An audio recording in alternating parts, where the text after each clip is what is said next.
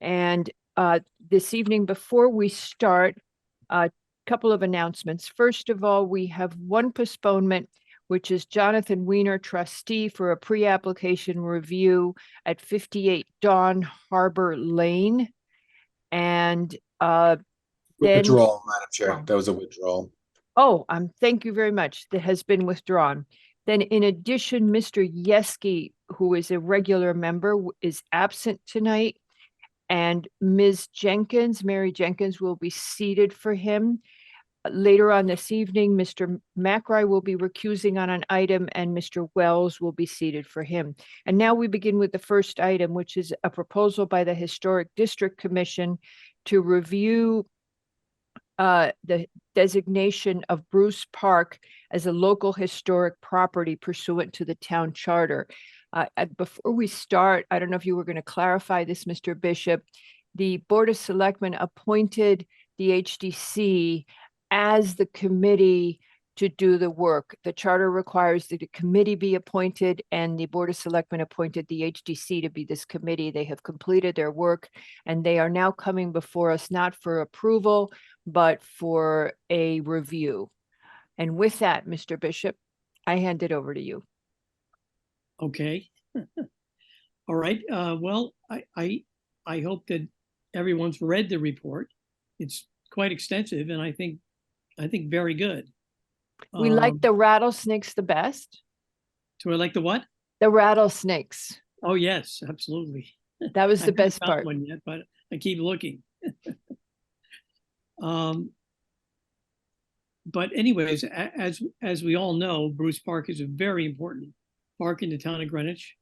I believe the oldest, and very prominent with its landscaping and trees and features, a lot of which are natural, some man-made, particularly the bridges and particularly the bridges. But there are other things too, which I can't think of off the top of my head. But The I know you all know them. buildings, the contributing structures, there's some Yes. contributing structures that are included. Yes. Could you tell us with a question that the commission asked yesterday, what was the impetus for this proposal? Besides the fact that it's a beautiful place, but why Yes. Well, specifically I think designate it as a I think- historic property?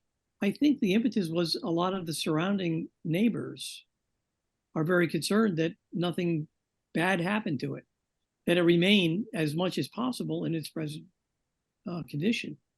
And of course, as you know, having an historic designation doesn't mean that it can never change. But to effectuate a change, once it's approved, you have to come to the Historic District Commission and ask for a certificate of appropriateness. And while we try very hard to accommodate any changes that seem reasonable or necessary or advisable, there are always limits, and that's really the important thing. It's a little different than a privately owned property in that privately owned property changes hands, and you never know what a subsequent owner down the road might decide to do, and you can protect your property against that. Of course, it's a little different in that it's a public property, but nonetheless, things can still change. Administrations change. The town infrastructure guardians or parks and recs or roads, what are they called? DEP, DPW, sorry. DPW. Can all change, and they might decide they want to do things that really could hurt the park tremendously. But of course, we all know that some things have to change because of, I think that the biggest case in point is the Green Bridge. Yes, we mentioned that. It's funny you said that because a lot of people like, a lot of people hate, a lot of people are okay with it.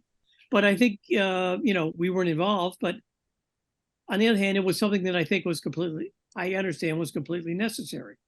And maybe that's the kind of thing that down the road, maybe something similar to that will come up, but at least we'll have the chance to kick it around.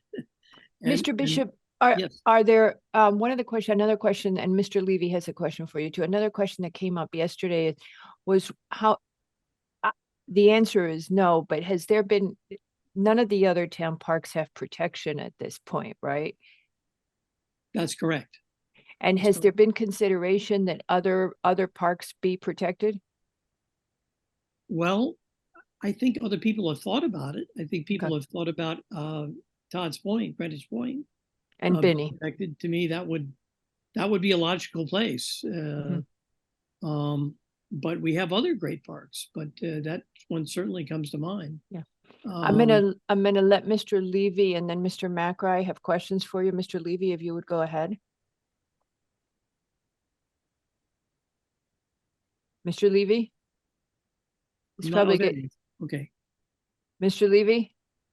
Sorry, I was talking, I didn't realize you couldn't hear me. Thank you, Mr. Bishop. I think this is a important and enlightening application for us, for me anyway. Because I think that there's some very interesting and tantalizing ideas that come to mind here. And I don't know if I want to characterize this or just ask some questions, but bringing back this, when the town has to do work in a park, and now there is a designation, what different obligations are there to maintain this and preserve this parkscape?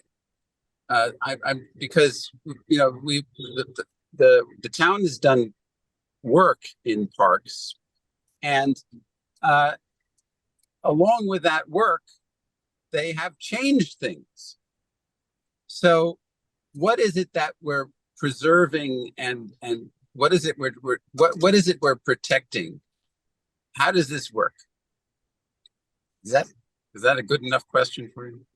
Excellent. I think so. I mean, first of all, let me say that right off the bat, that anything that is a maintenance issue, or you're changing like kind for like kind, we have this happen in historic districts all the time. Somebody's siding is rotting and they want to replace it, but they're going to use the exact same kind of wood. They're going to paint the exact same color, put it back on. I tell them, fine. You don't have to come to us. That's like for like, that's okay. And the same would apply to the park. If they need to repave the road, then repave the road. If they need to replace anything on people, but work goes on, and the methods of construction are different than some of the previous kinds of construction, construction that's gone on before. So if you have a stone wall and it's a drywall, and the town says, well, we can't, because of code, we cannot restore it to that, to its existing condition. We have to reinforce it, and so on and so forth.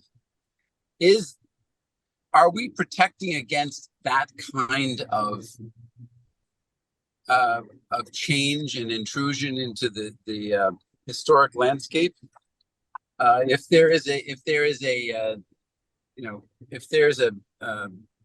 downed tree, does that mean that does it change how the town needs to respond to maintenance and repairs? No, I missed a lot. Does it change how the town responds to maintenance and repairs? And I think so what he's asking is, if there's work that has to be done, is there a different process for how the town approaches maintenance and repairs? And the protection of, say, a stone wall or a stone bridge? Yes, I think that there is, but it's sort of a case by case situation. It's hard to make a blanket statement that every time they go in to do some maintenance or want to fix something, that they have to go to the HDC. I think a lot depends on what they're changing, how much they're changing it. Well, let's say it's a stone wall. Okay, well, let's stick with the stone wall. I would say if we have a stone wall that's a dry wall and it's a typical, beautiful New England kind of stone wall, we'd like to see it restored that way if it needs to be restored. You're breaking up, Mr. Bishop. Okay, can you hear me now? Yeah, perfect. Okay, I'll hold it closer. We would like to see it restored. On the other hand, we know that we have to be somewhat flexible. If it's a wall that keeps falling down or becomes a danger or something like that, and for some reason it's just impractical or impossible to restore it as a dry wall, then we might say, okay, if we have to put some cement in it, we will. Let's do it. But on the other hand, maybe we would say, okay, but you want to hold it. We want to hold it back, hold the cement in, so that it looks like a drywall, but may in fact not be a drywall. Right. So now, all of these things are sort of on a case by case basis. right. So question B is, how specific should this application be about items like that? It isn't what the town charter requires, Peter Levy. So Yes. what the town charter has is a process which is under state law. And it's the state law that sets out that you can designate historic properties. And the HDC was appointed as the committee. What they must submit to the RTM is not a process, but just the meets and bounds. And I know that their new staff person is working on that now, the meets and bounds of the entire property being designated. From there on, essentially any change to a contributing structure or factor in that property must go before the HDC for a review of the appropriateness. That report that we got, that's, I don't remember, you guys, 50, 60 pages, whatever it is, lists each one of the contributing factors to it being a historic property. And so for those factors, you would have to get HDC to sign off because those are the contributing factors.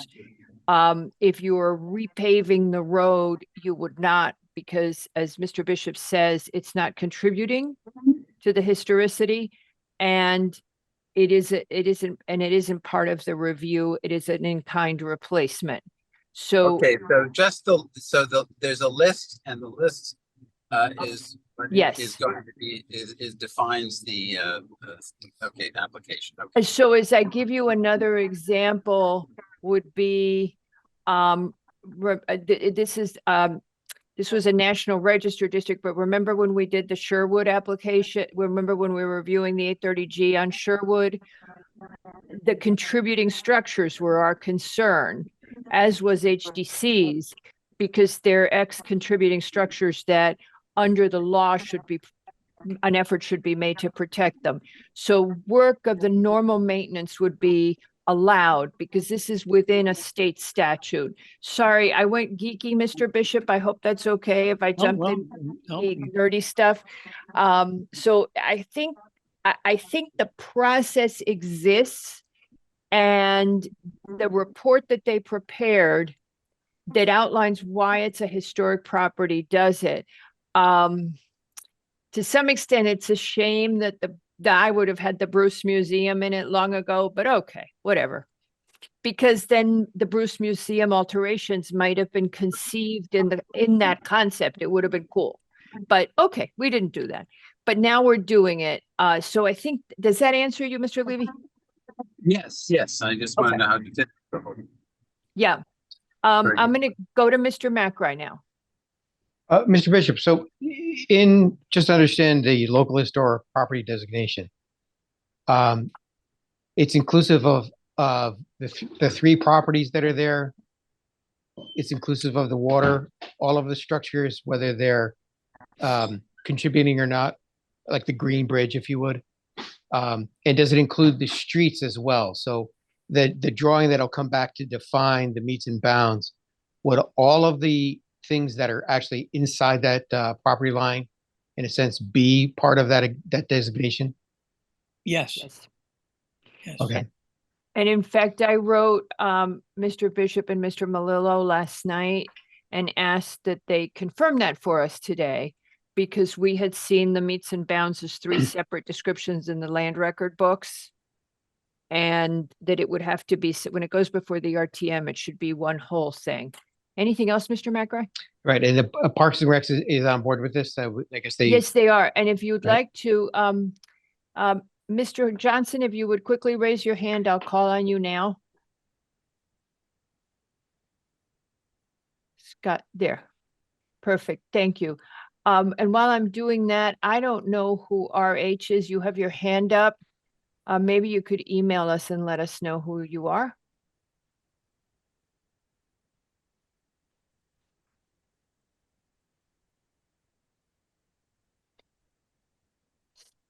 You just muted yourself, Mr. Johnson. There you go.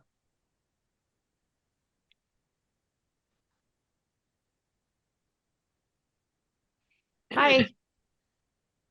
Okay, hello, hello. Do you want me to address that? Whatever. Yeah, so the question from Mr. McRae and Mr. Levy asked a similar question.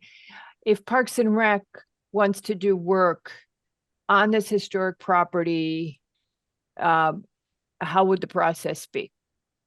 Well, first of all, we want Parks and Rec and DPW to go through the process, because we've had bad situations in other parks, particularly Todd's Point. So it could be maintenance items, it could be repair items, it could be something that's clearly a new permit, and we want it to go through the process. Because if you look at the town charter, there can be questions. So for example, trees are really in the exclusive jurisdiction of the tree warden. There's sections in the charter that says that regulations can be passed by the director, and supervision and policy initiatives are with both the director and the board of Parks and Rec. So we were asked by the selectmen to opine on this. And let me just give you an example. Right now, there's an application tentatively proposed to modify the historic bridge to the north of the pond. It was really important that DPW brought in all of the interest holders, had a hearing on it, and particularly Parks and Rec, as well as Historic District members. And there was a question by some of the neighbors, a very fair question, that let's do nothing, let's leave it the way it is. Because it's structurally deficient, so we could just close the road and possibly solve some of the problems. But what the department pointed out, and this is why it's really good that we're a cooperative kind of co-jurisdictional situation, is that that's a really important road from a safety standpoint because of the softball field and the tennis courts that are right there. And kids get dropped off at that field and they need to do that circulation. Without it, they can't use that bridge. They would be dropping off right at that intersection, which is very dangerous. So we want it to be repaired. DPW wants it to be repaired. Historic District wants it to be repaired hastily, and they gave us proposals on that, and we basically preliminarily all agreed. But if DPW just went ahead and did it, let's assume it was a non-permit situation, we may never have known. And that has happened in Todd's Point a lot in prior administration, but it happened a lot in some very troubling ways. Okay. Okay, I'm gonna just, since I don't know if we're gonna have more questions for Parks and Rec, and Joseph did want you to be here, so I'm gonna turn to Mary Jenkins for a question, and then, but I'm gonna leave you here, Mr. Johnson. Yeah, actually, I think Mr. Johnson probably just addressed the issue that I was going to raise, which is a metal plate and concrete barriers that have been on the bridge in the park. I believe we're talking about the same bridge, the one that's close to the restroom facilities. That's been there for years. And I was not aware of whether that was a safety issue or a stability issue, but It seems to me that if we are concerned about maintaining the historical character of that, you can't just let it go and disappear. So Mr. Johnson had already kind of addressed that if there's already a proposal out on that. Thank you, Madam Chair. Thank you. Anything else, any other questions from the commission? Yes, Yes. Speak. I wanted to, does this allow for other initiatives to come along to better these properties? Like what, Mr. Levy? Well, let's say there are some structures which are temporary but have become permanent, or things that need to be changed to be upgraded to enhance the park. Yes. Will this help in that effort?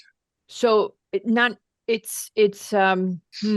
when you say help, and again, Mr. Bishop, I'm going to go back to state statutes and to what you do. As I understand their process is, say there's a structure that has been, I don't know, an aluminum shed, and they want to take it down and replace it with something permanent. Mr. Bishop and the HDC would then render an opinion on whether the proposal is consistent with the historic character of Bruce Park. That's correct. So now, if it's, and here's a snag, if it's something that wasn't a contributing structure and it was a junky shed and they wanted to get rid of it, I don't know that Mr. Bishop that the HDC would get involved, because it's not, having it be gone would be a plus. So what it's doing is implementing a control that new work and that work going forward in the park especially for the contributing structures is consistent with a historic character. Correct. Yes, that's absolutely right. So it's the same answer kind of, Mr. Levy. And it means if you went to do something new in the park, you would make it look nice in the context of its history. That's absolutely correct. And I'll give you a perfect example, Mr. Levy, when we did the bridge that goes through Binney Park, the one that they're replacing right now, the Wescomwood one, where we asked them to put the stones back on the sides. That was, I believe, you. Yeah. Exactly that process that we went through on Binney, they would be doing something like that on Bruce Park. Oh, yes. I was just wondering if, well, HGC would be perhaps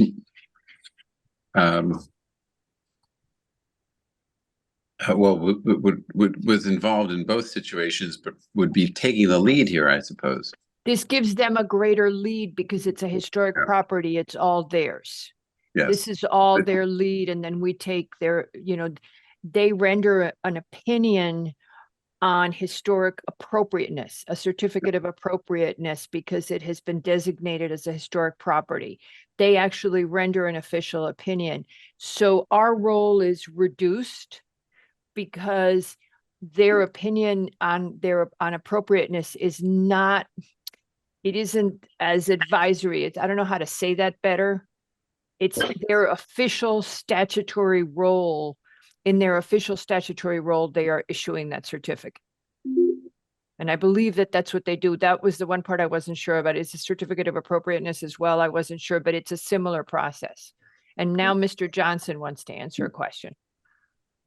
So another example is, what if it's not a historic district, but we want to maintain the historic integrity? So in the case of Binney, it is not a historic district, but we have a master plan in place, a relatively new one, that says that we want to try to be consistent with our historical nature and integrity, as well as the fact we want it to be portions of the park to basically be focused on passive recreation. So even though it's not a historic district, the fact that we have master plans, which we're trying to Right. really go gung-ho on for all the parks, give Right, some but- guidance too. And just to remind you, Mr. Johnson, in addition to the master plan, which I'm not going to tell you is 20 years old because that'll upset you at how quickly, I think it's 20 years old now, that master plan. But in addition to that, Binney has the scenic loop now that was approved. So the road going around Binney is a scenic loop. And what that requires is the maintenance of those vistas.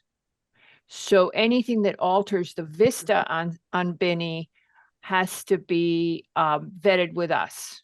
And it's us that in that case. Which the other parks don't have. I don't know how, I guess you could do it so easily with Todd's. Anything else, Mr. Johnson?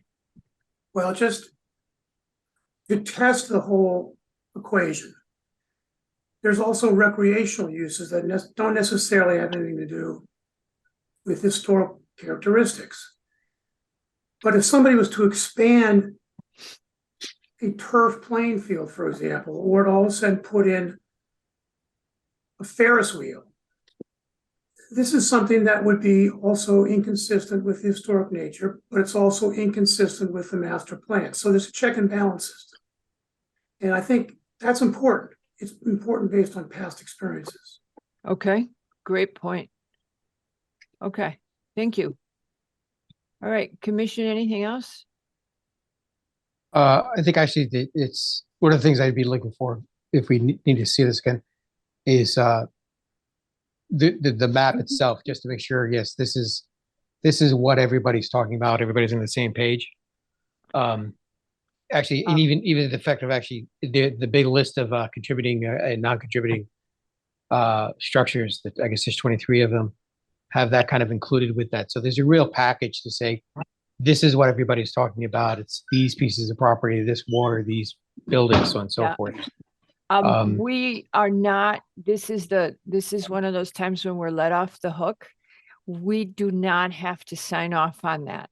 So, that's Just what a big Patrick was. suggestion, right? Yeah, no, I know that. And that's why yesterday I wrote Mr. Malillo and Mr. Bishop to just make sure what Patrick told us yesterday is all we do is we're in support or not of the concept itself. We can take off our normal zoning kind of hat. Is that correct, Patrick? And Mr. Levy, I'm going to have to mute you. Yeah, you're correct, Madam Chair. The process is that they have to consult the Planning and Zoning Commission by the statutes for comment. They have to solicit the comment. The result or the tone of that comment is not of any consequence to the process. It just has to be. They have to solicit it. Okay. All righty. Mr. Bishop, I'm gonna turn to public comment. We have two hands up. Leslie Petrick and then RH. I don't know who that is, but I'm gonna go ahead and allow them to speak. Ms. Petrick, if you would go ahead, followed by RH. And anybody else who wishes to speak, please raise your virtual hand.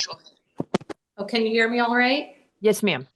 Okay, hi, I'm with Friends of Bruce Park, and our organization came about basically for the fear of, at one point, there was talk about moving maintenance vehicles from Roger Sherman Park to what is the existing Mosquito Barn, if you know what that area is. And that's why we sort of came up with this idea to designate Bruce Park a historic district. The other concern that we have, which is ongoing concern, is the creep of granite curbing and Belgian block into the park, which is taking away those beautiful old stone curbs. And that is our big concern, because that curbing is from maybe the turn of the century, 1900 and some early 1900s.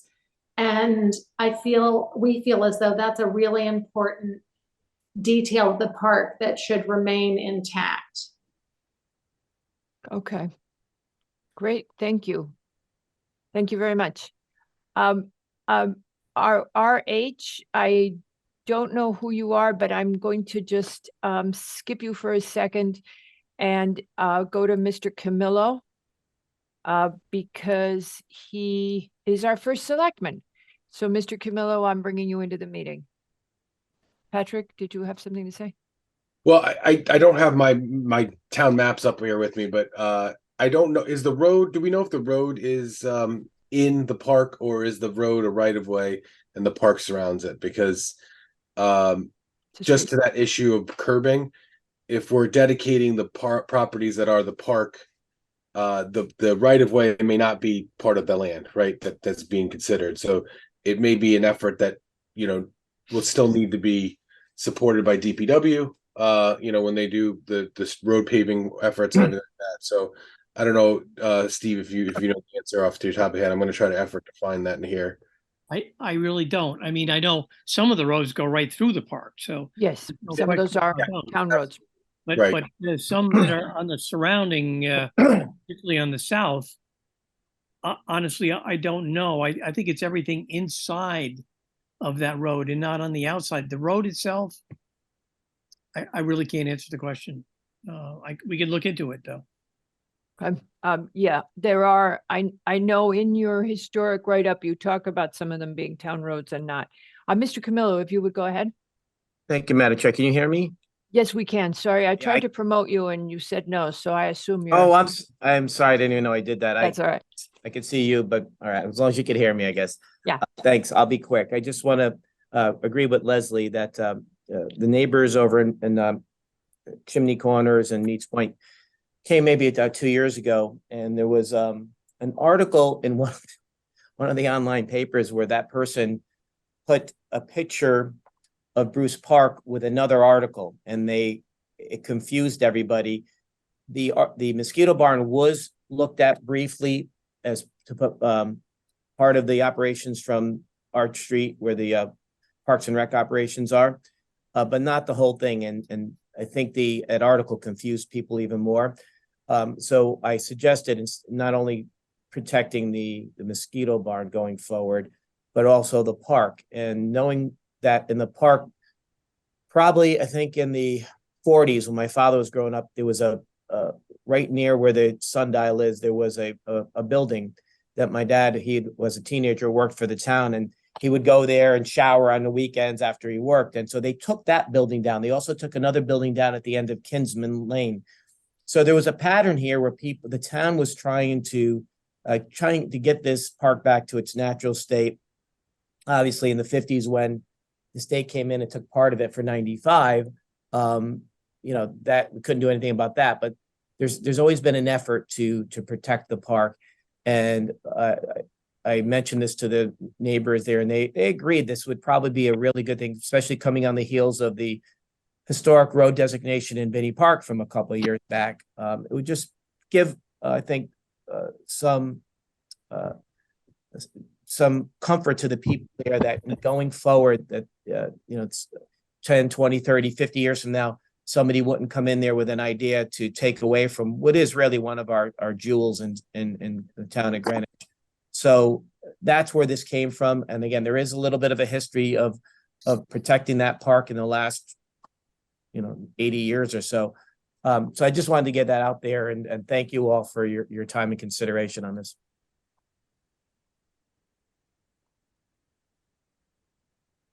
Madam Chair, the Deputy Commissioner of Public Works is here, and I think he'd be happy to answer that question we had if you want to get to that later.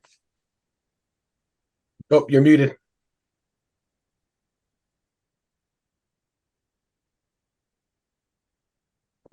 So Mr. Michael, we'll call on you right after Mr. Siciliano speaks, and RH, we're coming, okay?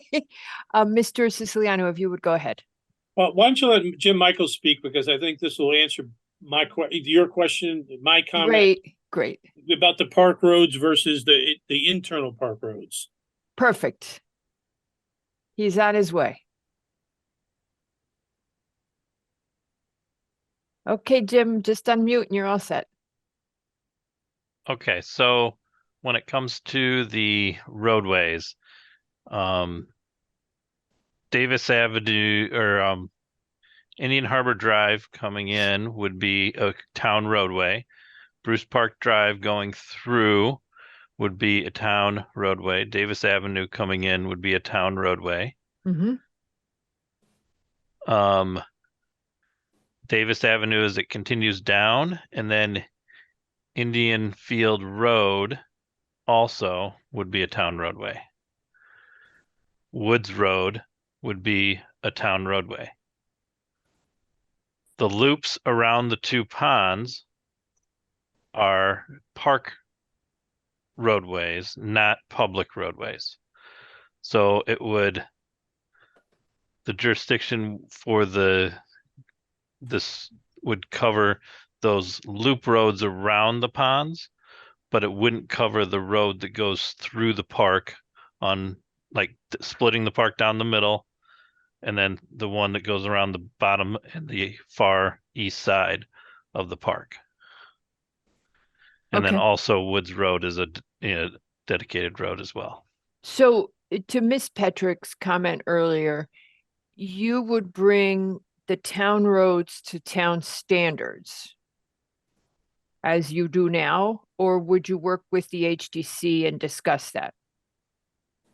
We would work with them to in most aspects of it. I mean, if there's certain requirements that we sometimes are required to do for safety concerns on town roadways.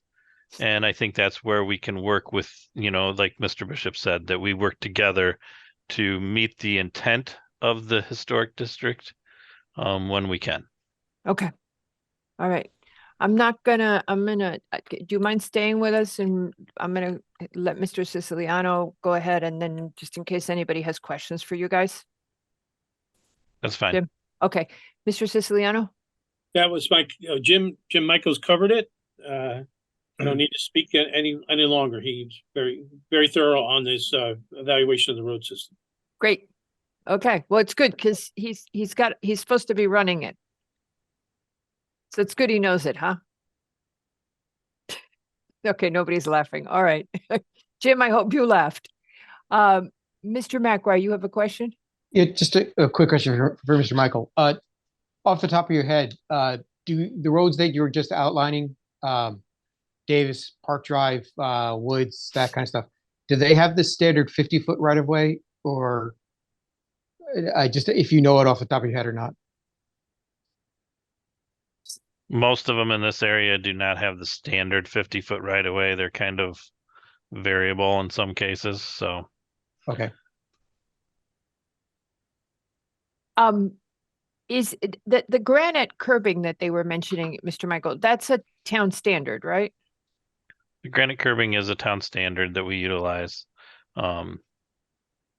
We will sometimes work with areas and look to put in various other types of curbing that's more historic looking if necessary in very low volume areas. But we have to look at what's the usage of the road and the volumes that are traveling that roadway to make sure that they are safe for the public. Great, thank you. Mr. Lowe has a question.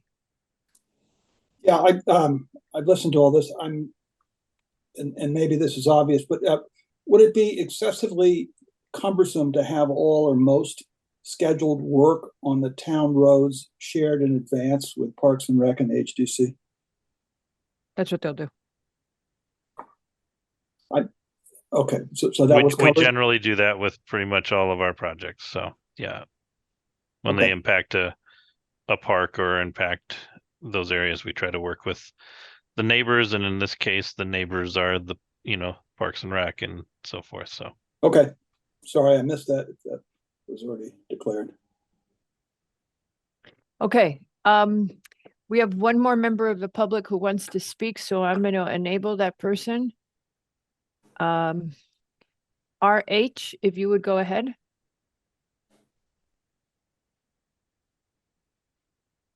It's probably given up on me by now. RH, if you would unmute. Hello, can you hear me? Hi. Oh, it was a he. Hi. She. Hi.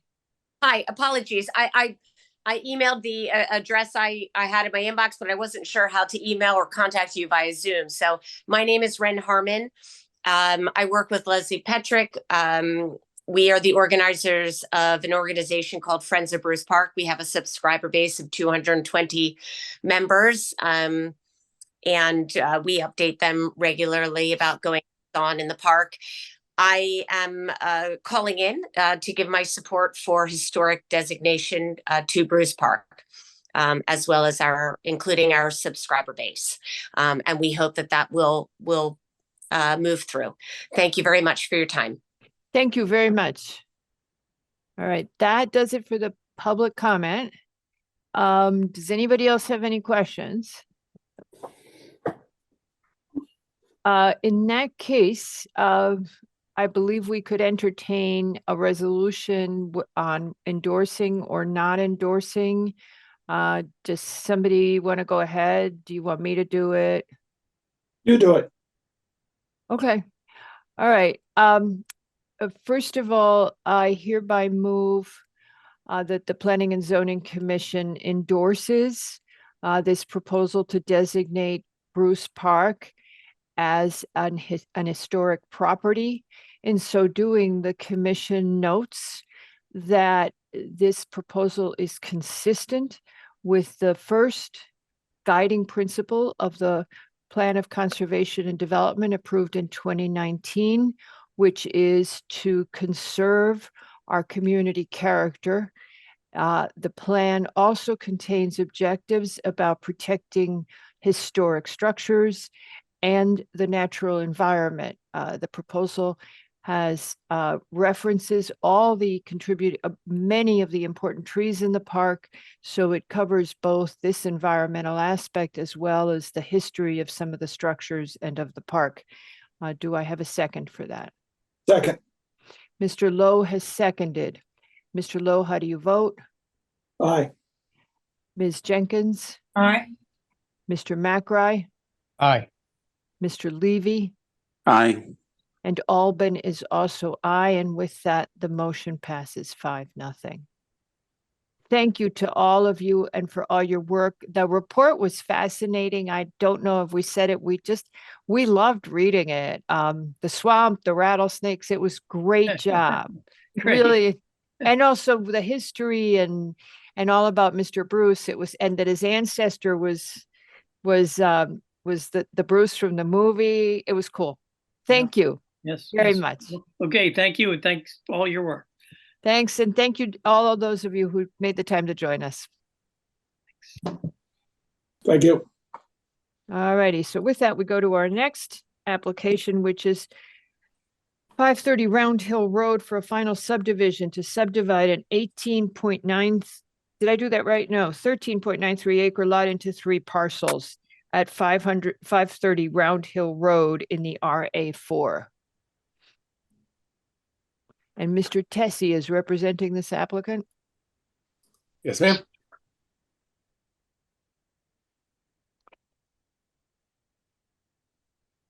Come on.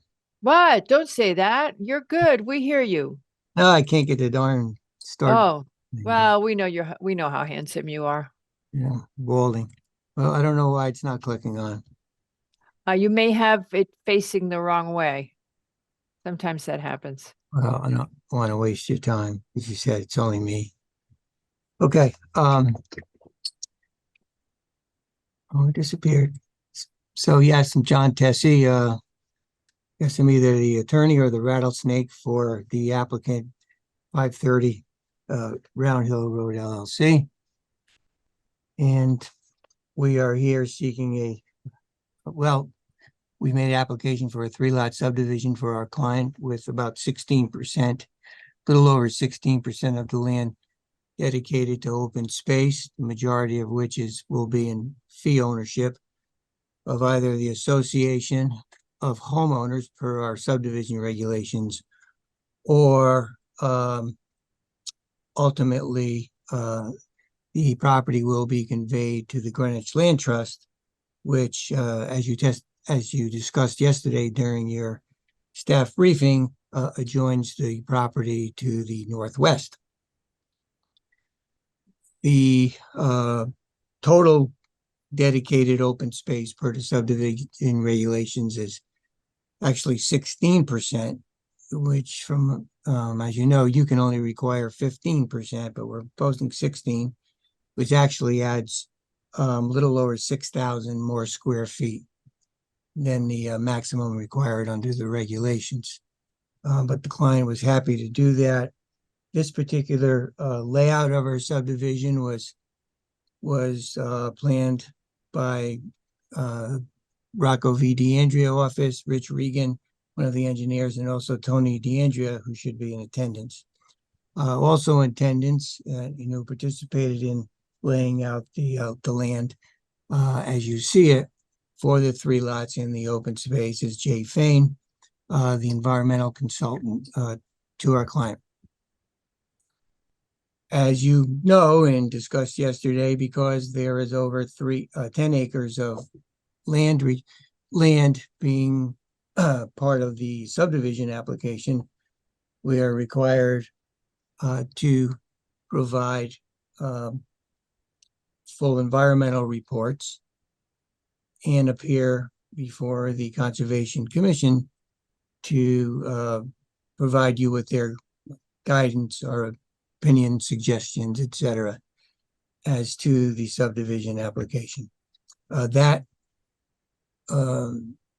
hearing of the Conservation Commission on this application is happening tomorrow evening. Mhm. I believe you all know that also. Mr. Fain, myself, particularly, will be in attendance before the commission. The environmental reports we provided were one authored by Mr. Fain, the environmental assessment portion of it, land review, and there's an archaeological report that's been submitted to the commission and the zoning commission and the Conservation Commission, prepared by Ernie Wiegand, who has presented many an application. I'm sorry, a report to the commission, and I think respected throughout the state.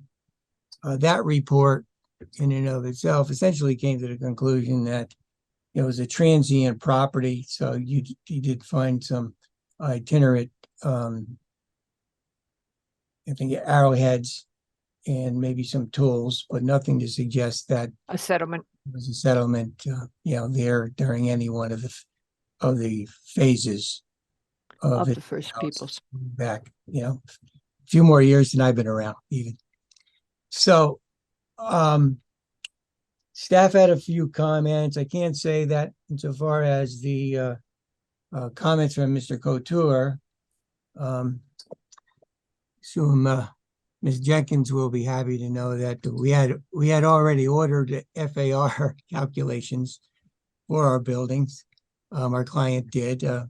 We actually got them in today. They're slightly wrong, so we're gonna get one slight thing corrected, which is actually the architect who did the work counted attics that were less than 50% of the ground before.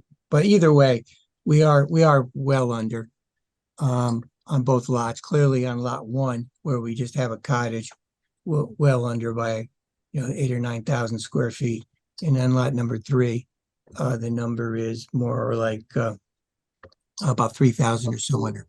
But we're submitting the formal calculations to staff and also to Mr. Couture. Or I have a question, or should we go through staff and let staff send it the FAR calculations?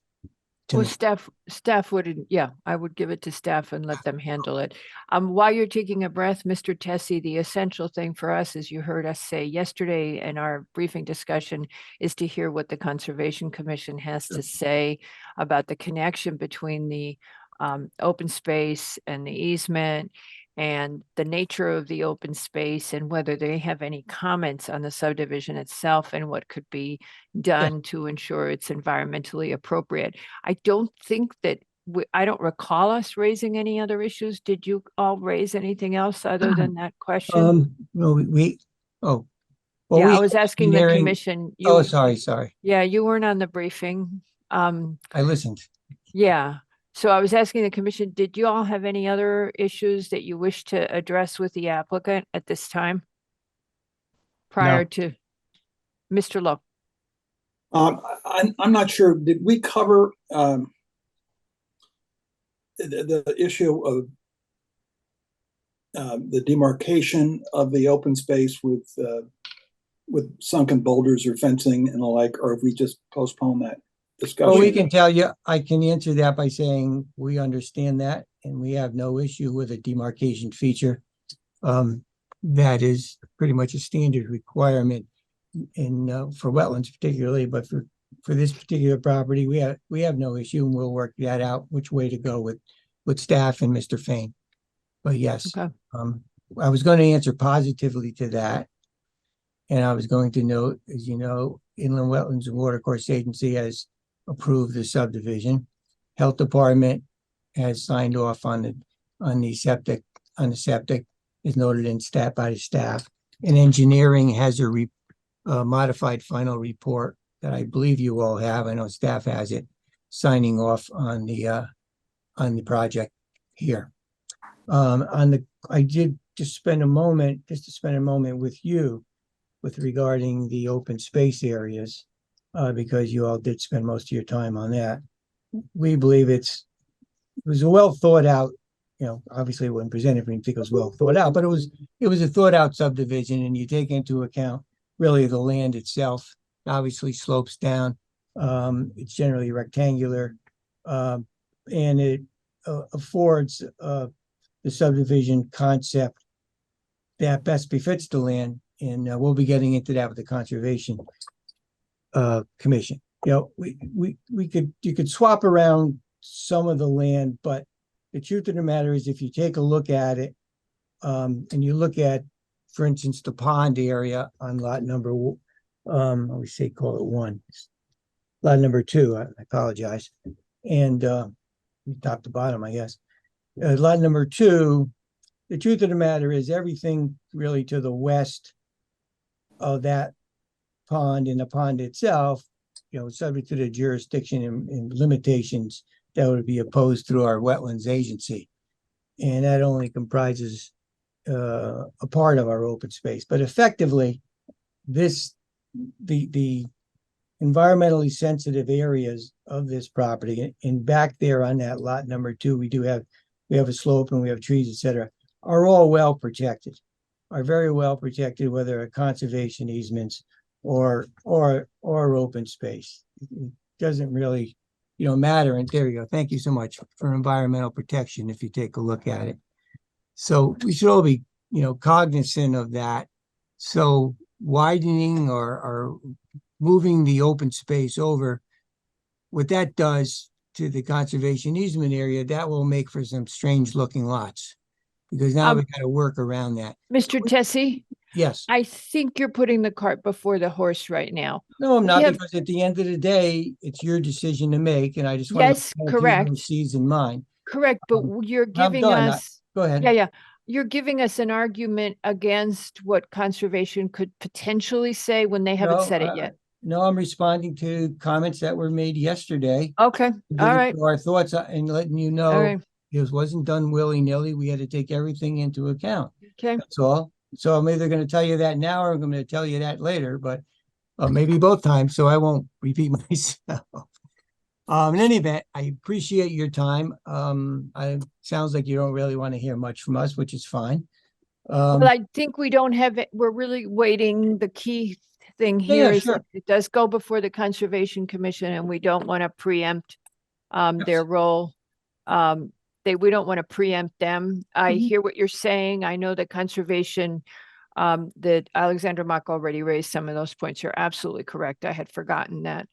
Yeah, so Does anybody have any questions for Mr. Tessie? Mr. Levy just came back into the meeting. He may have a question for you, Mr. Tessie. Sure. And in the meantime, I'll just give him a second. He's muted, so he must not have any questions. Does anybody from the public wish to speak on this application? This is 530 Round Hill Road. Does anybody from the public wish to speak? No. Okay. Mr. Tessie, we do need an extension. yes, we're aware of that. We're sending that over if Mr. And, Bishop sent it out. Yeah, I don't know if Mr. LaRoe has the extension, but you have it as a must decide tonight, Yes. I believe. Yes. Did you get the extension? Yeah. Did you get the extension, Mr. LaRoe? Yeah. Okay. Okay. So, thank you, Tracy. if you would kindly do that, and then we'll see you when, after you've heard from from Conservation, and we'll see their minutes, and we'll, hopefully see you shortly thereafter. All right. Thank you That very much. sounds like a plan. Sounds like a plan. Tell Mr. DeAndrea we're looking forward to a good plan. You have one. All Be right. well. Thank you. Have a good evening. Bye-bye. Bye-bye. All right. Our next, public hearing. We now go to the public hearing. Mr. Basili, you have put us off long enough. Can you get Mr. Basili into the meeting, Patrick? I'm not, oh, there he is. I got him. All right, Mr. Basili. All right, could we do a sound check with you?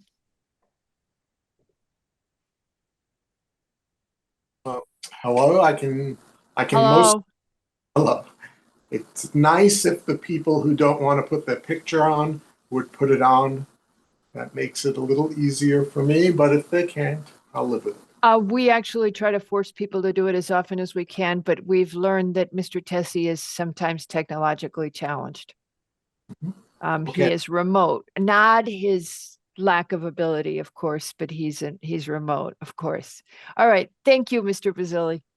Our next application under the public hearing is Greenwich American Inc. for a zoning text amendment to amend section 6116 of the town building zone regulations to create an overlay zone allowing residential uses in the BEX 50, which is a business zone. Good evening, Mr. Hegney, if you would kindly proceed. Good evening, Madam Chair, members of the Commission. For the record, Tom Hegney on behalf of the applicant. You have seen this on a number of occasions through our pre-application process. We were before you April, June, July, and December of 2022, and also January of this year. We've had numerous meetings with the Affordable Housing Trust Fund Board and their members during that time as well. And there's been a substantial change in what we had originally showed you back in April of 2022 as a result of those meetings. We've also had a joint meeting with town officials and those of North Castle, and that was back in June of 2022. I want to pick up on a few things that were said at the briefing yesterday and work off of those. I want to talk about the area around King Street. I want to talk about the applicable sections of the POCD. I want to review overlay zones with the commission and talk about specifics of what we have before you as the BEX 50 residential overlay zone, and then talk about why it's specific to this site. So I'm going to start the tour on the northern part of King Street at where essentially the commercial portion of the street starts, and that's the 1155 King Street, which is the Greens at Greenwich. That's a for-profit assisted living facility that the commission approved. I'm trying to recall when I did that. I think in the late 90s. There's also the Greenwich Woods Nursing Home immediately to the north of that, which is a 100,000 square foot building with 217 beds. We then get to Convent of the Sacred Heart, a private school with 207,000 square feet of space on it and 109 acres. There was the Regal Care Nursing Home, which was on the other side of the street from a convent, which was a 75-bed nursing home, which is now closed. There's a nursery above that. Brunswick School has its lower school on the west side. That's 170,000 square feet, and plus 11 homes that are used for staff housing, another 24,000 square feet. We also have Brunswick's middle school, Yes, Madam Chair. Just to interrupt you, Mr. Hegney, just for proportion in this, your application currently has 154 acres with 586,000 square feet on it, and your proposal is to be able to go to 2,625,000 square feet. Is that correct? That's what it would be based on what we have on the proposed FAR for this. It would be the 0.09 for the office and 0.3 for the residential. That's in my section number 4. Okay.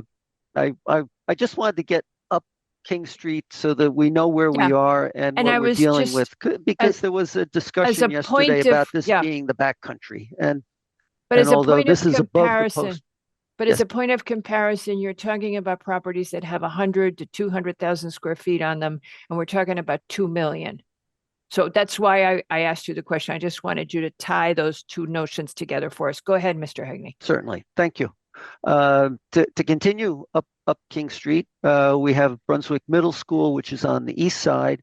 It has the former Tudor investment building that was converted from a office building to a middle school, and some 4,000 square feet of outbuildings. And then we have housing also on 100 Cliffdale Road, which is also associated with Brunswick and is adjacent to the new middle school building. We then get to our own public golf course. We have another nursery. We have the GEMS building that the commission approved a year or so ago. We have Augustine's Farm. We have Harvest Time Church, which has 900 seats in sanctuary and the required amount of parking. We then go up and we have to take a left and cross 684, which is 200-foot wide, 6-lane, limited access interstate highway. And once we've gone across that, we're still on King Street, but the speed limit, because we're now in New York, goes from 35 to 55. If we slow down shortly after that, we get to a light and an intersection with a 4-lane road that takes us, if we turn right, to the Greenwich American Center, which is about 300 feet to its property line from King Street. King Street sort of bows out to encompass the Citicorp property, and then actually does touch our property in the northwest corner. From our existing building to the property line at our closest neighbor, which is Tamarack Country Club, is 700 feet away. The other neighbor is actually open space on the other side of 684. And of course, to the south, we have Westchester County Airport. So I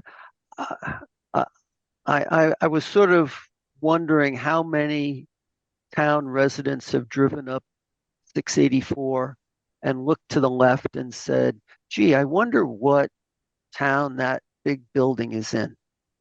Because you really can't tell that it's part of Greenwich, and you can't get there from Greenwich unless you go into New York. And my point in all this is that the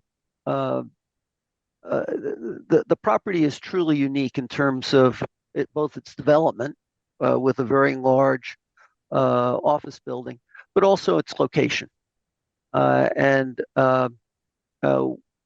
In all of our discussions on this, we've been developing this overlay zone with the concept that this is an appropriate way to really develop what is an underutilized site in a significant way. So next item I wanted to go over was the plan of conservation development. Obviously, the developing housing opportunities is our number one on our list. We have an aging population, and one of the things that was in the POCD, and I'll just read this very short paragraph. It says, as the population continues to age, many people remain in their homes for lack of options, which in turn reduces the number of homes available to growing families. For this reason, an increase in demand for diverse housing options, particularly smaller detached homes, single-family attached, and multifamily options, will provide the opportunity for residents to age in place and stay in the community. Under the heading of multifamily, the POCD also says, for built-out communities like Greenwich, infill development of new housing on vacant or underutilized land in an already developed area is the most common means to satisfy demand for additional housing. The American Planning Association describes infill developments as redevelopment that optimize prior infrastructure investments. And of course, on this particular property, we have a great deal of infrastructure. The other part of what our amendment to the regulations includes, and this is part of our discussions with the Affordable Housing Board, is payment to them based on the sale of 20% of the units that we would construct in the amount of $250,000. The math is such that that would be $12,400,000 to the Housing Trust Fund.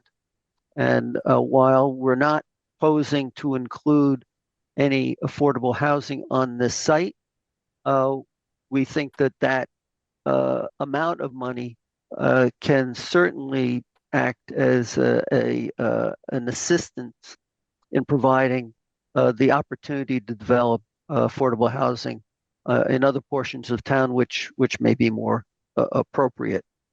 But there are the other portions of the plan of conservation development also I think apply. We're looking at one, preserve community character.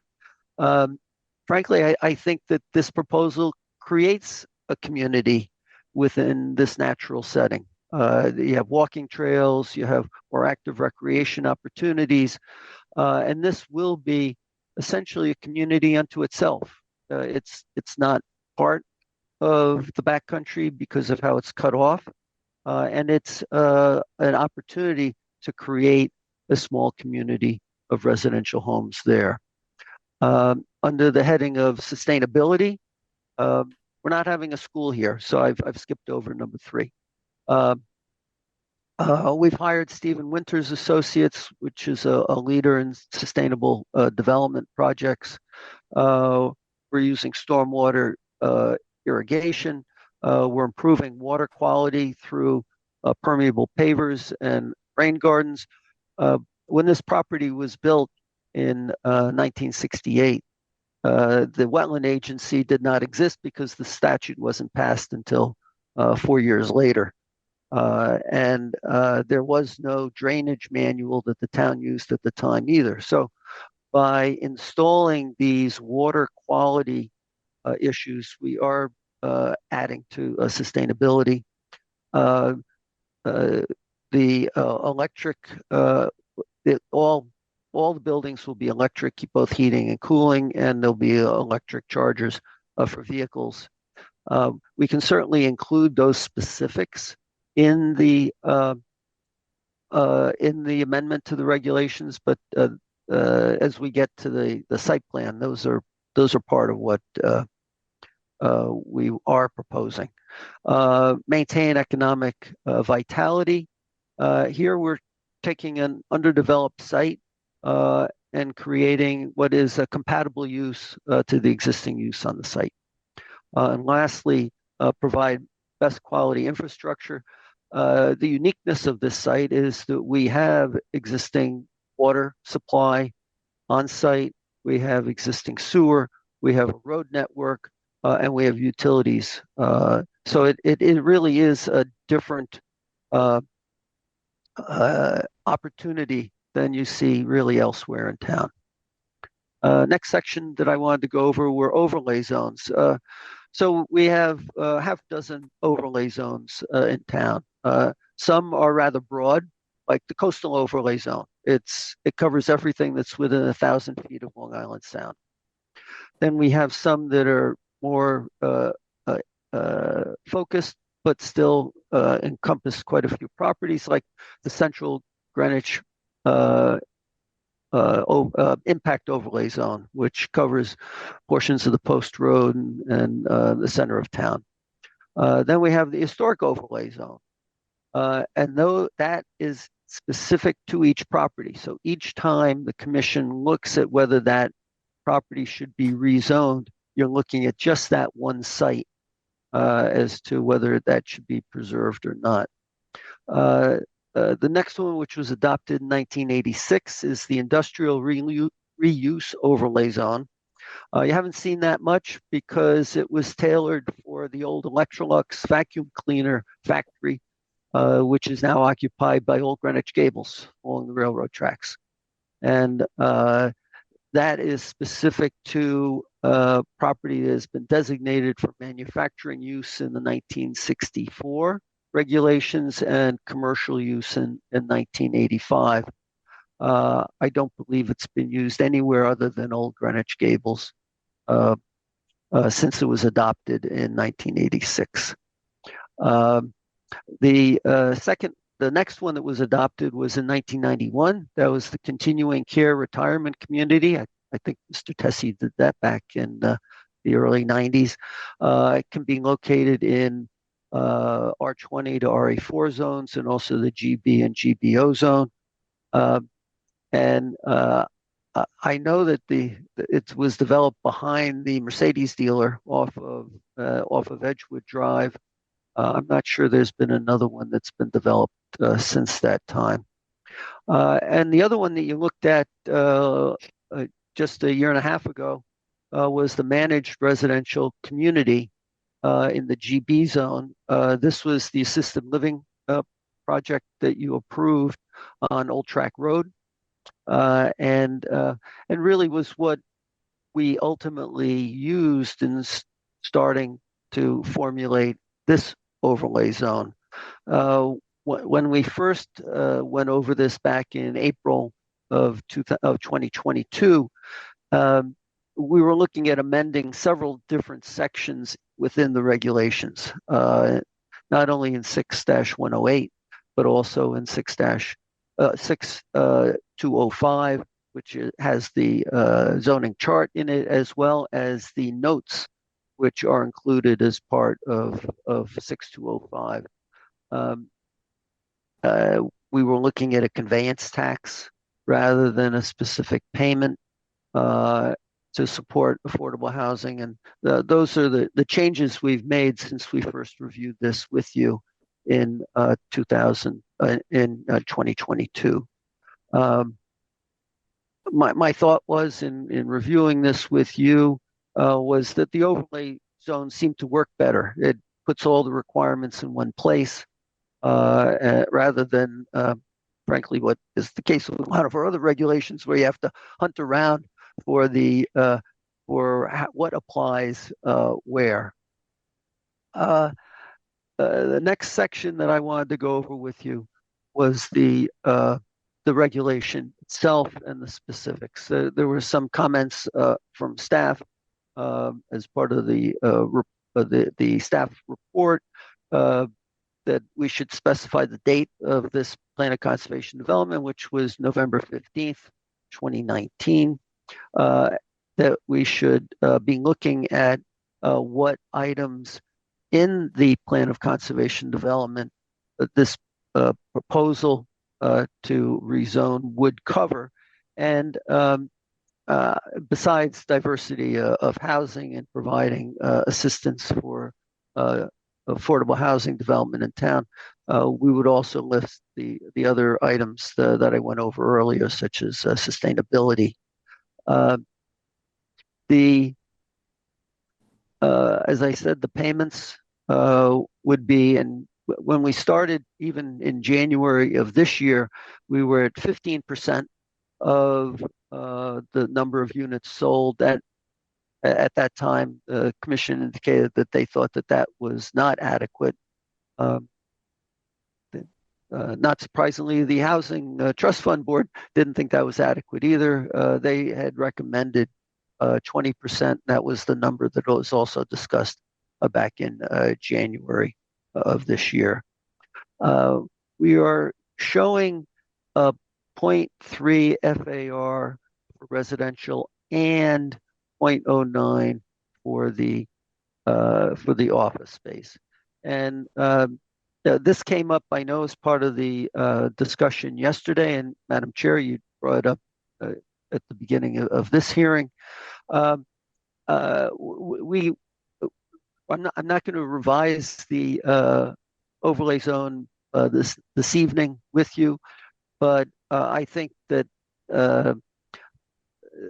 we want to make it clear this is the only development we're looking to make on this site. This is not phase one of a multi-phase development on this property. This is what we're looking to develop, and we will come back to you with a combined number, which Mr. Wells also mentioned yesterday, for overall floor area for the property. And I think we're analyzing whether that 0.3 number works and whether we can just dispense with that. Right now, the residential is at 0.16. And when you combine the office building in, we're at 0.25. So Exactly. we're 20,000. we're getting near that number.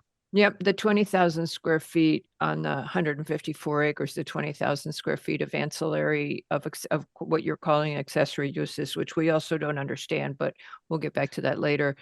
Doesn't make that big a difference. That's but true. And so regardless. that is what we're looking at.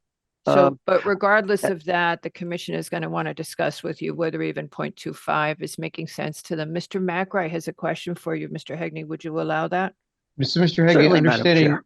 understanding that what we're seeing on the current proposed development is the extent of it.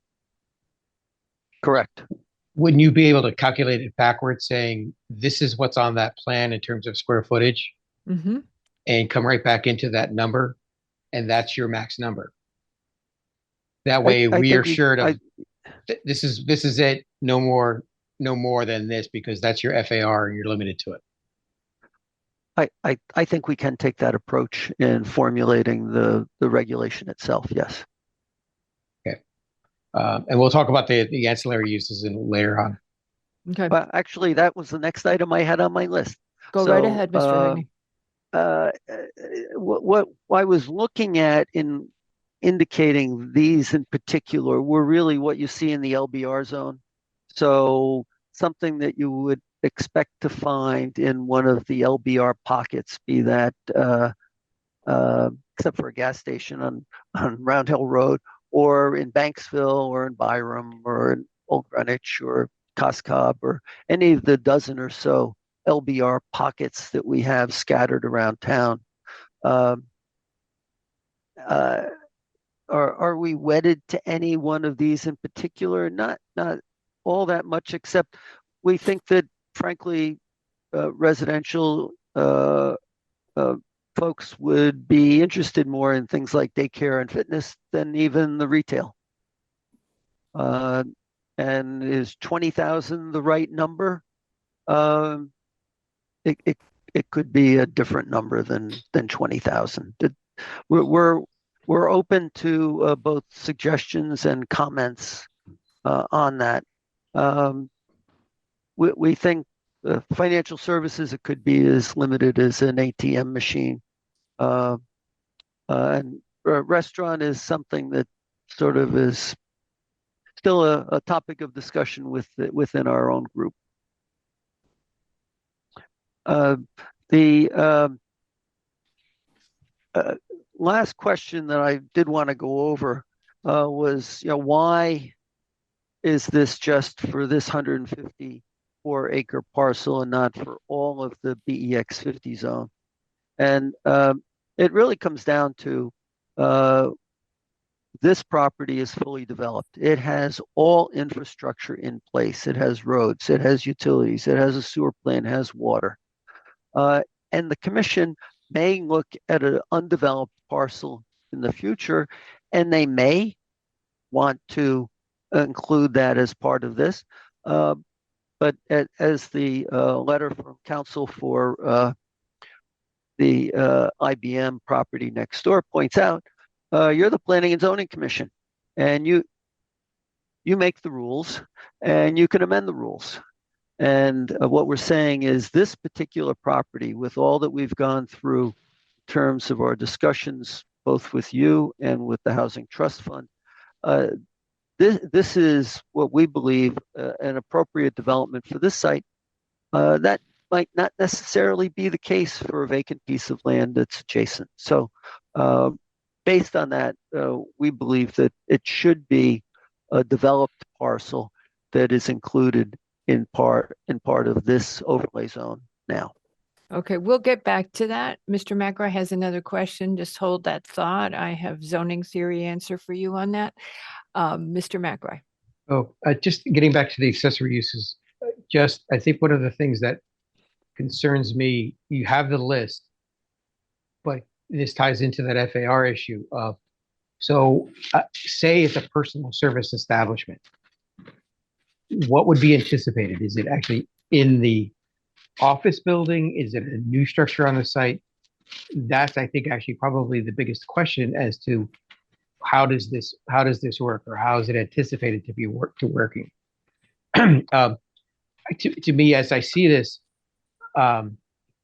this is Armonk's front yard, and it would seem that actually a lot of these accessory uses may be established and ready to go in that location, and that we're actually kind of creating our own little, own little portion of town here, where, as I see this, yes, it's cut off from Greenwich, but it's actually, as I said, Armonk's front yard.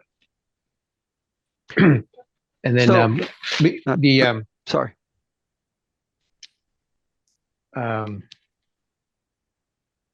We can get back into the zoning issue, the overlay zone, and why it's not 3 properties later on. Thank you. Okay. Right. Well, if I could just respond to that, Mr. McRae, we are not anticipating using the existing office building as part of providing these ancillary uses. We're treating it as a separate entity unto itself, and the residential being a separate entity unto itself. So, for example, the very large parking garage we have under the office building, we're not proposing to use any of that for the residential use. And here we have the Stone House, which is an old mansion, and some of these uses could be conducted within that building. And that's more along the lines of what we're contemplating in terms of providing these ancillary uses. Mr. Okay, McRae? thank you. Yep, good. Thank you. All righty. Mr. Hegney, were you? I think that it is what I wanted to go over with you before we had a further discussion on the amendment. All righty. So with that, commissioners, who would like to lead off with the questions? Mr. Lowe, I assume. Go ahead. Mr. Lowe. I'm sorry, Mr. Wells. Oh, I was staring at the fact that Peter's got his screen blank. Okay. Yeah, just just to repeat what I hear, it sounds like you are going to come back with an overall FAR for the entire property, combining office and residential, and thank you for that. I did want to comment, I mentioned it yesterday regarding the conservation. I just want to confirm my understanding. I thought you had 154 acres, of which 45 were dedicated to conservation. Is that wrong? Is it really 154 plus an additional 45 for conservation? I'm sorry. I meant to clarify that because I know you did bring that up yesterday. No, it's a whole 154 acre site, 45 acres of which are dedicated as conservation area. So Okay. it's not, so you are using that 45 acres to calculate your allowable FAR. True. As you if would it's- with any conservation zone. So it isn't deeded open space when it was created. This is not like a deeded open space. So you are able to use the 45 acres for your calculation because it's not deeded?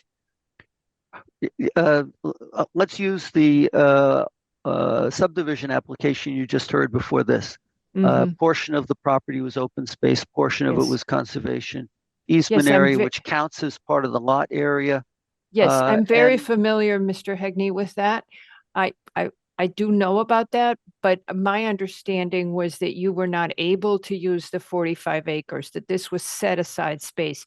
I had not understood until you said it now that you are able to use the 45 for your FAR. I had the same misunderstanding yesterday. I thought this was, this was protected. So they created this conservation area, and yet it can be used for an FAR calculation. And that gives me a very different perspective. Mr. Wells, go ahead. Yeah, thank you, Madam Chair. So my follow-up question is, as I mentioned yesterday, we're being requested to approve a fairly significant increase in FAR, yet, and I realize that a lot of the land is wetland, so it's protected, but regulations can change. Is there any possibility to increase the amount dedicated to conservation, particularly since you've already advised that this is not phase one, this is going to be it. So I would think there would be a certain amount of additional land that could be dedicated to conservation. I guess that's the question. And I did hear you mention that yesterday as well, Mr. Wells, and we are looking at what areas would be appropriate for additional conservation area. Certainly there are other wetlands on site, there are steep slopes, things that would not be appropriate for development, but are actually currently used on a passive recreation with trails through them. And certainly we could cut that, have a niche within the conservation declaration, which would allow for passive use of the property so that that's not eliminated, but preserved, that it would not be further developed. So that's certainly something that we are looking at, and we'll come back to you with. Great, thank you. Final comment, Madam Chair, so Yes, far. please, go ahead. Just on sustainability, I do want to commend you for your responsiveness to the issues that we've raised. EMAC hasn't commented yet, but they, like you, have a very high opinion of Steve Winter Associates. We actually went to them first when we went on our listening tour. All electric sounds great. Solar EV ready sounds great. Dark skies compliant. You're really hitting a lot of the things. And as I mentioned yesterday, and this is based on current use, but your GCA letter indicates residential use of water at 84,000 and 95,000 gallons per day for irrigation. It just seems like a huge number. And if you could turn, some of those big lawns into meadows. I know you're going to use stormwater. Gray water may not work. It'd be wonderful, but you're down at a lower level, so you might have to pump it up. I get that, but anything you can use, any measure to reduce the amount for irrigation would be really helpful. Because and I also know on the aquifer study, the letter was based on studies that were done 50 years ago, and you've said you're going to be doing updated studies, but I'm of the mind that aquifers are not unlimited, and that we therefore, they're a scarce resource, and aquifers are running out in Long Island, California, Florida certainly, and we certainly don't want it in Connecticut. But There anything you was could a do front to page minimize article water usage this week. would be wonderful. Yeah, Thank you. and we are looking at that, small things like rain barrels at each of the dwellings, and cisterns, and analyzing whether the feasibility of gray water from the wastewater treatment facility is something that we can do. But Now- those are the ones we are looking at now. Of limited legality in Connecticut, as you know. Mr. McRae, I'm sorry, Mr. Wells, were you done?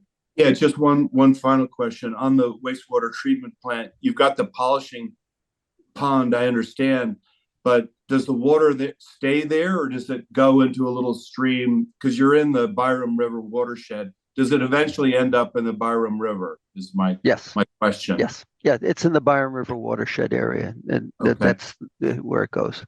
And we will be looking at making sure that it meets current code as part of this development. Right. Thank you. Mr. McRae and then Ms. Jenkins. Mr. Hegney, let's talk about the overlay location. This is in reference to letter from the neighbor council, and talking about section B, location 3, property have a continuous office use.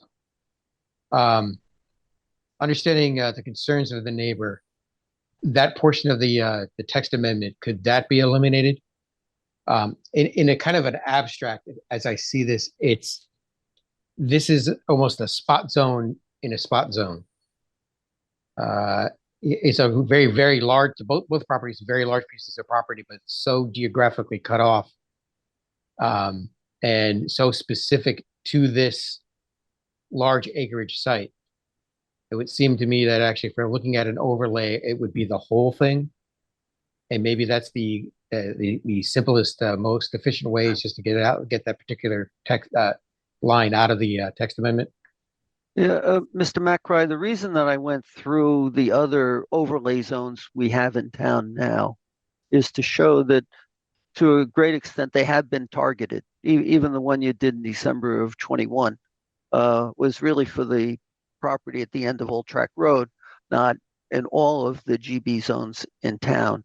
And I think there's a real distinction between this piece and the IBM piece, which is vacant.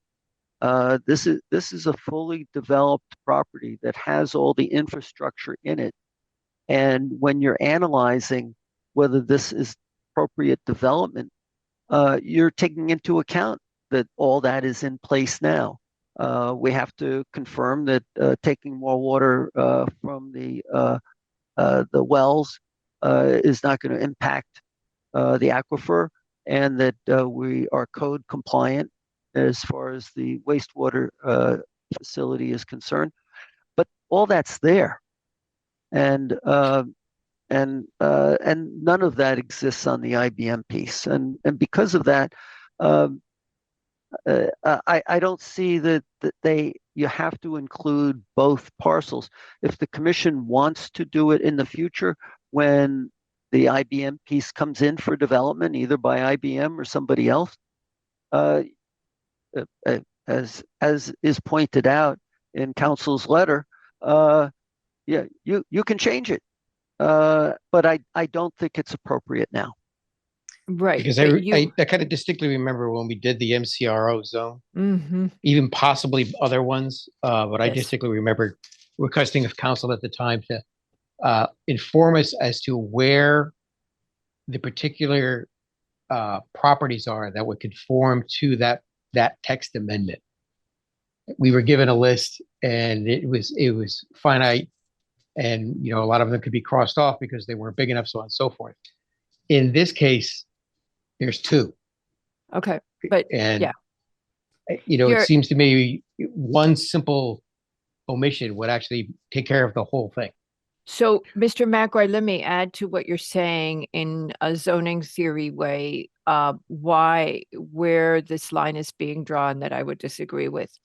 Say, for example, we wrote an overlay zone and we said only properties who currently have a bridge on them can have this overlay, or only a property that has this little attribute can have an overlay. That is an irrelevant factor because that's a structure that happens to exist or not exist. It's not part of a land use decision per se. So the zoning decision should not be based on the use at one point in time, but rather on the location of the property itself and on the appropriate uses for the future. So whether or not there's currently a sewage treatment plant should be irrelevant to how you zone it, because a sewage treatment plant could be proposed in the future. The point is to be consistent across the zone in how you treat the properties. And Mr. Hegney, I disagree with what Mr. Hegney is saying, be factors to be considered in that consistency. So I would say that to be consistent, we would add the other property. I just don't agree with him. I know he's the lawyer and I only stayed at the Holiday Inn, but there you go. Madam I Chair, if I could disagree. just So I respond to know, that. I heard your point of view, which is that you're saying this land could support the development. Today it can support the development. And I do listen. And the other property today cannot support the development. My sense is that that is an inappropriate, my own personal Holiday Inn, but 17 years worth of staying at the Holiday Inn, is that that's an inappropriate call for a zoning decision for how to zone a piece of land, whether or not it has infrastructure at this point in time. We have properties that have connections to sewer lines and others that don't, and they are in the exact same zone, and we allow development on them. So for us to say, no, anybody who doesn't have this can't do this I find that is not appropriate to our decision. And at the end, although Mr. Hegney is the attorney, the state law lets us interpret practice on our own. So I would say that we can interpret this, and subject, of course, to Mr. Hegney stating his opinion. So go ahead, Mr. McRae. In you talk about the accessory uses. So it's 20,000 square foot in the aggregate. So that would be, if I understand this correct, all of them, any one of those in combination not to exceed 20,000 square feet, or a fitness center of 20,000 square feet. Is that a correct assumption, Mr. Hegney? Mm-hmm. Good question. Yes, it would be in the aggregate. The thought is not to have a 20,000 square foot fitness center, but to provide amenities that the residents who are going to live here would want. And that maybe it includes a convenience store, it includes limited bank facilities, ATM, and maybe it includes a fitness center of some type. Is 20,000 square feet the right number? That's something that we're looking at. That may be too much. I don't think it's too little, but it may be too much. Right. The stone house, the existing building that's there, how big is that approximately? Do you know? I would say it's probably 8 to 10,000 square feet. Okay, and that's being factored already into the FAR as calculated. Okay. Yeah. I think one of the concerns is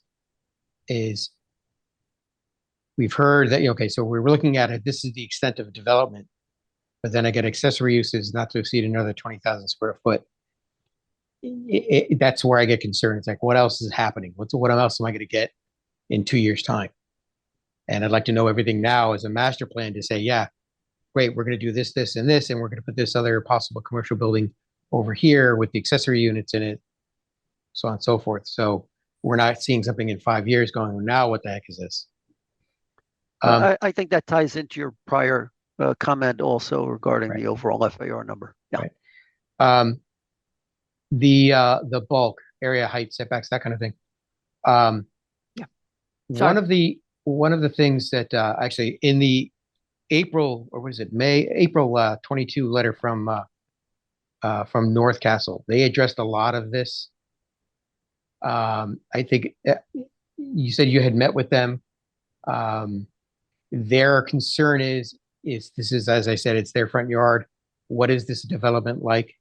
And they actually even quoted some of their own zoning parameters, talking about 45 feet, 2.5 stories, that kind of thing.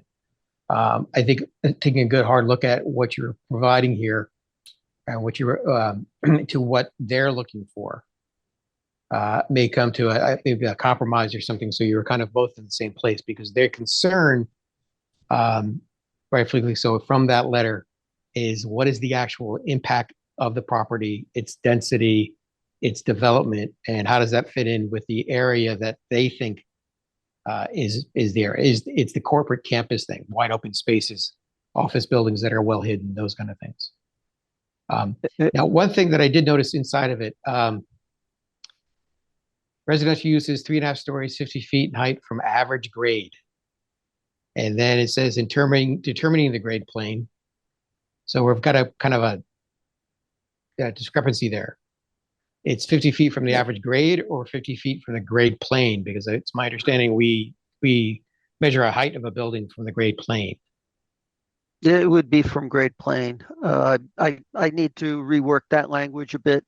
The section 3E, capital E, that's from section 6-134G of our current regulations. And I didn't make the language as consistent as it needed to be. So, but that will be one of the changes we bring back to you. I did want to touch on although we're getting a little bit into the site plan aspects of it. Let's go back. That we're not dealing with a flat site, and that's why I'm we know that building in more flexibility, because it most likely the properties that you would see from King Street, where our property actually touches King Street, would probably not be 3.5 stories and 50 feet. But there are others that are in other locations which would be, and that's why we're trying to build in some flexibility with this. Okay, let me, you're set, Nick? I'm going to turn to Mary. Yes, I'm all set. Okay, thank you very much. I'd like to go back to the zoning theory issues, Madam Chair. Yes, ma'am. First of all, I worked at One American Lane for 2 years, so I am intimately aware of the property as it currently exists. And I have to say that, with all due respect to Mr. Hegney, the idea that there's infrastructure on the property is probably somewhat of an overstatement. There was an office building. There were limited use of water. It was 5 days a week, not 7.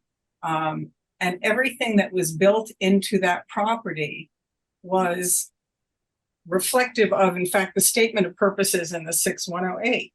Open space, environmental values, very much campus area. And even so, with it only being an office, the traffic impact, particularly at lunch hour and beginning and the end of the business day, you don't have to ask North Castle, because even with just an office building, the traffic would be backed up on 120, it would be backed up on King Street. So the idea that somehow this has infrastructure and is ready to be developed, my experience with it, and admittedly this was several decades ago when it was American Can Primerica, is that the infrastructure was very tailored to a very limited use. And in fact, even the stone house, it's funny to talk about it now, was expanded for office uses. And I think there's 13 or 14 or 15 bedrooms. So we may be talking more than 10,000 square feet there already. But again, I think we're leaning really heavily on the presence of infrastructure that was very limited at the time because of the use of the property, most of which was vacant. And the conservation area is basically a whole bunch of dead trees in a swamp. because everything runs downhill. This is the reason why you can see it from 684. And I still look at it from 684 is it's the only thing you see there right up the hill. So again, distinguishing between vacant property and the existence of some infrastructure related to the office use, I think you can't, my opinion is you can't lean on that distinction too heavily because it simply doesn't support 248 units. Thank you, Madam Chair. That's all I had. Madam Okay. Chair, if I could just have a couple of comments on that. We do have a 4-lane road coming off of King Street. It's actually a bigger road than King Street itself. It's a signalized intersection. We can get into the traffic, and Bernie Adler's available when we discuss the site plan. But that's a significant road network coming in. There's also a road going to the rear portion, which we call the picnic area. And our initial studies on both the water and the wastewater treatment facility they could easily handle the 456 units we initially presented, and certainly the 248 plus the office building. So we think that the infrastructure is both robust and more than adequate to meet the needs of what we're proposing. And Okay. if I- Ms. Jenkins, please go ahead. Yeah, I think my response to that is I find it difficult to understand how an office complex would have overbuilt something like water treatment facilities and other infrastructure to the extent that it would support that much more development. Again, the description in 6108 of low density campus-like landscape, that's what it, I guess, still is to this day. So I'm hesitant, Mr. Hegney, about the quality of the infrastructure. I do hear that, Ms. Jenkins, and certainly that's why we have engineers, so that you don't have to listen to me talk about how adequate it is. You get it right from an engineer who also would have it reviewed by the State Health Department Yes. as part of moving forward with a site plan. And you are cognizant, of course, that Westcog has asked us to respect and incorporate the concerns that North Castle is expressing regarding their own infrastructure and roads and what the impact is going to be on them. I'm not seeing from what he's written us, Adam, what's his last name, Patrick? Huffman? Kaufman. I'm not seeing that his concerns have been at all allayed, so I hope you really are moving forward with that. Is there anything else from the commission?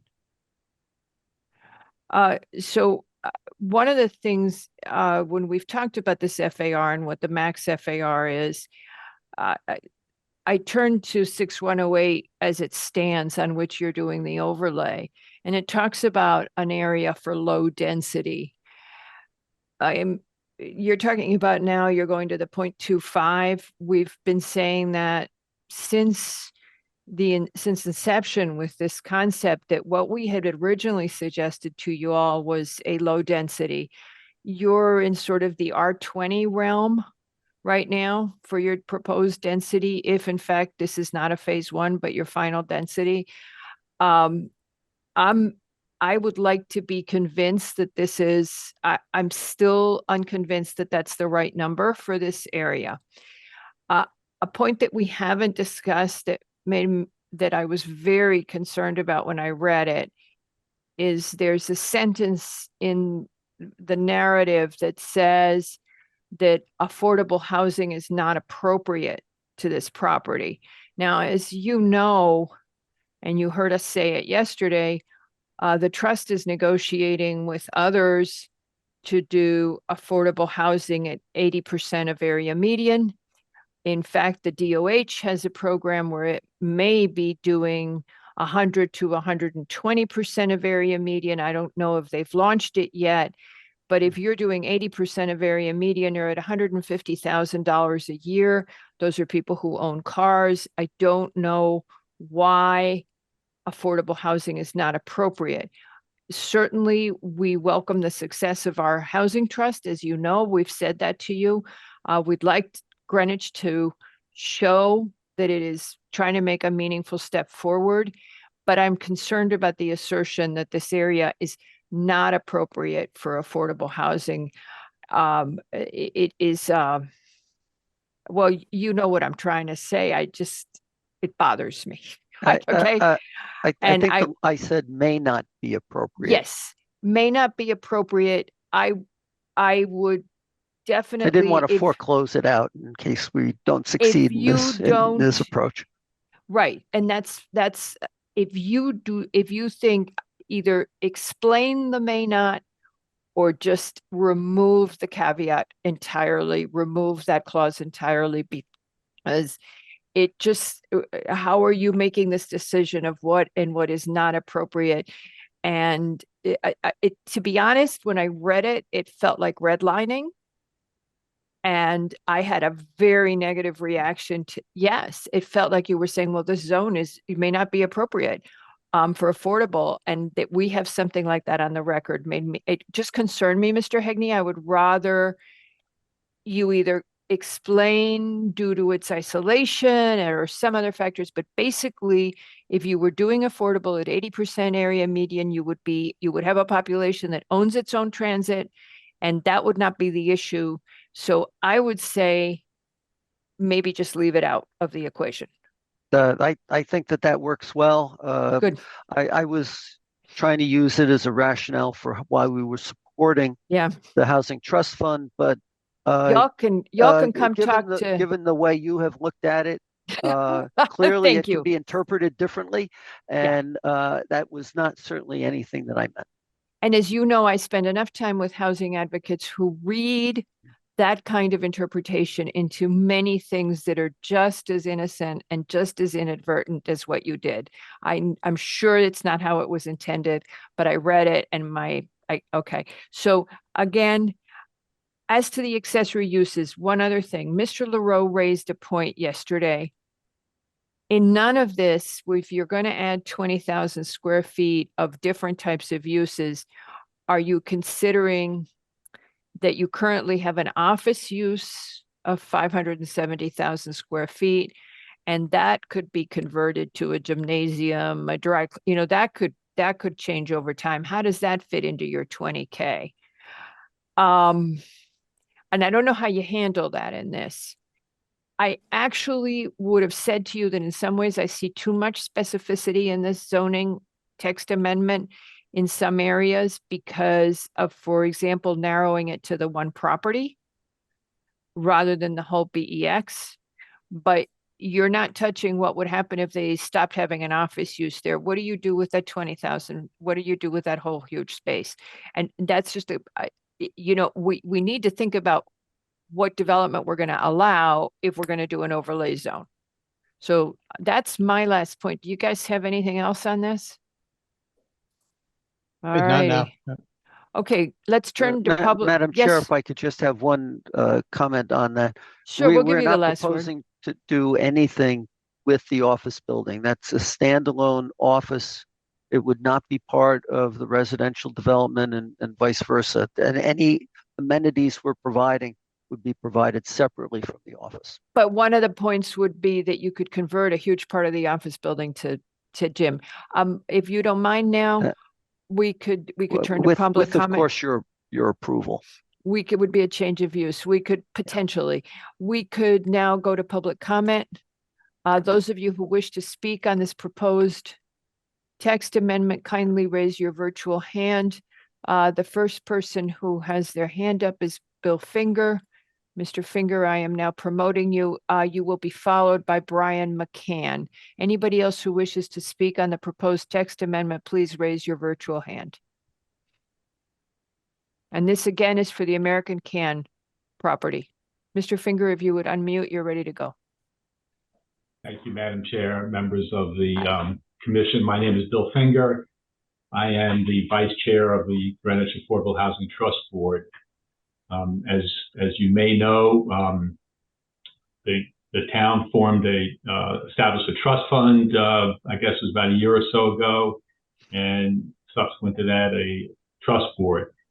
Our board has been meeting on a regular basis, trying to find ways to both minimize the size of proposed 830G projects, but also to increase the number of affordable housing units in the town of Greenwich, and also to maintain those units in town that are affordable that might be expiring or reaching their termination point for being required to be affordable. We received $650,000 through the town's ARPA funding, and with those dollars, we've been focusing almost exclusively on keeping 830G proposals down in size. We've met with a number of developers who either have proposed 830G projects or are contemplating 830G projects, again, with the goal of our goal of keeping those projects at a smaller size. It's my understanding that through those efforts, at least four projects have come before your commission, and through the efforts of the trust board working with those developers, the average size of those projects have been reduced by approximately 40%, with one project actually increasing the number of affordable units that are in their proposal by about 30%. If this overlay zone were approved, and with this particular project, there would be some significant dollars coming into the trust fund, over $12 million potentially. That would make a huge impact on what the trust board can do, again, to increase affordable housing in town so that we could, as a town, get closer to meeting the 10% threshold set forth in 830G, or at least getting to the point where we would qualify for a moratorium under the 830G proposals and not be subject to 830G during that moratorium period. With significant dollars that would be created by a project such as this, we would be able to provide essential gap funding to help affordable housing developers such as Greenwich Communities and private affordable developers who use federal tax credits and other programs to build affordable units and to preserve existing units, but lack oftentimes gap funding between those types of credits and grants and traditional funding. So again, with this overlay zone and the potential for really significant dollars coming into the trust fund, our efforts can be expanded beyond just trying to deal with 830G projects, which is something we're very focused on, but also give us the opportunity to really work with, as I mentioned, Greenwich Communities and private affordable developers to bring appropriately sized affordable units to the town. So again, I want to thank you for giving me the opportunity to speak. Thank you very much, Mr. Finger. Any questions for Mr. Finger?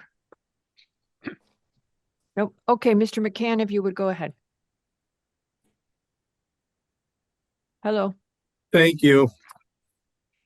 Good evening, Brian McCann from the law firm Pullman and Comley. My apologies. I had not realized that you were the attorney. I would have let you go first. Go ahead. No, that's not necessary, but thank you. Brian McCann, Pullman Comley. We represent IBM, which owns the property on King Street. IBM property is 68.5 acres. Greenwich American parcel is 154 acres. These two properties comprise the only two properties in the BEX 50 zone. As previously mentioned, both of these properties are effectively cut off from the rest of the town by Interstate 684. Therefore, these two properties have much in common besides their zoning designation.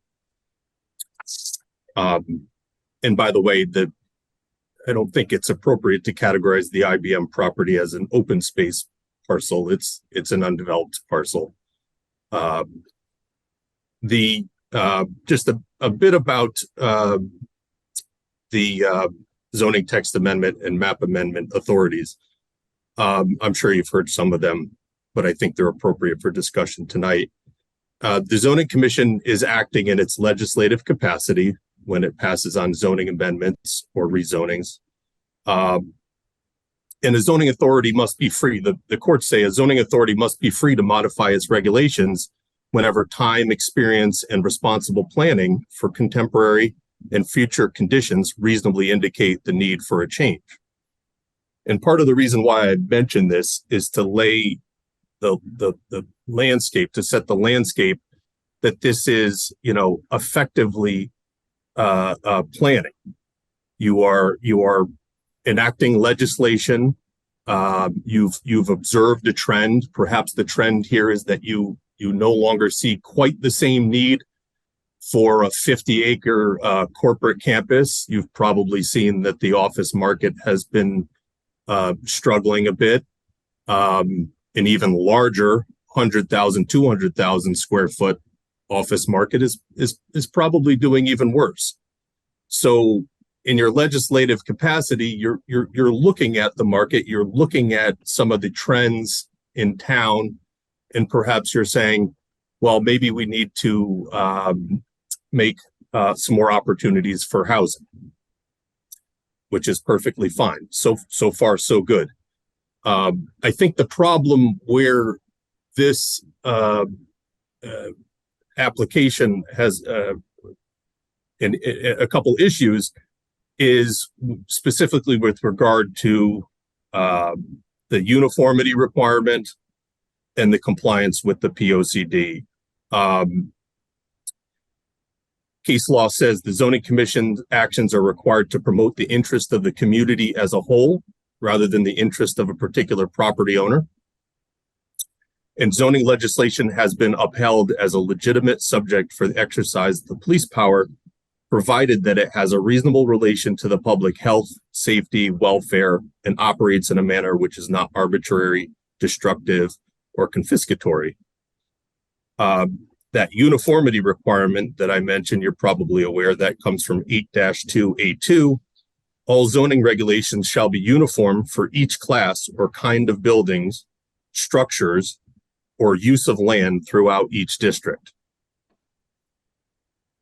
I also referenced the compliance with the POCD. That comes from Connecticut General Statutes 8-2B1, which states that zoning regulations shall be made in accordance with a comprehensive plan and in consideration of the plan of conservation and development.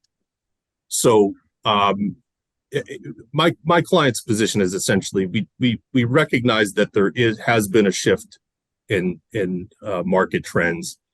We recognize that there is a greater need for diverse and additional housing types, possibly including this corner of town.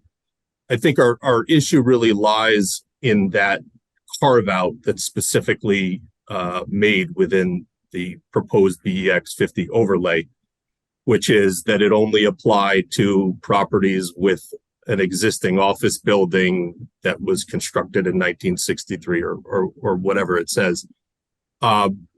We all understand that it effectively tries to narrow this to the single property.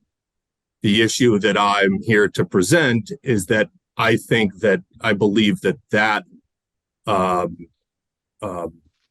narrowly tailoring is in violation of certain principles applicable to zoning legislation. Zoning consistency across the zone. It's supposed to be for planning.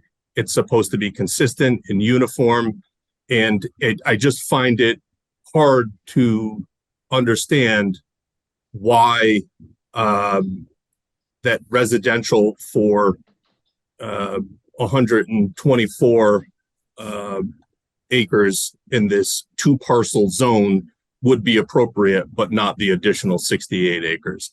In addition to that, and I don't even think it ends with just the lack of authority. In addition to that, I think that my client IBM would also deal with an issue on the back end if this were passed, which is that it now would be forced to come in for its own zoning amendment. But at that time, it would be, the landscape would be, we have 2 million square foot of FAR next door. We have the impact of the traffic that's already in the neighborhood, which would all be used against us.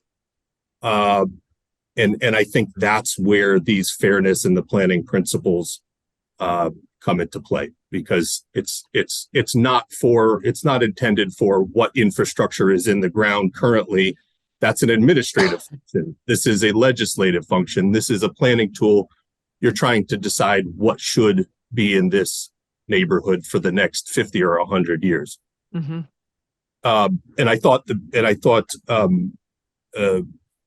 the applicant's attorney actually made a good point in the argument for zoning the entire area when he pointed out the taking of water from the aquifer. I think that's a perfect example of why an area should be carefully planned and zoned according to a scheme and uniformity, because of course you wouldn't want someone to have the ability to develop 300 residential dwellings, which would cause an impact or a deficit on an aquifer, and then someone not be able to develop the 68 acres next door, which were exactly similarly situated, currently zoned in the same district, subject to the same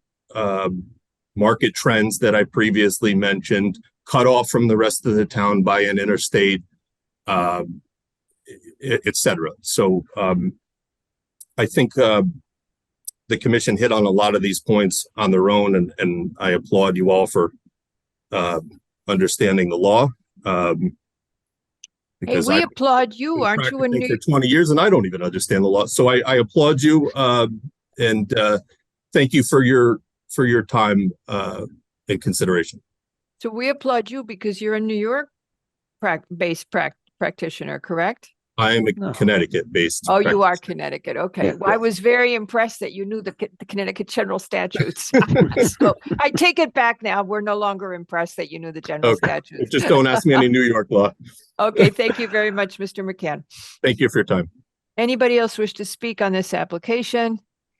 It is to rezone the BEX American Can property. It doesn't look like we have any other speakers. Okay. Madam Chair, if I could yes. just make a couple of remarks based on Mr. McCann's comments. Mhm. And he isn't a Connecticut attorney. Yes, so I gathered. He did say it himself. I thought, wow, he really knows the statutes and he knows 8.2. I'm so impressed. As he said, he's been doing this for 20 years. Eventually, you catch learn on, but- something, yes. Yeah, you learn something. As he says in his letter, you're the Planning and Zoning Commission. You make the rules. Yes, well, And you're doing it in a legislative capacity and all that. But yeah, we know that. The buck stops with you. Yes. You have to decide whether it's appropriate or not appropriate. He doesn't object to what we're doing as long as he gets Yes, along Mr. on Hegney. our coattails. So that. Okay, so Mr. Hegney. But it gets down to the point about are we drawing too much from the aquifer? That's something that you're going to want to know when you go through and review the site plan. You're going to want, Ms. Jenkins isn't going to want to hear from me that there's plenty of water in the aquifer. She's going to want to hear that from an engineer who knows hydrogeology, not just Joe Schmo coming in off the street. And so the other properties in the area are protected through the site plan process and through what you would require as part of any review of a development like this.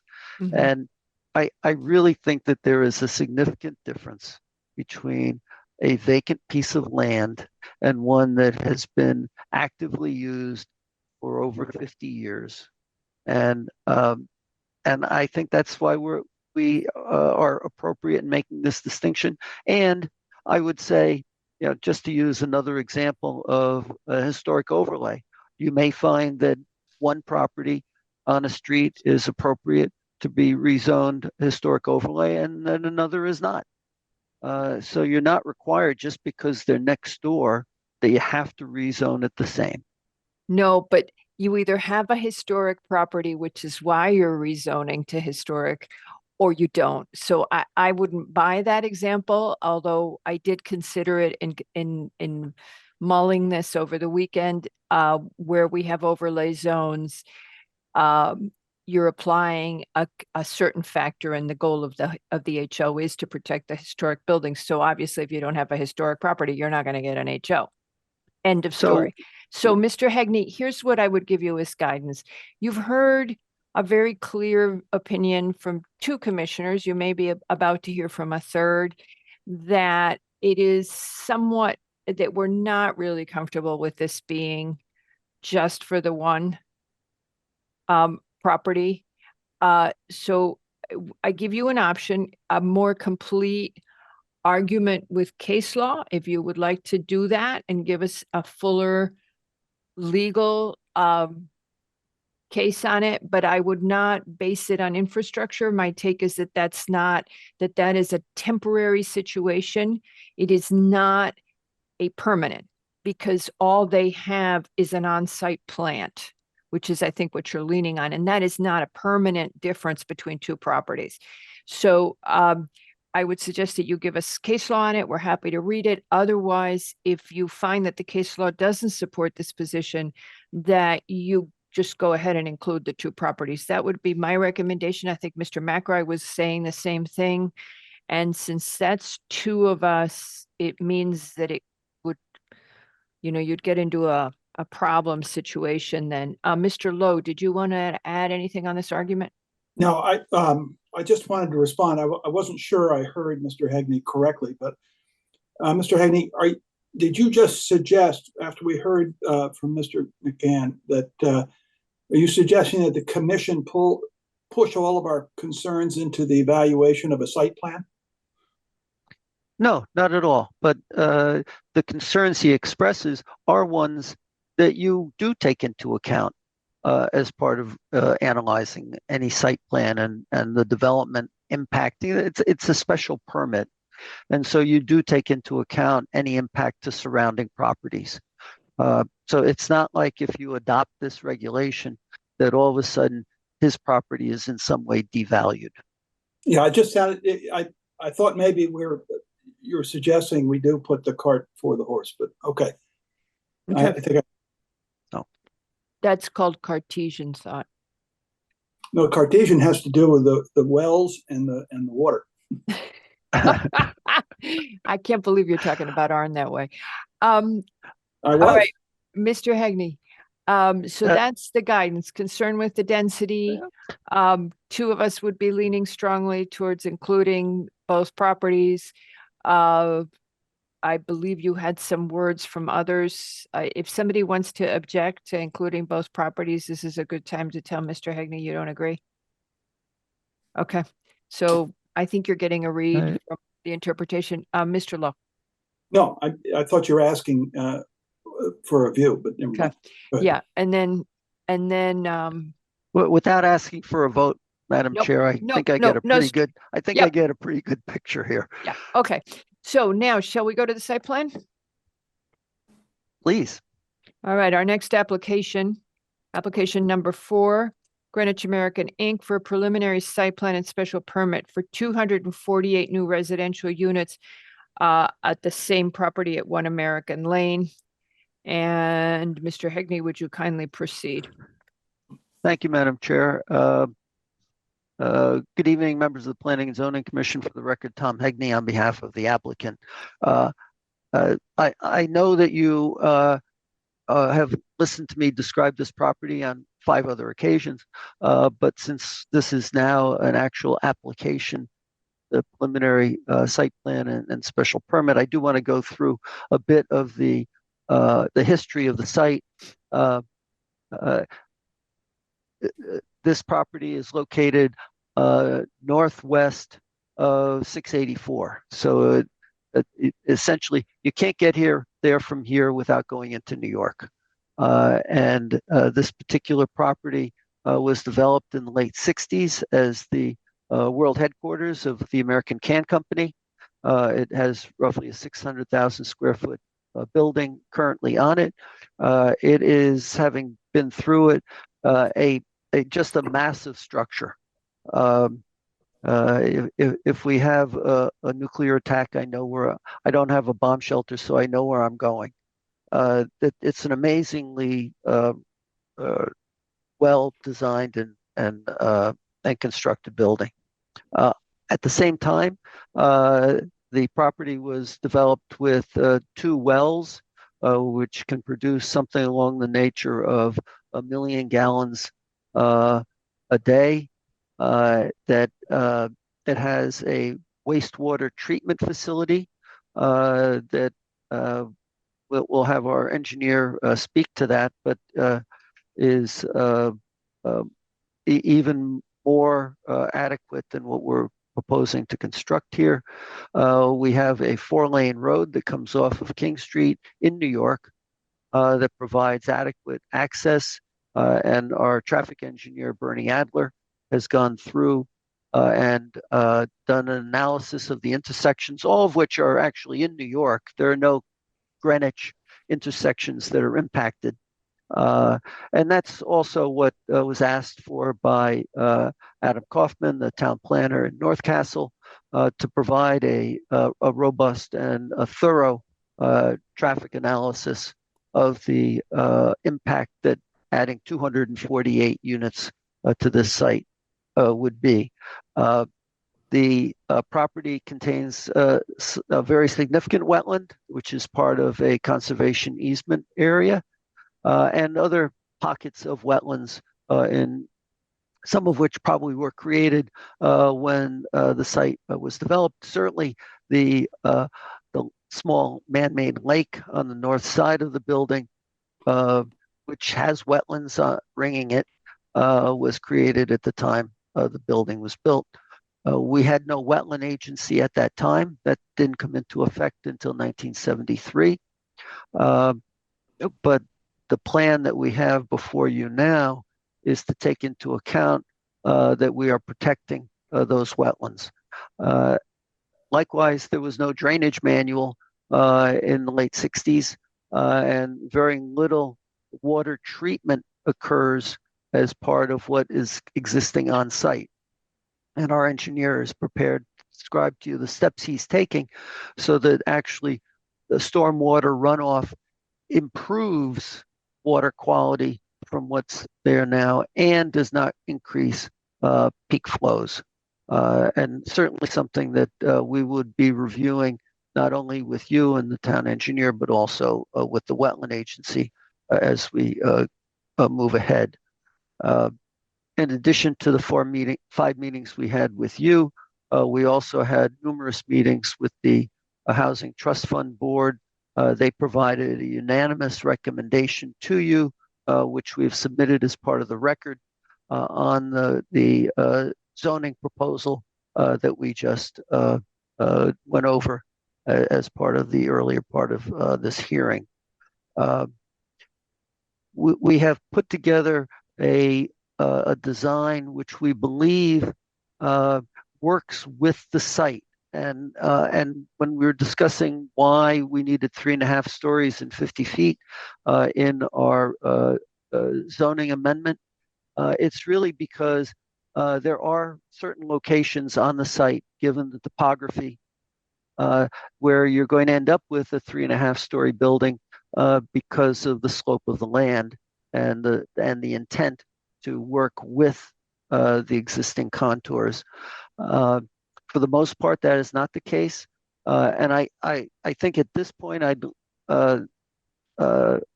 like to bring in Eric Zambell from Granoff Architects, who's our project architect. I also have with us Rob Sandola, our civil engineer, and Bernie Adler, our traffic engineer. But I think we've talked a lot about this in abstract. I think it would be helpful to see what Eric and his office have actually gotten together and have prepared for you to review. And Eric, the material that we submitted that we forwarded to you as well is available to the commission, and they can bring that up on the screen as we go through your description of the housing units that you've developed.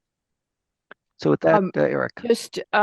Just one thing. I think it would not be appropriate to get into a whole lot of detail tonight, given that we have the zoning amendment outstanding. In fact, I thought initially we were only going to discuss the zoning amendment tonight, but happy to give you some overview opinions. But I think given the fact that we're up in the air on the zoning amendment, we should, no offense, Mr. Zambell, but we should wait some.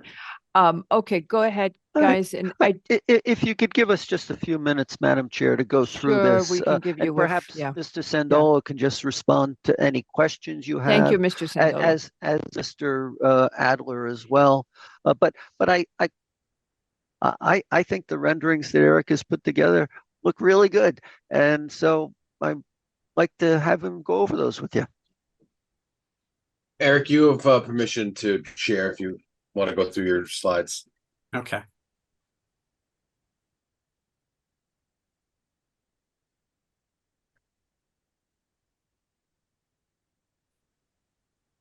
Are you seeing this screen in this cursor? Yes. Okay.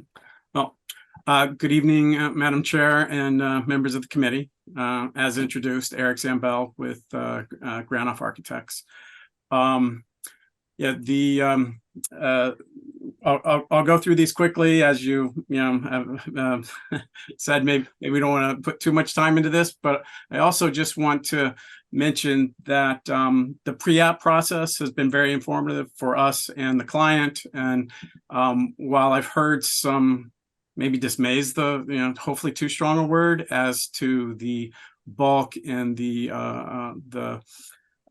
number of units, I think that's easily explained relative to where we've been in these previous meetings when we had 456 units that were mostly condominium flats, where there were a minimum of 12 units per building. And, we were, kind of heard the commission's desire to make this more of a single family, I would say, and lower density. So while we still have a few of the those 12 unit multifamilies, we've kept those closer to the commercial side, where the big building is, and those help us with some of these grade challenges that Mr. Hegney had mentioned previously.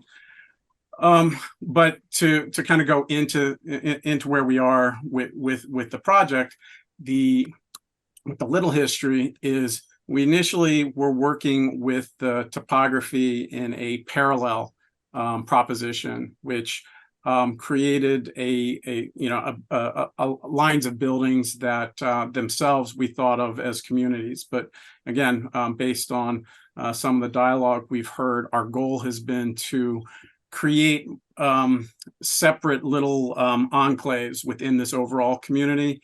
And by working with Rob and the topography and the clients, we think we've achieve these areas of that have a sense of individual community, but still have an overall connected sense that relates to the overall site.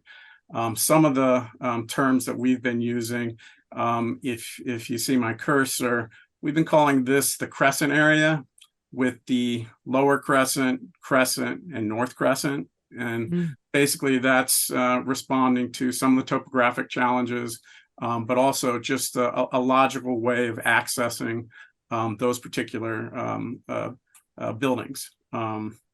The main crescent has the stone house that Tom had mentioned previously, and within that we've established a zone for gathering a little bit more public. So there's a mix of private and public yards and outdoor space. Each of these townhomes, which townhomes are the orange and the condos or flats would be the light blues. But they each have a terrace, a little bit of yard. They also, as a kind of a response to the demographic, and what we're trying to accomplish here is every townhome has an at-grade master or junior master suite. They also each have their own parking, which is whether that's good planning or not, it's kind of where we're at with this location and the kind of the direction that we got relative to ways of planning and types of communities. We also, to give Ms. Alvin some credit, we explored the micro communities that were specifically referenced, I think, for Westport. And as we looked at it, the density and the separation with the topography for the kind of separate parking with those smaller communities didn't seem like a viable alternative for the site. I could hear arguments otherwise, but as we went through it, it just seemed like we were creating more pockets of asphalt or pavement, and which probably relates to the roads that we have now. So it's give a little, take a little. But that was something we did look into. The other neighborhoods that we have this, which is our north of Crescent, and then we get over into as we come past the existing building, we get into the community of condos and flats over here, where we step down to one of our larger townhomes. And then lastly, we've got the picnic area, because this is a picnic grounds, and you can see these green dashed lines here, which are the trails that take you through the existing natural landscape. But this is a very wooded area with some openings for some picnic areas, and we have a few townhomes there. Could you show us an elevation Sure. just so everybody's seen it? Yeah, well, You've got 3 of them there if you want to just show us. the rendering's okay, or you want me to go straight to the elevations? Yeah, it's fine. You can do the renderings. Okay, so here's an example where we're bringing in new roads, but we're working with existing topography, and you're seeing these different townhomes populate and kind of. I didn't see it this set back as you're showing it in this rendering. If you go back to your crescents. That spot is exactly looking, sorry, from here. All right, I get it. Okay, thank you for explaining that. So that just got it. I'm not sure I can tell you where the other ones are, but that one I questioned. That one you got, because so. you've asked. You said, "Wow, I didn't know we had that pretty setback."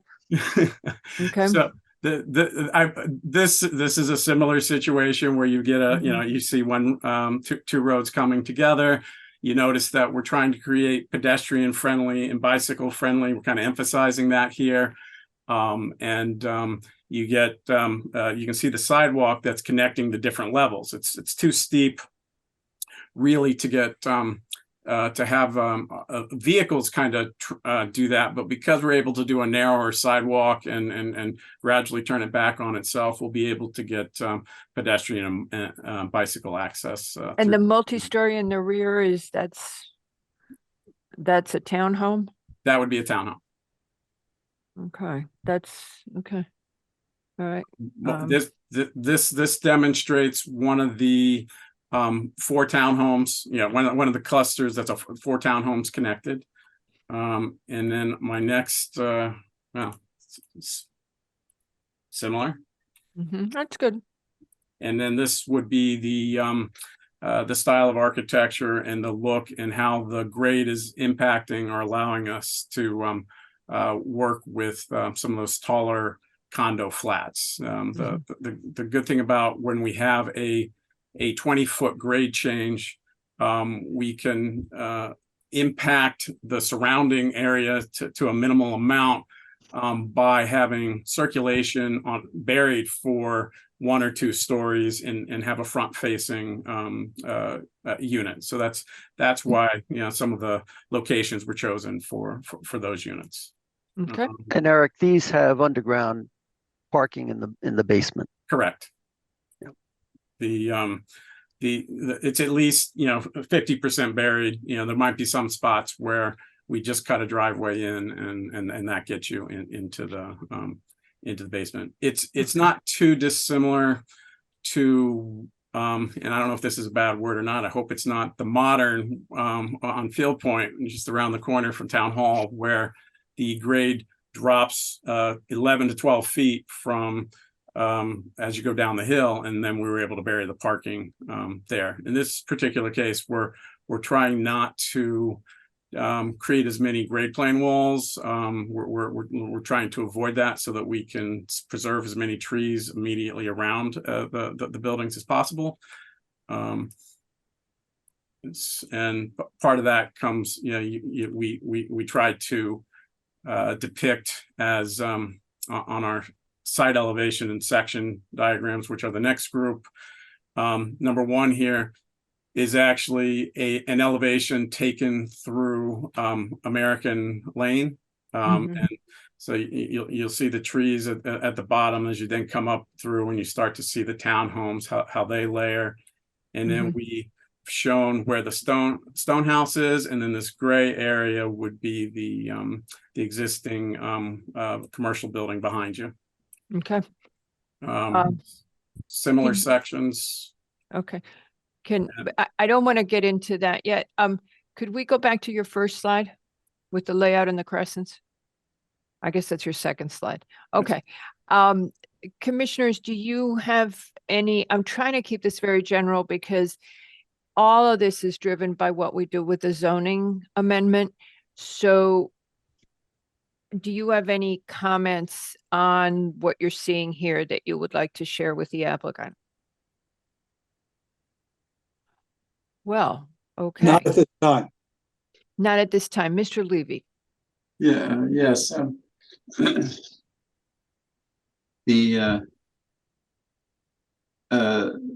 The renderings look very interesting, but I was just curious.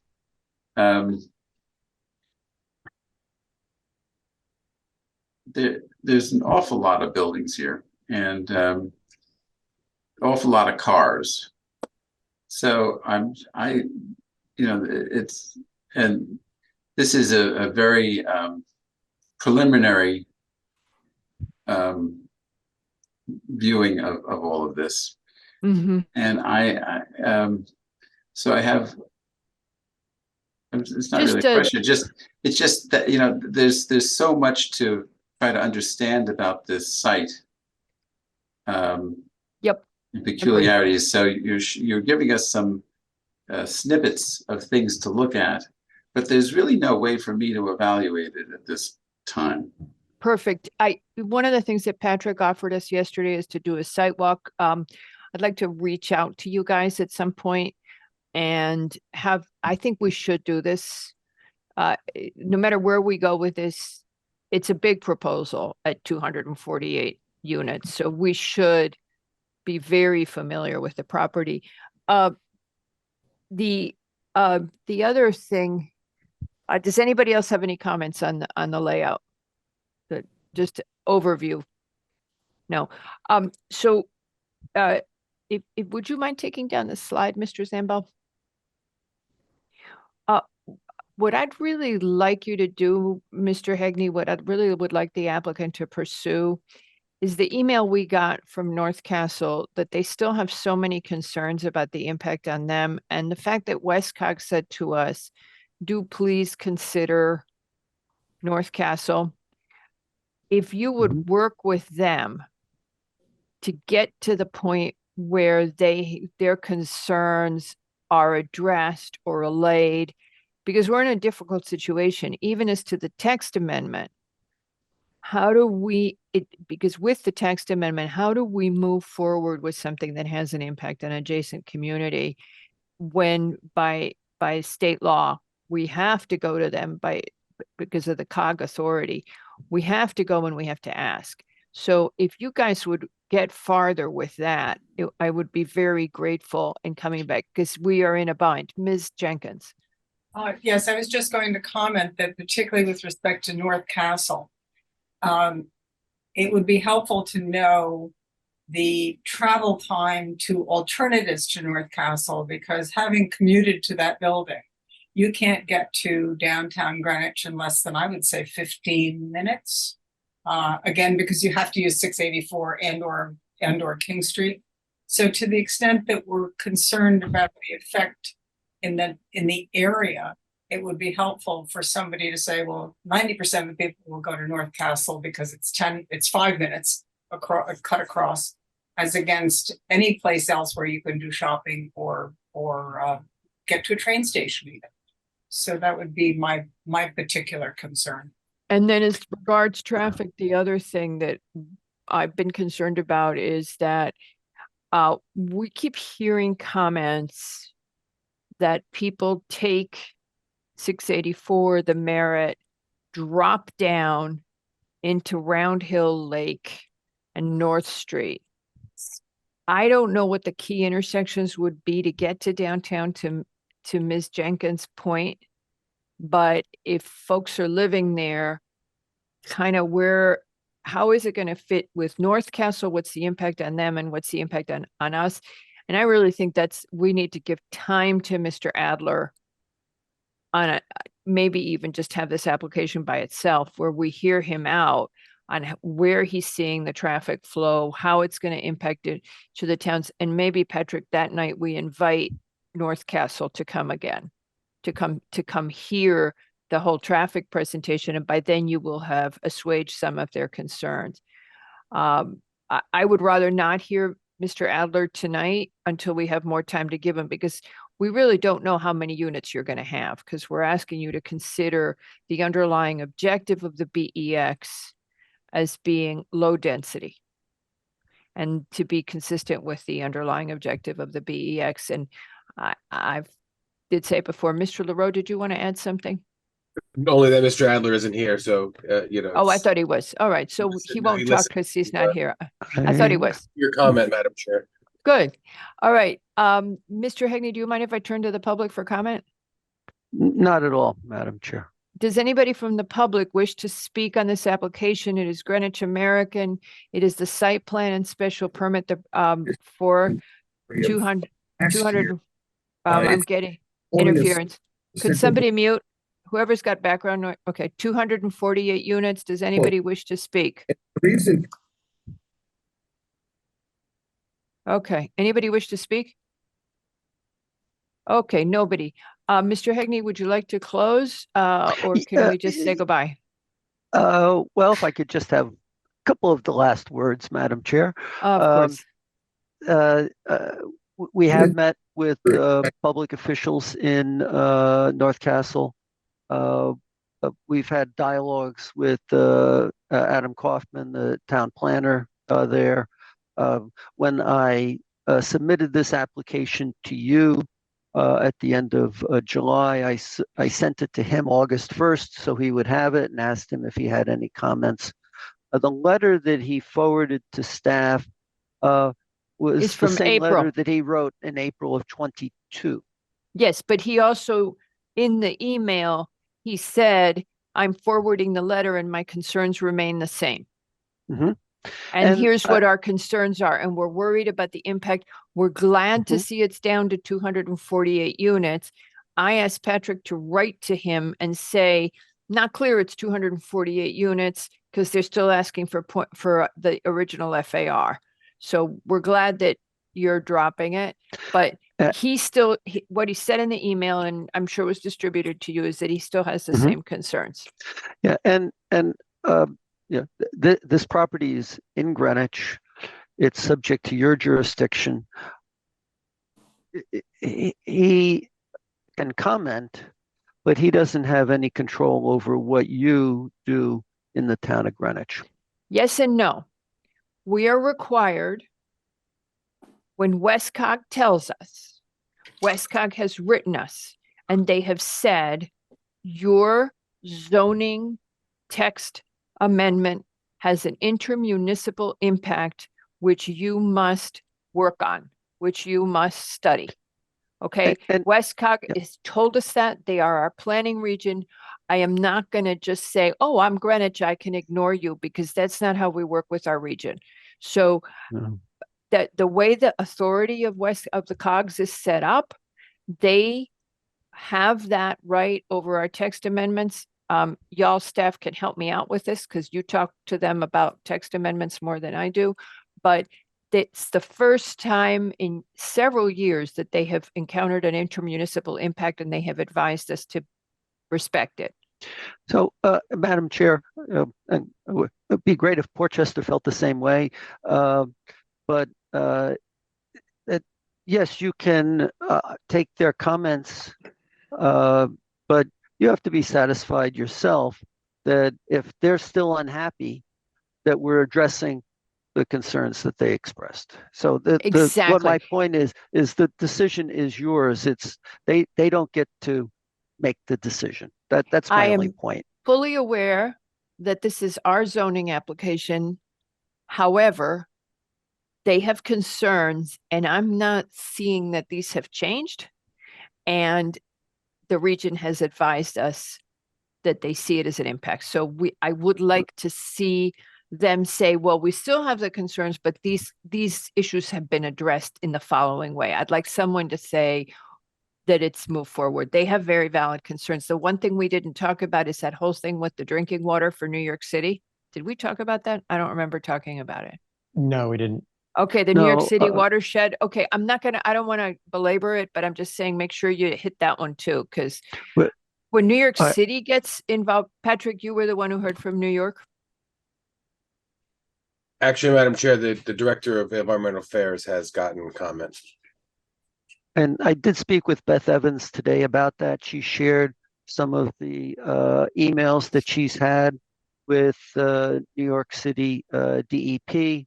New York City DEP was present as part of our meeting back in April of 22.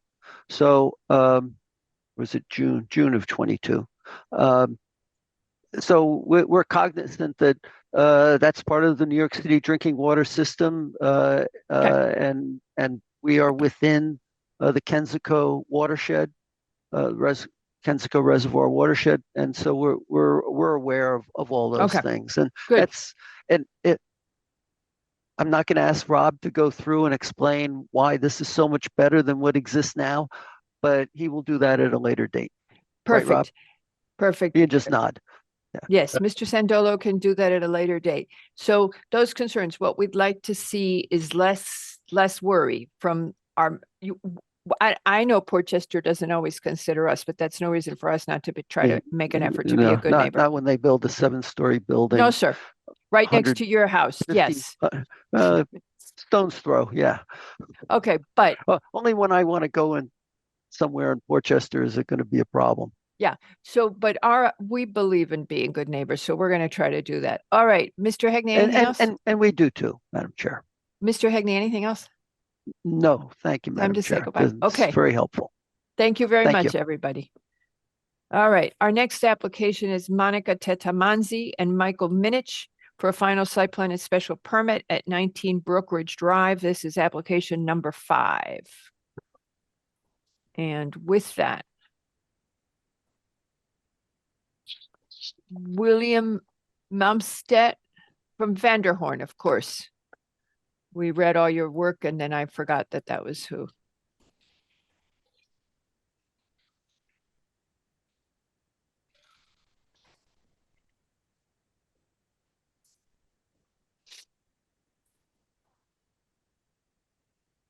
All right, sorry for the technical difficulties there for a split second. Thank you, Madam Chair, members of the board, for hearing me tonight. My name is William Malmstead, Associate Partner with Vanderhorn Architects. Business address of 41 West Elm Street here in Greenwich. On behalf of our clients, Monica Tetamanzi and Michael Minich, for the purpose of obtaining a special permit for their property at 19 Brookridge. It's my understanding that you've already reviewed our submission thoroughly, but to summarize, it is our client's plan to add their existing circa 1927 house, to add to it an attached 3-car garage with attic space above and a mudroom area connecting to the existing structure. The size of the addition is about 2,400 FAR square feet. The reason I'm here tonight is because the total proposed building cubic volume is in excess of 188,000, about 19,000 more than the existing 169,000, which is of course above the 150,000 cubic foot threshold for special permits. All other aspects of the project are very much conforming. It meets all setback and height limitations. There's over 10,000 square feet of FAR remaining after this work is done, to spare and so on. As I like to just keep it short and sweet, at this point, I'm happy to answer any questions, et cetera, that you may have.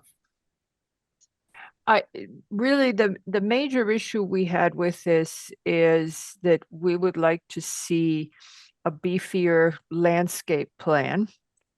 And, but you could, if we could address all the other issues and the commission is in support, you could work with staff on this. We're looking for a greater quantity of plant material, prioritizing native species and more deep-rooted plantings. Yes, I'm sorry, I didn't mean to cut you off. No, that's good. I'm used to it. The Conservation Commission gave me a heads up a couple days ago that they were going to send these comments, which I saw this morning. I got back. I took an extended weekend, which is my own fault. But oh yes, no, please come on, take an extended weekend. Yeah, like, 4 whole days. Yeah, Labor Day is yeah. Come on, it's our last break before it gets really bad for a few months. So yeah, so I'm here tonight as an optimist, I suppose. But anyway, in all seriousness, they did tell us that they were concerned that a couple of our species could be considered invasive. Although I guess we're a little old-fashioned. Remember when they weren't, but we have substitutes ready for those. So we're happy to give quantities, change any species they'd like, etc. Yeah, I actually also questioned one of the things that's now considered invasive, but apparently it is. I have them as well, but apparently it is. And so if you're amenable and agreeable to beefing up the plan and being more consistent with our existing landscaping regulations,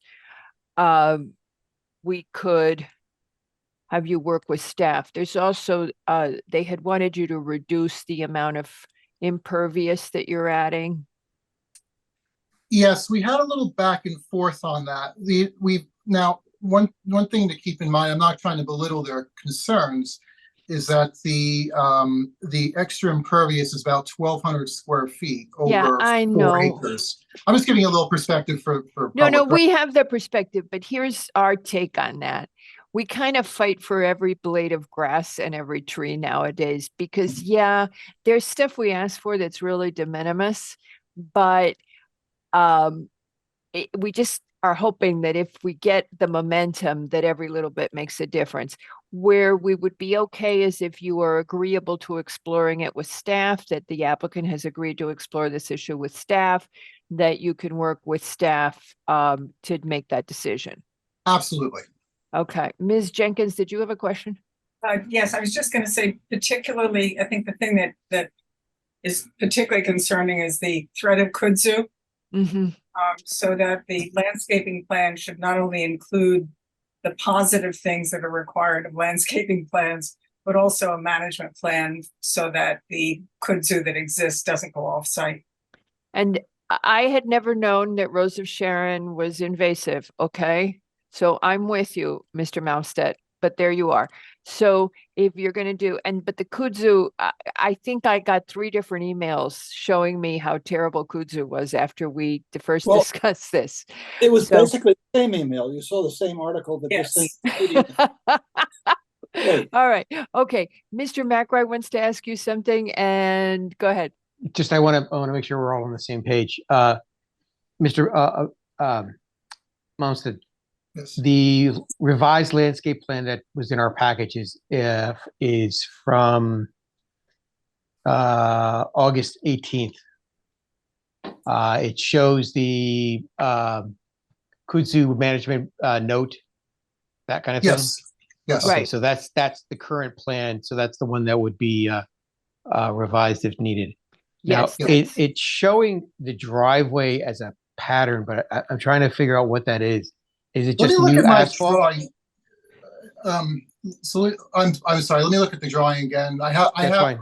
two computers. One that I'm speaking to you on. No, and the no, other one we all actually do. files. We all do the same thing. We have 2 or 3 open at the same time, all of us. Understood. So let me open up that landscape plan.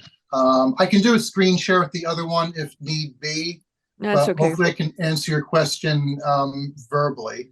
If this file will actually open, which of course I it think what will not. Mr. McRae is asking you really, is any of your driveway pervious right now?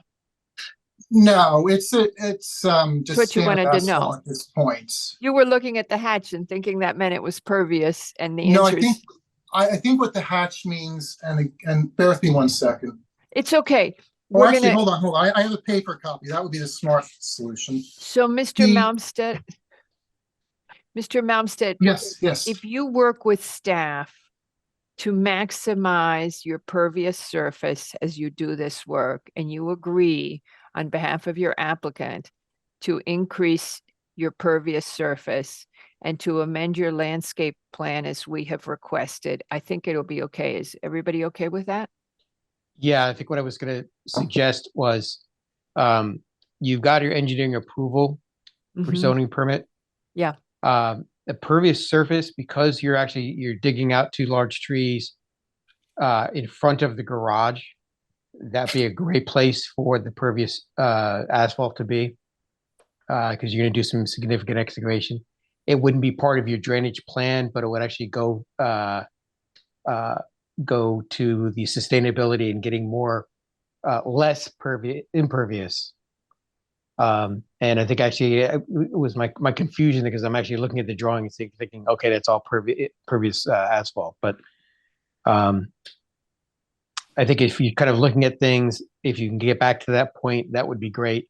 There's a little parking area. There's some area in front of the garage itself, that kind of stuff. You never know the difference that it was pervious or not when you're finally done with it. Understood. Okay. All right. Thank you. Any other comments from the commission on this application? Nope. No comments. Does anybody from the public wish to comment on this application at 19 Brookridge Drive? No comments from the public. Does anybody object to closing this application at this time? Please advise. Seeing no objection to closing this application is hereby closed. Thank you very much, Mr. Malmstead. You know what we're going to do, right? Thank you, Madam Chair. We'll be in touch. Okay, bye-bye. Bye. Oh, wait, too late, Mr. DeAndrea. Oh, he's coming in for the next one, I hope. Oh, good. All right, our next application is Michael Jones, is number 6, Michael Jones TR. Vicki Johnson TR, Nilly LLC, Network Development Company for a final re-subdivision at 0 Sunshine Avenue and 0 Florence Road. And we may need, okay. I thought Mr. DeAndrea was coming in. I believe it's Ms. Klauberg who's representing. Okay, all right. All right, Mr. DeAndrea raised his hand. I don't know why. Okay, Ms. Klauberg, hello? Hi. There she comes.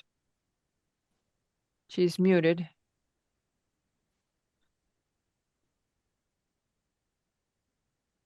There we go. Yeah, hi. Use access to the camera. Sorry, I'm pushing a lot of buttons. Now, There you go.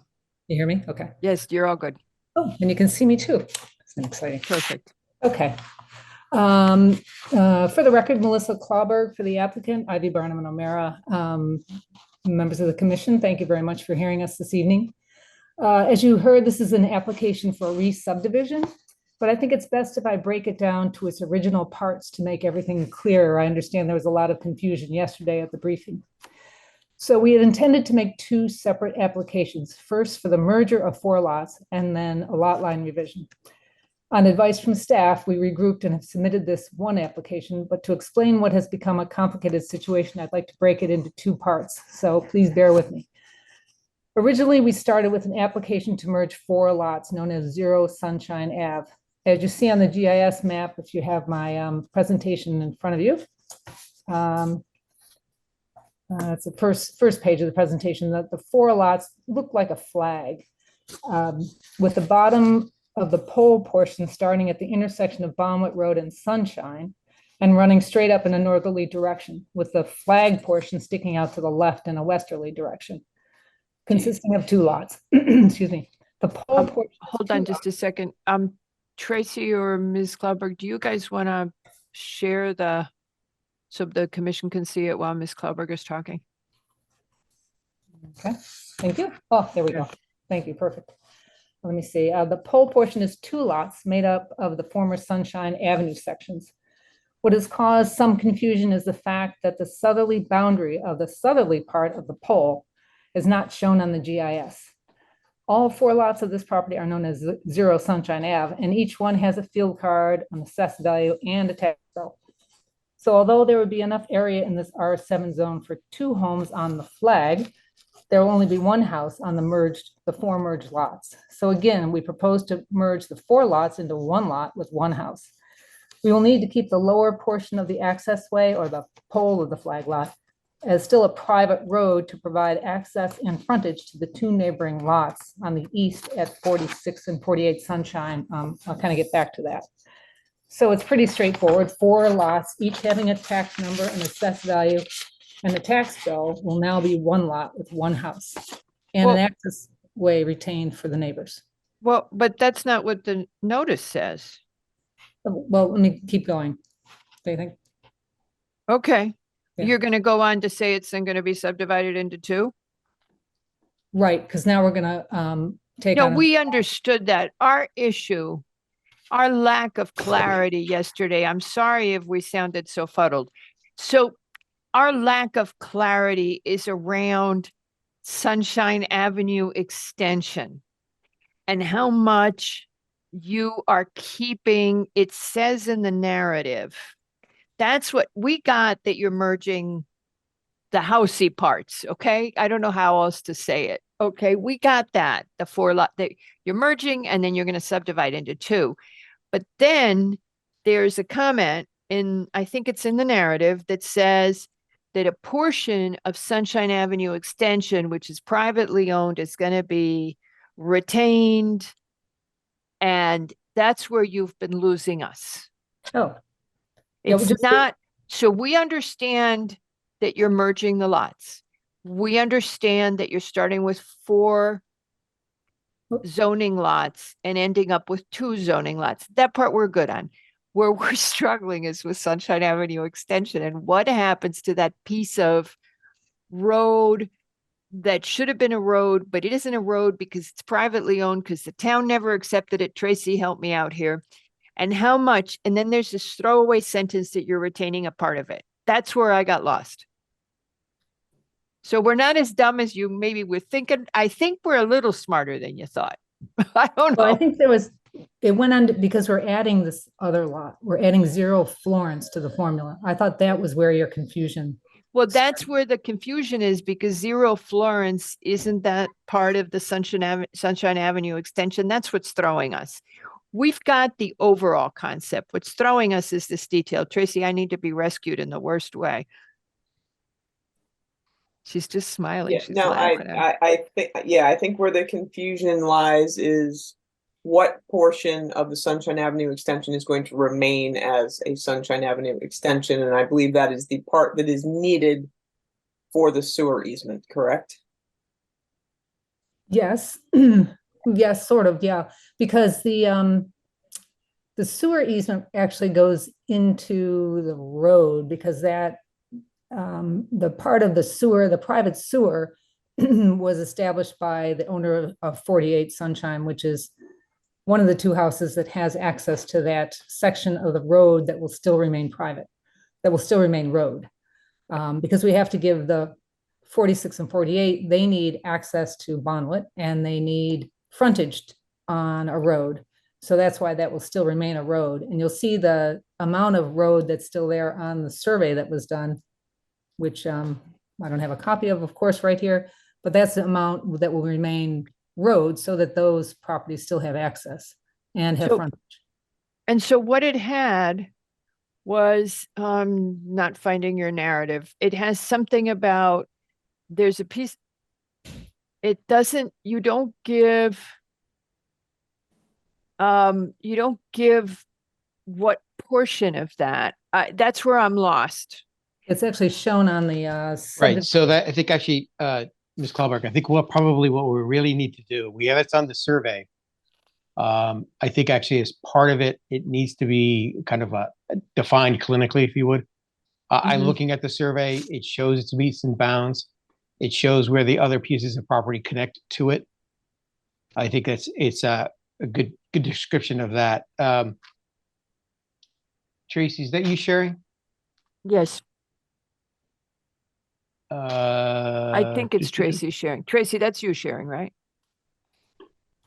Tracy? Yes, sorry, I was muted. Yes, that was me sharing. Oh, you could just not, we can see you. Yeah.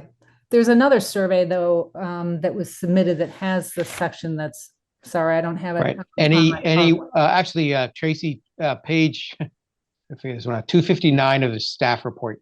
Yeah, may be I helpful. love when you do that because that's not how I look at the staff report. I do them individually, but hang on. Is there not a- Hold on. Is there not the proposed survey in the presentation? Correct, it's not. I didn't catch that as being your issue yesterday. I caught something else as being your issue. Okay, all right, I didn't all put right. it in Let me try going somewhere else here. Hang on one second, folks. Right, I so submitted the page- PowerPoint about 3 weeks ago, but Right, anyway. page 259 of the individual staff report. Learned my lesson on that one. Thanks, Mr. Macri. So we have, technically would be basically merging 3 lots in a portion of a right of way. No, 4 lots. It's Hmm. front, rear. And then they pick up a piece of the right of way. This part I get. And then they take the whole show and divide it in 2. Okay, Right. that part's fine. It is the right of way thing I don't understand. That and the fact, the second thing that was baffling us yesterday was what are the title issues that have to be clarified? Mr. LaRose, thank you. Could you please clarify? So I think, Madam Chair, what you're expressing is that the labeling this portion as part of the Sunshine Ave extension is leading people to think of it as part of a right of way and not a parcel. But it is in fact, it's a parcel for lack of a better term.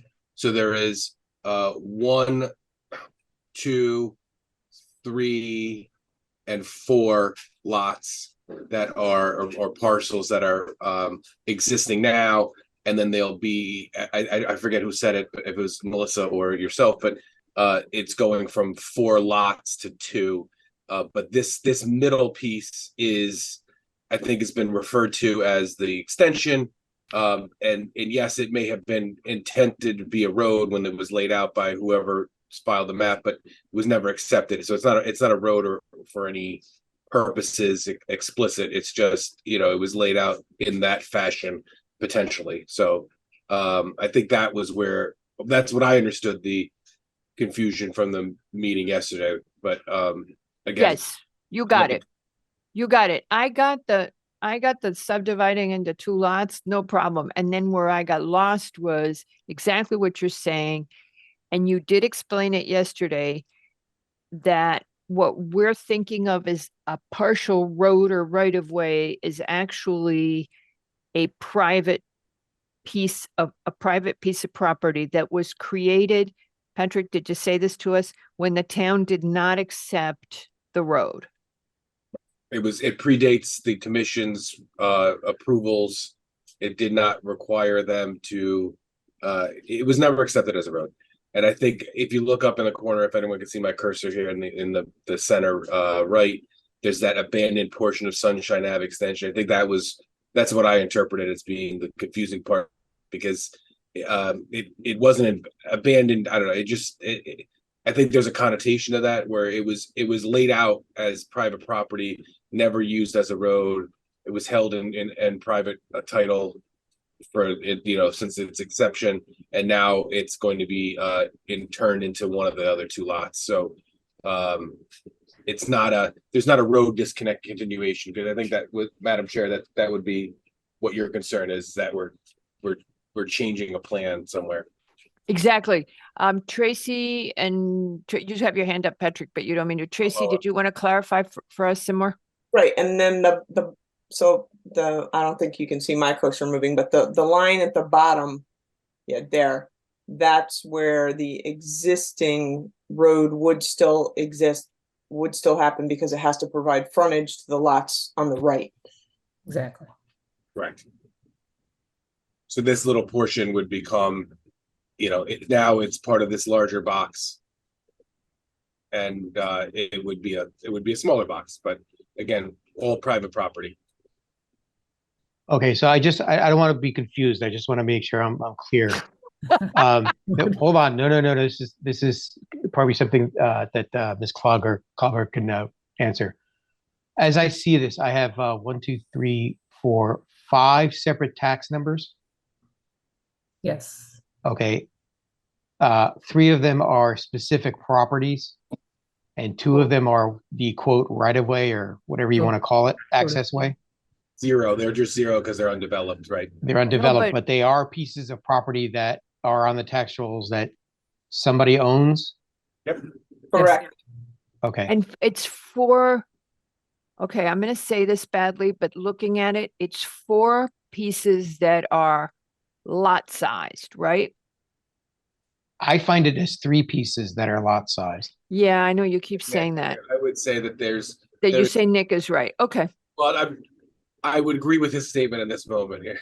Yeah. Oh, okay. Just not in general. Okay. That's okay. I can live with that. This rectangle in the middle, all the way down to here, is the current extension portion. Okay. Then there's 2, 3, 4 on this side. So so this is 1, 2, 3, 4. And then there is mention about these other lots at 46 and 48 that need access to the road, and the applicant is correctly not cutting them off. They're not changing any of the type. They're reducing the amount of area that's dedicated to accessing these lots deep, IR2 and 40 and 41. Okay, and that's actually, we created that lot, or the one that has the access just recently, correct? Yes. We created this side. I'm going to say right side. Well, it actually is. It is the east side. The east side was what the commission had subject to applications prior. The west side have been lots that were long created before, under different circumstances. Okay. Not to cause confusion, but I just want to make sure it's clear. Let's look at the flag, 41 and 42, those were 2 lots. The Sunshine Extension is actually 2 lots. It was 2 pieces. And then the one on the right, 1R2, is another lot. Mm-hmm. So they're actually 5. If you count the road as the former road, Sunshine Avenue Extension, as 2 pieces, because it's got 2 separate Got it. field cards. Two pieces of land. Yeah. That were supposed to be something at one time, but are not. Okay. Exactly. Thank you. Now, where did I see that the other issue, I'm not fine. I got it. Hold on. I think I'm going to find it. That the title to 0 Florence Road property needs correcting. The current owner received a deed with the incorrect property description, and that is being worked on. Now, do we have that? That has not been completed yet. What happened was, I'll try to not make it a long story. No, don't make it a long story, because we don't really need to understand the history of it. All we need to understand is whether this, again, Patrick and Tracy, is this acceptable to us with the issue of the errors in the title for the subdivision? Can we subdivide when the title is incorrect? We are not the agency that determines title, that is the courts. However, we have a pending application. The applicant has due diligence and total disclosure told us about the right. I would prefer if the commission in these instances would just wait for the title to be cleared so that we have the record and it's clear for everybody going forward, because other people are going to look back at this decision as part of the title search, and it's going to again carry that that misinformation, for lack of a better word. And okay, be nice if we could do it now, but I'll leave it to the applicant to explain if there's timing issues. And Madam applicant, would you be able to get us this? Would you be able to finish the title process before the clock runs out? Oh, You got 2.5 months. 2.5 months. Oh, in 2.5 months? Yes, I believe so. We've been promised these deeds in like 2 weeks. Okay, so what we're going to ask you to do then is, you currently have asked us to decide this application by next week. What we would ask you to do is to give us a full extension or whatever you're comfortable with. If you want to just give us a month, that's fine. And then what we would do is, as soon as you know that the title is all set and clear, just tell us and bounce back onto a meeting. We'll accommodate you and we'll plop you onto the first meeting, because this isn't going to take a long time once you have everything in order, and we'll just go ahead and decide it. But that to get all the ducks in a row, and that does make sense. And precedent always makes me very uneasy. Sure.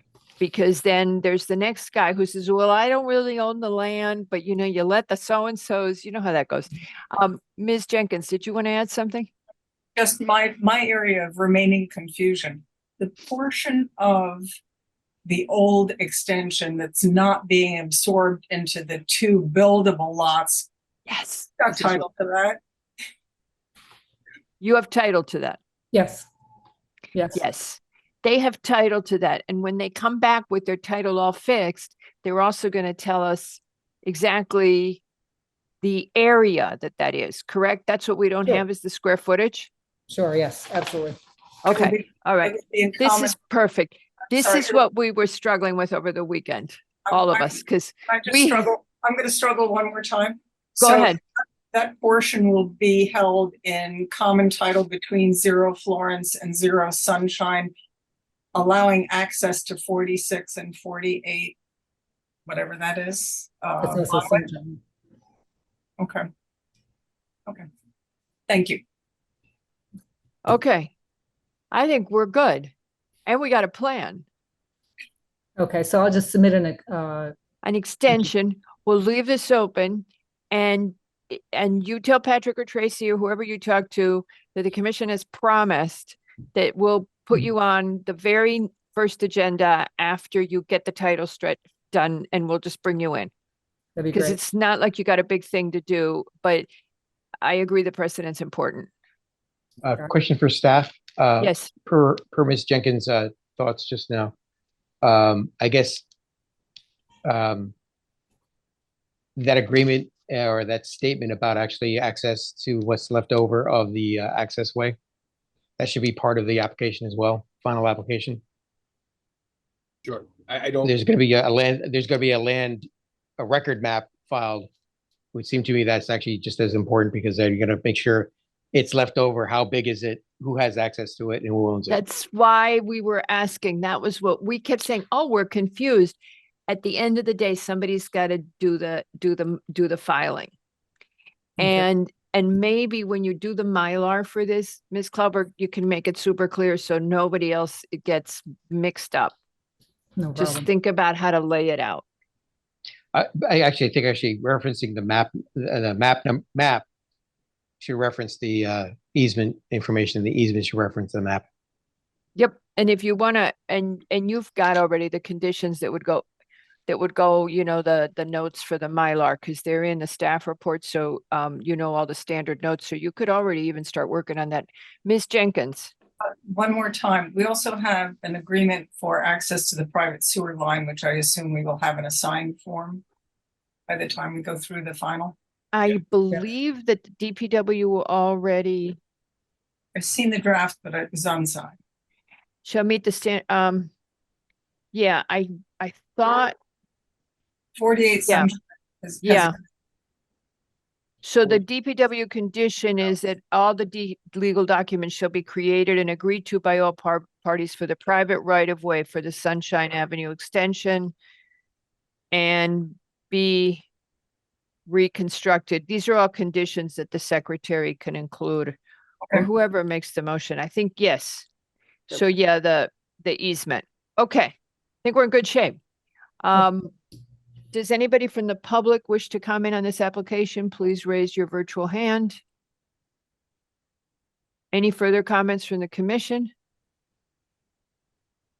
All right, so we will continue this application and we are expecting an extension. Great. That's very, I feel really good about that because I was nervous about trying to decide this and having those two issues. Great. Yeah. Thank you very much, Ms. Klauber. Thank you. Thanks for your time. Thanks. All right. I'm getting complaints from people being hungry. It's only 7. Oh, Mr. DeAndrea, did you want to talk to us? He might be the next presenter. Oh, Mr. DeAndrea. He'd be for the next application, Chair. Okay, Yeah, Mr. let's plow DeAndrea. through. We're almost done here. No, we're not almost done. We have all those pre-app discussions. Yeah, well, the pre-apps, we'll do it. May take the break once we're at the pre-apps. I've already gotten emails from everybody who's hungry. I mean, I know it's unfair to Nick because, well, Nick is going to be happy because he's recusing from the next application. So this is perfect for him. He's going to go away and have 3 dinners. Okay, but we have 3 pre-apps. I'm sorry. I didn't mean that way. I meant you got extra time off. Okay, so we have one more application, 1 full, and then the 3. And I know that it means Mr. Basili has to work a little bit longer than he would like to, but if you guys don't mind, I wouldn't mind going to eat. And somebody's barking downstairs. All right, okay. All right. 20 minutes? 7:40, yeah. 40, Thank- all right. Okay, bye. 7:40, everybody.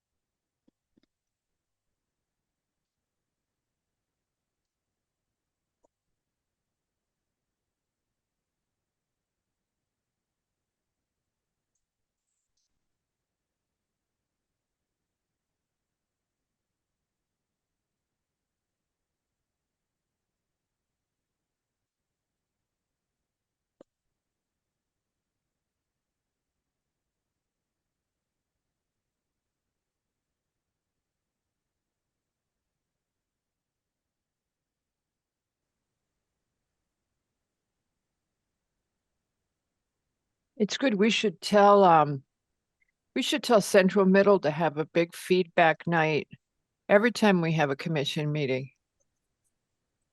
There's nobody here. We don't have to go to one source. We could get the RTM to do something. We could just shop it around. Yeah, we could chop it around. Because I was thinking we were going to get a lot of people on American Can. We got 16 people. We had 158 sometimes. I know. And Amazing. 10 of those people are us. So there's nobody left here. It's all right. We like to talk to ourselves too, so it's okay. Yeah, you peaked at about 43 today. Yeah. I know, and we've had I think our record is close to 200. Oh yeah. I don't remember what it was for. And when we were in person, it was such a nightmare because we had the overflow in a different room because the town hall meeting room has 110 person capacity. So then we had to hear one application, move everybody out. And of course, It's awful. it's awful. Yeah. Like herding cats. Right? Yeah. No, we yeah. had to do that for the dog park in Weston because we Oh, the dog park, of course. 350 people at that meeting, divided in the high school cafeteria, pro and con, wearing buttons. It was lovely. Yeah, we've done the t-shirts. Hi, Mr. DeAndrea. How about Sam Bridge? That's what I was thinking. I was remembering the t-shirts. Hit it right in the head. That was the last time we had I think a button campaign. And the t-shirts, all those red t-shirts about "We Love Sam." Right. Everybody loves Sam. I know. That's the easiest statement ever made.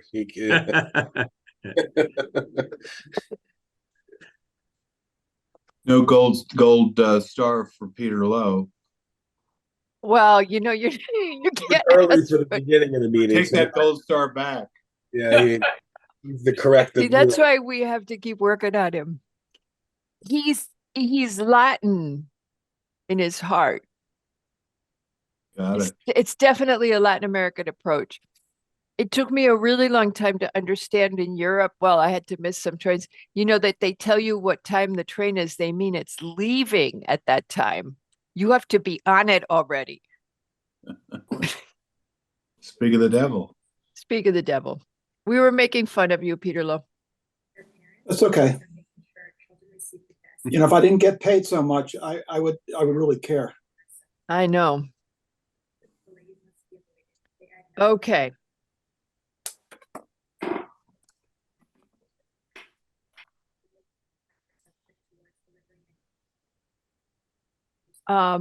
Peter Levy, are you there?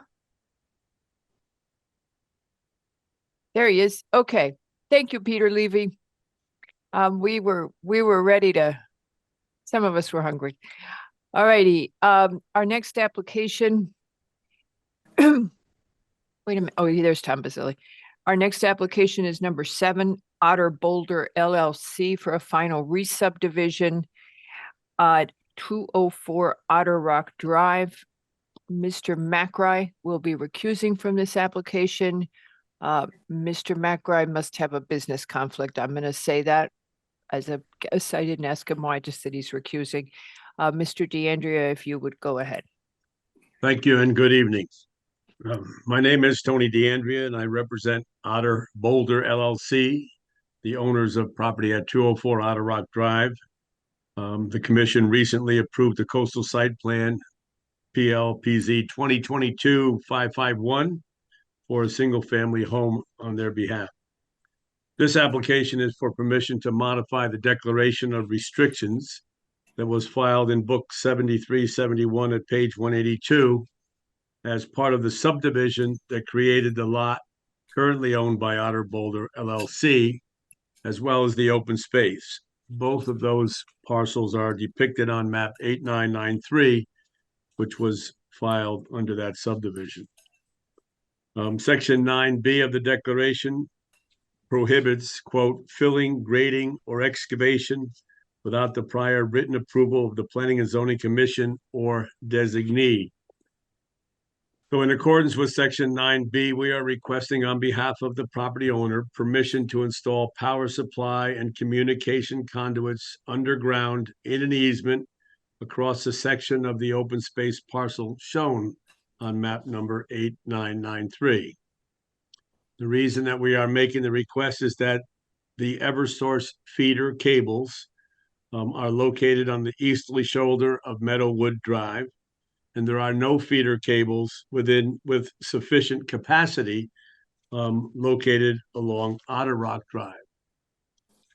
Several years ago, when Belhaven Land Company decided to place all of their overhead wires underground, Eversource designed the distribution grid, and that included servicing 204 from the feeders in Meadowwood Drive. Now, according to Ronnie Lee, an engineering technician from Eversource, in a memo directed to the architect back in June of this year, he is quoted as saying there are no conductors in Otter Rock Drive. He also noted that the original house on the property prior to subdivision had been served from Meadowwood Drive before subdivision. During the presentation of application 2017-415, which created the two lots in the open space, we had submitted a topographic survey which showed the original conditions within the open space, which included a paved driveway and also utilities that came in from Meadowwood Drive.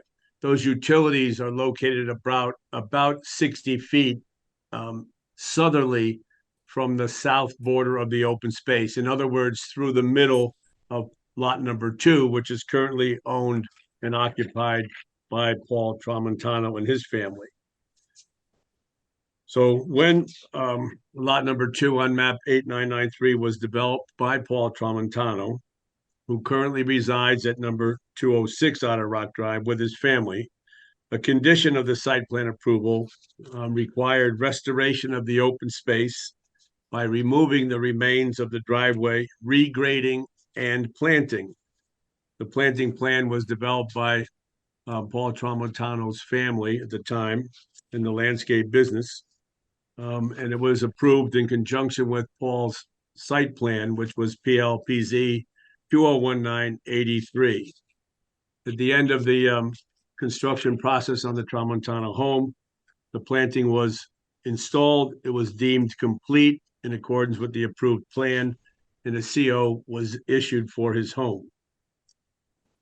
If the commission decides to approve the temporary disruption of the open space in order to install the conduits, the owners, Otter Boulder LLC, would prefer to be permitted to enhance the appearance of the open space area, perhaps by removing dead trees and planting more shrubs, trees, and bushes. I think that's a reasonable condition to expect or to have imposed. I think the last time that we wanted to remove dead trees, conservation was not happy. Right, that may be true, and I understand some Yeah. of those reasons. But we could ask for more plantings and, okay. Right now, for those of you who have been by the site, and I'm sure you all have, you can see that there are dead trees, Mhm. an ash tree standing in a grove of trees, and I think some of that can be done. There's a lot of invasive vines over in the northeast corner of the open space. So Mhm. my client has a vested interest in making it look good. Habitat is important, and also cleaning it up and adding. So Yeah, and let's do this. I remember, Mr. DeAndrea, that in this neighborhood, open space can be a problem because they like it very tidy. yes, so I remember they were really upset when we had it might have even been you, we had a subdivision application and they kept saying, no, we want it to look landscaped in the open So they would- space. Yeah. they would love So- to see it. Yeah. I'm not speaking from Yeah. firsthand We- knowledge, but if you looked at the island across the Mhm. western side of Meadowwood, Mhm. you would see how manicured it is. And yet there's trees and bushes and shrubs, so it Yeah. certainly can be manicured and Yeah, landscaped. but the So problem is that conservation had an issue with that at the time. I imagine that they still do. And Bellhaven very much wanted it to look landscaped. And I think they finally got to a compromise. I got a question for you, Mr. yes. DeAndrea, on what would be reasonable things for you to offer. So You and I would have like been. to offer those. May No, I? but can I ask you something else though? Yes. You and I have talked about this over the years as you've come before us. I don't want to set up, I understand that it's difficult to deal with a major utility company and that people should get to have use of their property and all that, but I'm concerned about how we word this I don't want to set a precedent, any kind of agree. precedent. So how would you do it? Is there any suggestion you have for us on precedent so that Mr. DeAndrea of the future doesn't say to the commission, well, you let people do such and such in the open space? So I've thought about that in several different ways. Okay. One, mostly they're from a standpoint of conservation, and conservation can take many forms. In my opinion, conservation includes water quality and treatment. So we've discussed on occasion where open space can be used for control of runoff and water quality. I also think that the open space can serve several purposes. One, they can buffer neighbors, which they don't really need to be buffered, but they can also provide open space between two homes. So I think that's another way of doing it. In this case, had we had overhead power lines, we have a problem during a storm, snow, rain, wind. No So question. putting utilities underground makes sense. So that's, in my opinion, is some form of conservation. So in this I would love case, to have my utilities underground. Totally Right. agree. so I think that's it. So what I would say going forward, if the commission were to approve this request, is that we should make an inventory of what's there to verify that it is or is not consistent with what was installed by Mr. Tramontano. And then take a look at how we can satisfy the neighbors so that we could still have some meadow behind, some kind of screening, landscaping along the street. And I'm not the landscape architect, but we've discussed some possibilities of how this could be done. So screening along the road, the utilities already in the ground, we call it the pull box or the silo, that's flush at grade from where we would take the power. The trenching is about 3 feet deep, 2 feet wide. It's opened and then closed quickly. And so there's no, in responding to Alexandra's comments, there is no native soil. It's been reworked. The driveway was removed, the area was regraded, and some planting has been done. The location of the conduits that were chosen is the shortest distance, diagonally, more or less parallel to the southerly boundary of the open space. Those of you who are out there, you notice 2 large bushes and 2 small bushes. That gap is the alignment that we're proposing. It also goes up through 2 stumps that are rotting and remains of trees that had been there. Mr. The, DeAndrea, Mr. the last DeAndrea, thing, what was that? yeah, you kind of didn't answer my question from before, so let me try it again. You remember Okay. Swan Court? Yes, I do. You Yeah. rejected that one. I'm disappointed No, still to we this day. accepted, yeah, but we let you put the rain garden into the open space. Yes, and you rejected it. That was the first rain garden in the open space. No, the first one was on the corner of Swan, and you rejected it. And then later on, we did one in Pintail, and you saw the wisdom of having the open space serve the purpose of runoff. Never have gotten to a good definition of what we do. And I'm always very uncomfortable about the slippery slope with what's allowed to intrude into the open space. So what I'm asking you Yep. is, in your infinite wisdom, would you suggest any language now that would provide open space protection as you request this? I think that there's a trade-off, and I'm not a horse trader here tonight, but I think that you can get something in return, and enhancing an open space parcel Okay.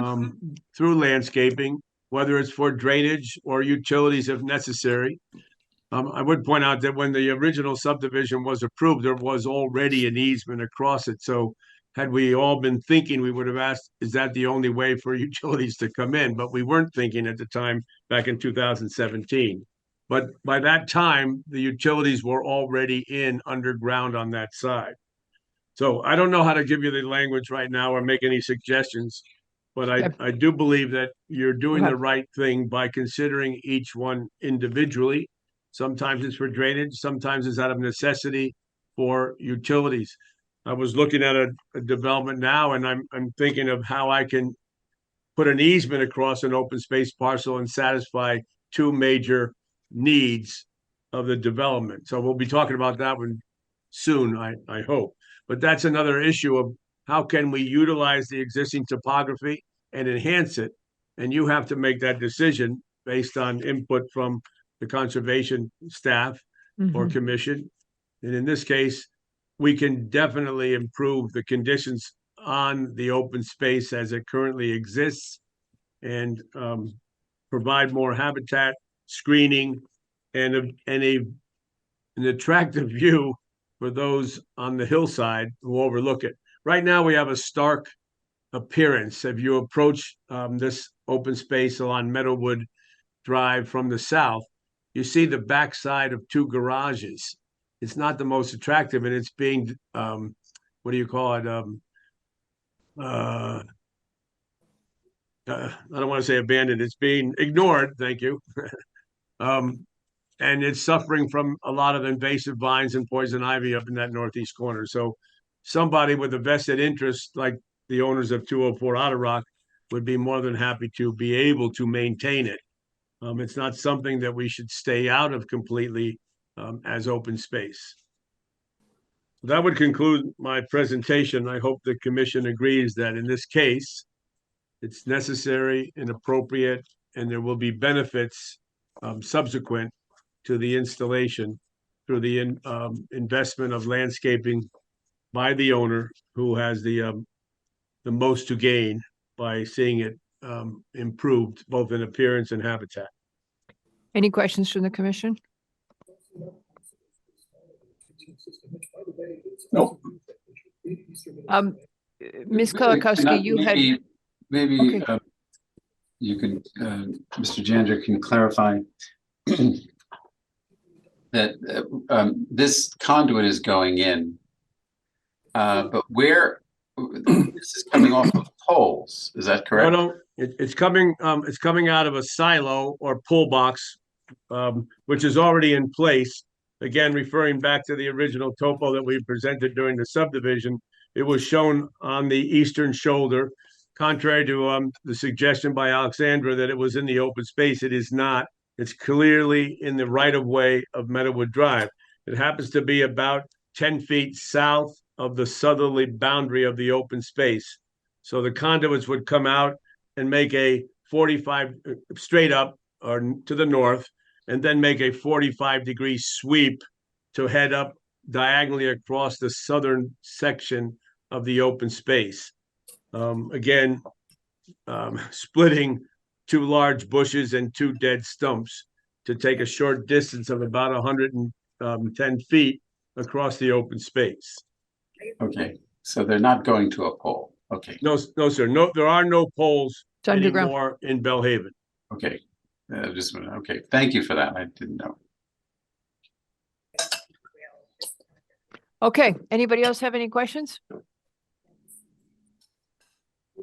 And anybody from the public wish to speak on this application? Otter Boulder LLC, 204 Otter Rock Drive. Please raise your virtual hand. No comments from the public. 2 things.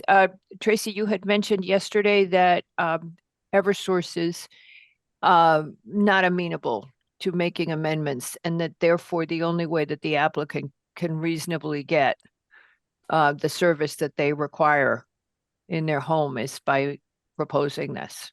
Right, correct. There is already a CLMP easement in another across the, I guess it's the northern part of the open space anyway. But Eversource doesn't want to use that easement because they have they like to connect to their existing equipment shortest distance across, and If I can add a little bit they're to tough that. to work with. Please don't interrupt her. Go ahead, Yeah. Tracy. Let her finish. And no, Eversource is tough to work with. They want to run stuff where they want to run stuff. Okay, Mr. DeAndrea. I would only comment that we had discussed that also, and that you can see that from the existing silo where the power is available, we'd have to go the entire length of the open space in the shoulder, and that's about 200 feet. Then we would have to go and dig again to provide another 160, so it would be totally disruptive. So we're talking about 400 feet of digging and disruption of a what do you call it, finished product, instead of going 110 feet across an area that needs some work. So we right. definitely have the shortest distance and the least disruption in time and area. All right. And DeAndrea, how long is the work going to take? We had discussed this amongst ourselves. The trenching is a day. Right. But it has to be carefully coordinated so we can get the inspection from the town. So we're kind of at the mercy of the inspection. So we try to coordinate it as fast as possible, as close as possible. So the conduits go in, they get inspected, then they can be backfilled. And then later on, the conduits are pulled with a wire already, a pull wire already in the conduit. So we would want to do this, if it were me, as one of the first steps in the construction process.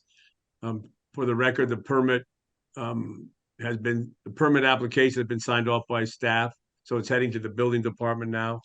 So Hobbs, the contractor, is ready to go, and I think this would be one of the first items to get it out of the way and be able to get the landscaping back at the right season, whether it's in the fall when we can do it dormant or immediately in the spring. So we'll have to work that out with the landscaping plan and the phasing.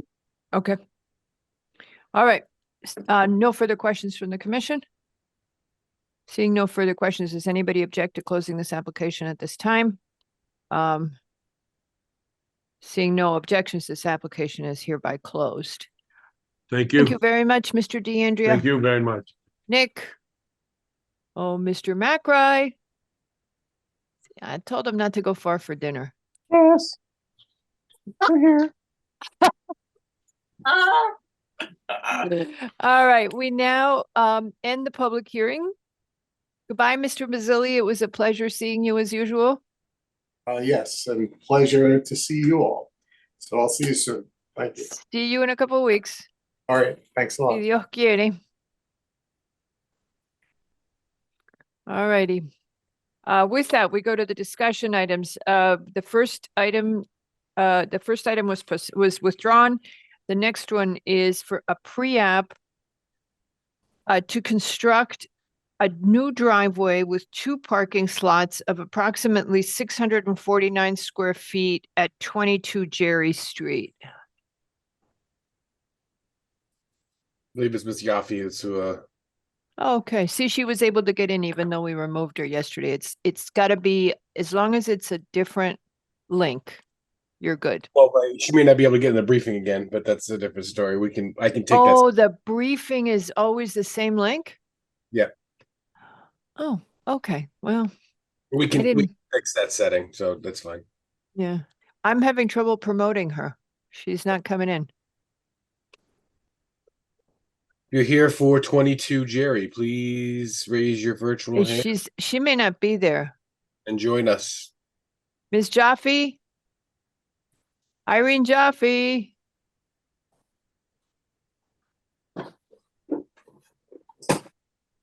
Madam Chair, she's with Granite Architects. She may not be a part of this. Oh, I thought she's she was. part. I'm sorry. I thought she was with Onaman. Nope. So who's representing this application? Should be Tom There Onaman. she is. Let's Nope. see.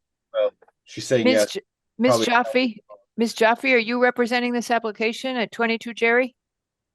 No. Okay, that's well, not me. we're sorry. We thought you No, were, I'm 'cause you- actually for 7 Dwight. well, Not seven- there yet, but we're not there yet, but we may get there because we're not finding 22 Jerry. Oh, no, that's not So me. give us a minute, we'll come back to you. We're looking for somebody by the name of Lamb, Lam. That's on the signature page, All righty, or well, somebody from Ottoman. okay, who's Charlie Serpa representing? Or well, Chris? oh. Mr. Serpa, I'm gonna enable you to speak. Mr. Serpa. Hello. Hello. How is everyone? Hello, Mr. Serpa. Which application are you representing? 7 Coscob Ave. You know what, Mr. Serpa? Tonight's your lucky night. We're gonna go right to you Okay. because we're not seeing the other applicant. Understood. I'm going to all stay right. as an attendee if that's all right. But you're not. You're a panelist, but you don't want to turn on your camera. That's fine. Yeah, if that's all right. Yeah. I Okay. can. I just got home and just wrapped up dinner like everyone. So awesome. I'll let you begin. No, you start. This is your application. You're gonna Awesome. tell us Yes. about, you want to add a bedroom and a bathroom to an existing 2-family residence on an undersized property in the R6. Yes. So my wife and I purchased a quite old home. Yes, it's 2-family. Want to do renovations, and I believe I needed a special permit going from 2 to 3 bedrooms or whatever, 1 and 2, 2, 3.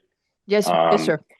And the reason being, we have a third floor that's unused. My wife and I were planning on moving up there and being able to use the second floor, which is part of the second apartment, you know, for children as we go down that path. So are you going to keep this as a two-family? Yes. Okay, you're going to keep it as a two-family, but you're going to take up more space in the footprint. Yes. All right. So what we're going to tell you is, just as feedback, what we're going to say to you is, because the property is undersized, we're going to be looking to make sure that you've got room for the parking requirement that has to be on site when you expand the two families. So you're adding, I just forgot, one bedroom? Yes. One bedroom and a bathroom. So you would have to be able to accommodate one more parking space. Okay. Is What's this the a floor for? Yes, sorry. I'm What's sorry, the total, Mr. total number of spaces he needs? 5. Because you round up. 3.2. Okay, let's 4. do that again. How many bedrooms do you have right now? Yeah, and unit It 1. is. Sorry. Unit 1 is 3 bedrooms, 3. which is 1.2 spaces, I believe. No, Mr. LaRose is shaking his head. 2.6. Okay. 2.6, he says. And then- Okay, go ahead. Mr. LaRoe and Mr. Serpa, why don't you go through the parking requirement and we'll be quiet. Please. Okay, so Mr. Serpa, you have a 3-bedroom and a, It will be as in a 3. I'm sorry, I missed that. 3 and 3. You're gonna have 3 per 6 unit. bedrooms.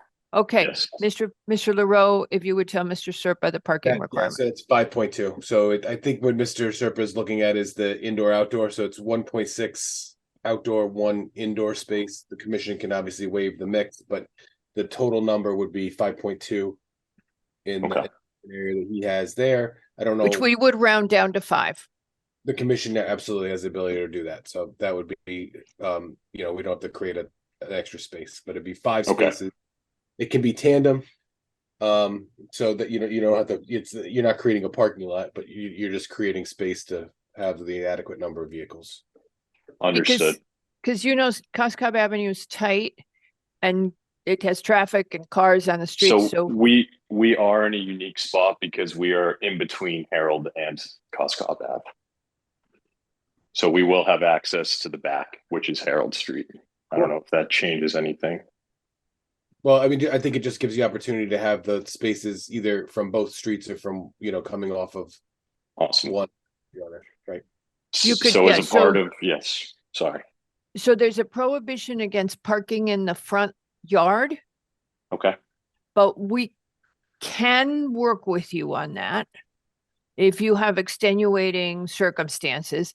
And what you're saying is you could access a parking area from behind. Yes. So you should have the flexibility to figure that out. Understood. So for next round of do I continue with the pre-application process, or when I submit for final, I include space for the driveway? As you're done with the pre-app tonight, that's the best way I can answer Perfect. that. Okay, you only come in, the pre-app is just to save applicants money. Okay. So you don't do a whole lot of work when we're going to have a huge problem with something that you didn't know about. Understood. And thank you. So you're gonna come in now with your final, and you're gonna give us the layout, and right now we'll try to tell you if there's any issues that we can think of on your application that would be problematic when you come back. We try to help resolve them ahead of time. I'm trying to get a view of your, I hadn't looked at your access. So we're like the third home in All right. off of forget the name of the road right there. Okay, here we go. All right, there we go. Okay, so there's 7 Coscob Avenue. And somebody can come in here from the rear? Yeah, both neighbors have double driveways in the back. Most neighbors. So, I mean, it looks like you have two driveways in the front now. Is that, or? No, it's a garden space this here, or a driveway. On the side, it's driveway. you have a driveway here, and what's this space over here? That is a walkway. Okay, and then, And it does seem that the land in the back is ours as well. I mean, I was looking at Google Maps, and it looks like the entire neighborhood on Harold was kind of taken care of, and there were shrubs growing while my house was I believe the prior tenant so had passed. you're thinking that this is your land? Yes. Okay, The survey says different. yeah, I Okay. was just gonna tell you, you're gonna have to use a survey to base that on. You're gonna have to have you must have had a survey done when you bought the house? Yes. Yeah, it's in our package, Okay. Cool. done by SC Minor. Yes. All right. The fence that's back there, that's the property line. Okay. Yeah, it was something I picked up looking on Google Maps on the street view. It was the only lot that was not minded for. So I imagine that there's a reason for that if the town's going to skip over one spot while manicuring the area. Yeah, and The neighbors are parked in the right of way as well. yeah, the neighbors are cheating. Just so you know. Okay. That's so what, as long as from this conversation, I should be able to enter from Harold or Well, driveway. that's going to be a qualified answer. It's the DPW is going to have to give you highway division is going to have to give you a permit for the driveway. Okay. So there's going to be criteria there. And so where are you going to fit all those cars, those 5 vehicles is going to be the issue. And again, well, he can do tandem for 2 in the front and then 3 in the back. Yeah. and then 3 in the back. That leaves you no yard, sir. Okay. Okay, We will have so, to see. Yeah. I mean, so, site designer will be able to help you maybe with a better solution, but Patrick, should he go first to DPW for the driveway before if he you does have anything else? yeah, if you have a site engineer, I think you should bring them to DPW and just understand where the limits are so that they're not proposing things that are non-starters and then go from there. Understood. This would be so much easier if it was an accessory dwelling unit, wouldn't it? Upper floor. Well, I'm just saying, it's funny. It's more complicated because of the special permit on the R6. Okay, so yeah, that's, the substandard lots, right? There's Yeah. you get to Yeah. the point of pressure. so yeah, your snag is that you're on an undersized lot, so the regulations are written to try to control development on them. So yeah, if you go and you see if you can get that driveway permit, because that's going to be your first question. Mary Jenkins, you have your hand up. Yeah, just really quickly, are we gonna run into a green space issue if it all turns into a driveway?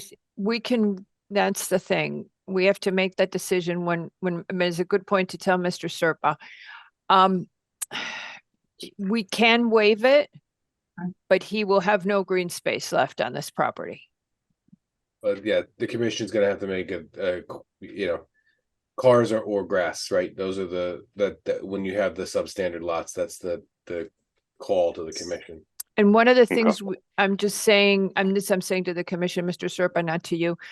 So one of the things that we always weigh in this is what is the traditional pattern of use in this neighborhood? Now I see there's a double lot here, but over here I see no green space. Here there's green space. I mean, everybody seems to have some lawn, but when this application comes through, Mr. Serpa, as an actual filing, we will drive the neighborhood and we'll get familiar with it. We don't tend to do that for a pre-app.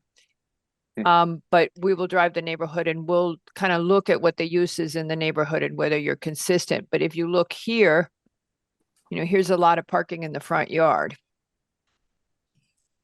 Right, but nonetheless, it would become more non-conforming.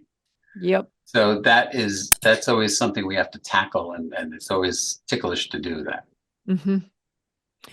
Well, it becomes more non-conforming. So one of the questions is, Patrick, what if the FAR throws him off here when he adds the third bedroom?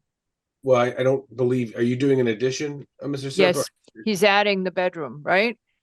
Well, it's not an addition, so it's it'll be like the 7-foot rule for Got the it. third floor. Right. So All right. I understood from the request that it was you converted, Got it.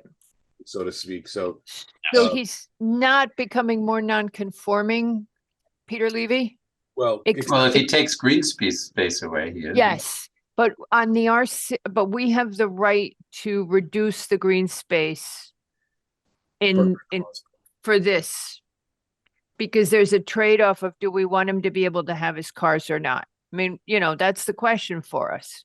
Well, right. The neighborhood, does the neighborhood, can the neighborhood handle it on its own, or is that going to create other issues off-site? And So just so you know, Mr. Serpa, this isn't a total walk in the park is really what we're telling you. Yeah. Okay, but yes.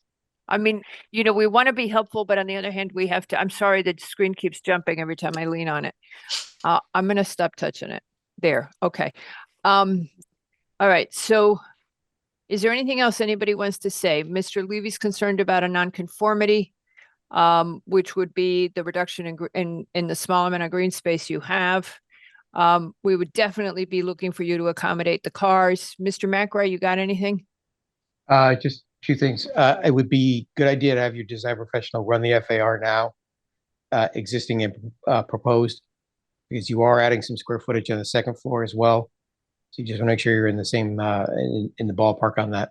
Also, if I'm Don't spend money till you get those two answers. Go ahead, Mr. McRae. Standing with my back to the building and I'm walking out into the backyard, there's a couple of steps up to Harold Avenue. Yes, How Harold many- Street. Yeah, how many steps are there? I'm sorry. Here, how many Could you- steps do you have? To get on the plan, there are two. To get from your backyard up to Harold Street. Yeah, potentially 2. Okay, Like, there are are you steps- saying there are existing steps now. So if I'm actually see that, on the screen share here, that gate, if I walked into that gate, I would be stepping down into your backyard. you would? Okay, and I'm just trying to figure out from this point here, how far down is it to the backyard? I believe it's 2 steps. So you're gonna have to grade this so you can get the car in, get the cars. You're gonna have to put a driveway in, and then you're gonna have to smooth this out. I think that's what Mr. McRae is trying to tell you. Yeah, you're gonna have about a 14 inch drop between Harold Street and the grade below. So factor that in as you're moving ahead on things in terms of, layout of the parking and also the geometry of the parking spaces in relationship to Harold Avenue. Thank you. So, yeah, okay, so you would need to see if you can get a permit for the driveway at all. And then you really should have someone run your FAR and just make sure that you will still be conforming if you do this. And Ms. Jenkins? Yeah, I was just thinking again about drainage toward the foundation. I know. I was just thinking that. That's not even a zoning thing. Forget I said it, but anyway. No, it is totally, it's going to be part of this, of his application. It's exactly going to be a problem. DPW is going to look at this if the and coverage is changing, yes. What happens now? Is there flooding? do you ever get No, water? it's not in a flood zone. No, but do you get water on a heavy rain? I have not. I don't know. We purchased it and we have emptied it. It's vacant Got it. right now. I think he's a new homeowner, Madam Chair. That's what he's saying. Yes. Okay. Too All much right. info. Yeah. No, that's haven't lived fine. in long enough yet. I understand. Right. So one of the things, okay, when you had it inspected, did you find any evidence that there had ever been water in that ground floor No. there? Okay. Because what we're asking you is looking at the elevation, at the change here, is that water that's up in the back of your yard will tend to run towards the house. Okay. And where is it gonna go? It's going to go into the house if it's there. Right, Yeah. right. But if he saw no evidence of it, maybe it doesn't. I know people who live on hills who don't get water. It's not, necessarily. And I do know we are not in a flood zone. I know that doesn't mean. No, I know, we know you're not in, necessarily, but yeah. yeah, All we right, know you're cool. not in the flood zone too. Yeah. Okay. Also, you've already done this, but feel free to go to our office. We have counter hours. Mhm. And you can just ask whoever's at the counter. It's posted on the town website. You can just go and you can ask questions to get clarification on anything else. The staff knows way more than we do, so rely upon them. No, don't tell them that. No, I'm just kidding. No. They already know Thank that. you all for your input. And just curious, since it is the first one, when does this get uploaded? What get uploaded? The recording. Is it possible to get a copy? Oh, for 2 this days. segment? Oh, Okay, yeah, cool. it'll be available probably tomorrow afternoon. Awesome. Thank you. And you know where to find it and everything, but you can always just ask us. I'll gladly tell them. So we have an action agenda that gets posted subsequent to this meeting with the results, and there'll be links in that to the recordings on the website. And there is a landing page, but I tend to steer people away from it because it's very cumbersome to view on the website. So Okay, and you want the recording just to make sure you captured everything we said? Yes. Okay, but just bear in mind that this is a legally non-binding discussion. Okay. And, we could come up with something else the next time, but we'll try really hard not to. But it is legally non-binding, so if there's something we missed, we might then say it to you the next time we see you. Okay. Okay? Thank you for that. Well, good Thank luck you in the all. new house. Thank you. Very A few excited. of us live near you. All right. So See watch you out. around. Bye-bye. Yeah. All right. Bye. Thank you. So did we locate the previous application yet? 22 Jerry Street? Is anybody representing 22 Jerry Street? Nope. And I Okay, emailed the engineer and I haven't heard back yet. okay, well, we're gonna go to Ms. Luffy.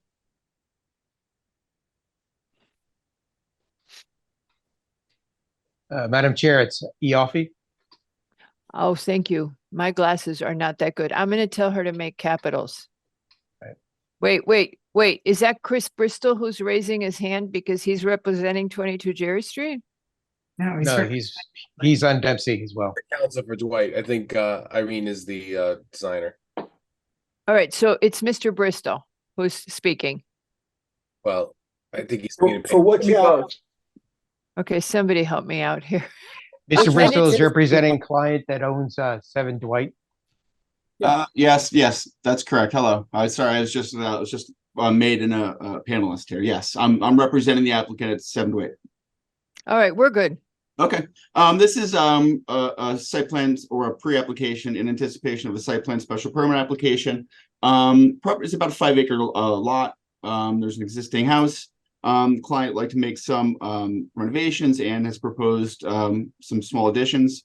There's basically an addition where the front entryway is. There is a basement addition off to the side, which is going to contain a natatorium that's in the basement, and also a pergola out back. In terms of floor area, we're obviously going to be less than the maximum floor area. I think we come within 250 or so square feet of the max. What? Sorry? You guys always cut it so close. If I would be able to speak more intelligently on it, if I was an architect, but I understand. No, I'm just saying you have a in terms of 5-acre, volume, you have a 5-acre property and you're within 250 square feet of the total FAR. It's just amazing how close everybody cuts it. I Okay. am a huge fan of private property rights. Okay. But in terms of the cubic volume, we're increasing only by about 15,000 cubic feet. But again, we're past the threshold, so we have to come for the special permit. How much impervious are you adding? No, I don't. Very, very little. I'll double check, but I mean, we're actually Well, you're doing a front entry is going 2-story. over like a porch. wait, patio. Mr. Bristol, how did you describe this, this project at the very outset when you started speaking with us? You said there's a little, we're just doing a little addition on what? Did you A A say? little, yes. I said renovations and additions. Okay, but this is in fact, as the chair was about to say, a two-story addition, correct? Correct. Yeah, it's about 1,300 square feet. All right, which is 700 square feet of impervious there. Is there any other impervious as you're doing the pool and the pergola and the? No, I just wanted to point out that the addition is going over the front patio and porch, so it's not entirely. I mean, it's all not all Okay. new impervious. And you're, so you're not, so you know what, all the stuff we're gonna ask you. So you don't have to do a new drainage plan Correct. We have the exemption. yes, we have the exemption. We also got a wetlands permit. Okay, we so have you that. filed for you're filing for an exemption from drainage. You have wetlands. Mhm. You know, we're gonna ask you, are you removing trees? Give us a good That's- landscape plan. Ms. Kalikowski, would you like to add something?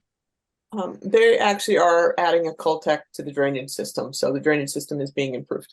Okie dokie. I apologize. Okay. And We they're can not let- removing any trees. No tree removal, so no need to change the landscape plan? You must have missed what I said about our staff earlier. Yeah, I know, Mr. Bristol, you could just stay home.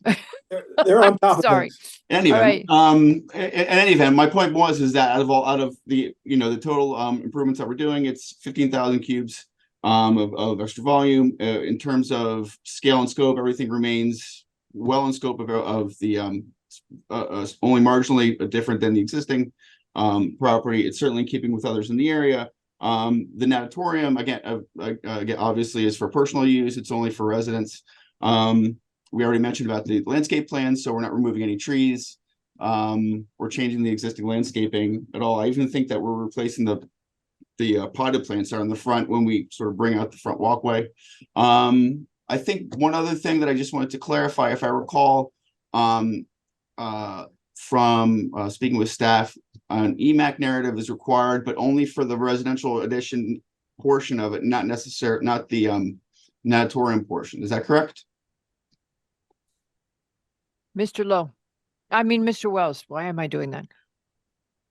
The Because they look EMAC, like each other. So I think the regulations speak of in terms, it separates out the indoor athletic uses, but it sort of speaks in terms of that portion of the building, leaving to imply that anything else will be subject to it. okay, I'm gonna let somebody who's read that recently, like Ms. Kolakowski. The indoor athletic facility is in fact specifically exempt from having to do an energy narrative. It's the front two-story entry addition that is not exempt. Right, I guess that was my question. So it's just dealing with how we're dealing with the new space? Mm-hmm. Correct. Okay. Okay, all right. Okay, you good to go? I'm okay. I mean, All right. I said all I need. Okay, all right, we'll see you when you come back. Thank you. Okay, bye. All right, you guys aren't gonna believe this.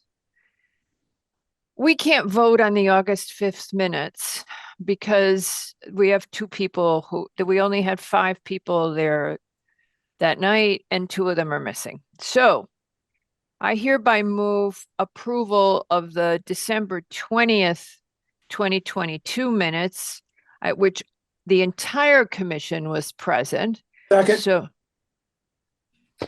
Mr. Lowe has seconded. I only need the 5, right?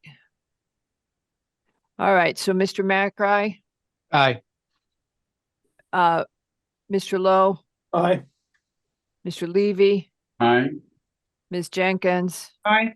Albin is also aye. And with that, the motion passes 5-0. January 10th, 2023, all were present.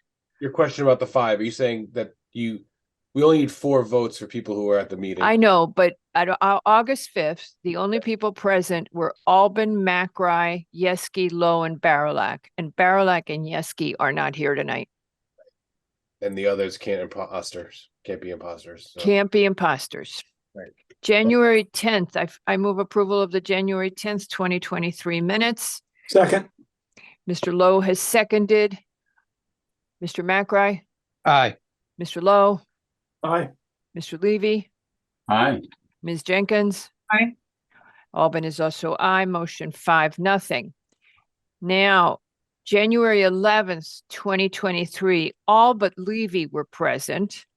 Therefore, of the people of the entire commission, therefore, I move approval of the minutes for January 11th, 2023. Second. Mr. Lowe has seconded. Mr. McRae, how do you vote? Aye. Mr. Wells? Aye. Mr. Lowe? Aye. Ms. Jenkins? Aye. Albin is also aye, and with that, the motion passes 5-0. One day, we will be able to approve the August 5 minutes. No, we're in 2023, everybody. I just want no applause, no acknowledgement. We're gonna get it done. We're almost caught up to our shadow here. Okay, come on, you guys. It's 8:30. We got one more thing to do. What? Yes. Might I have a motion, please, for Otter Boulder LLC? Oh, Yes, Madam Chair. Thank you very much, Madam Jenkins. Okay, Meadowwood Otter Rock Association, application PLPZ 2023-00277 for final re-subdivision to install underground conduits in the vicinity of the southern border of the open space parcel per the declaration of restrictions of the previously approved subdivision, PLPZ 2017-00415. Pursuant to section 6261, 6268, 6269, and 6297 of the Town of Greenwich subdivision regulations on a 0.477 acre parcel located at 0 Otter Rock Drive in the RA1 and COZ zones. Whereas the Planning and Zoning Commission approved a 2-lot subdivision with an open space parcel under application PLPZ 2017-415, 204 Otter Rock Drive. The open space parcel is subject to a declaration of restrictions dated April 4, 2017. Such declaration provides that the open space shall be forever preserved, used, and maintained solely for open space, and other than pursuant to the landscaping plan approved in the application, no topographic changes shall be made in any portion of the open space, including filling, grading, excavation, or the altering of natural or existing drainage without prior written approval of the commission or its designee. Subsequently, the commission approved a coastal site plan PLPZ 2022-00551 to permit construction of a single-family dwelling at 204 Otter Rock Drive.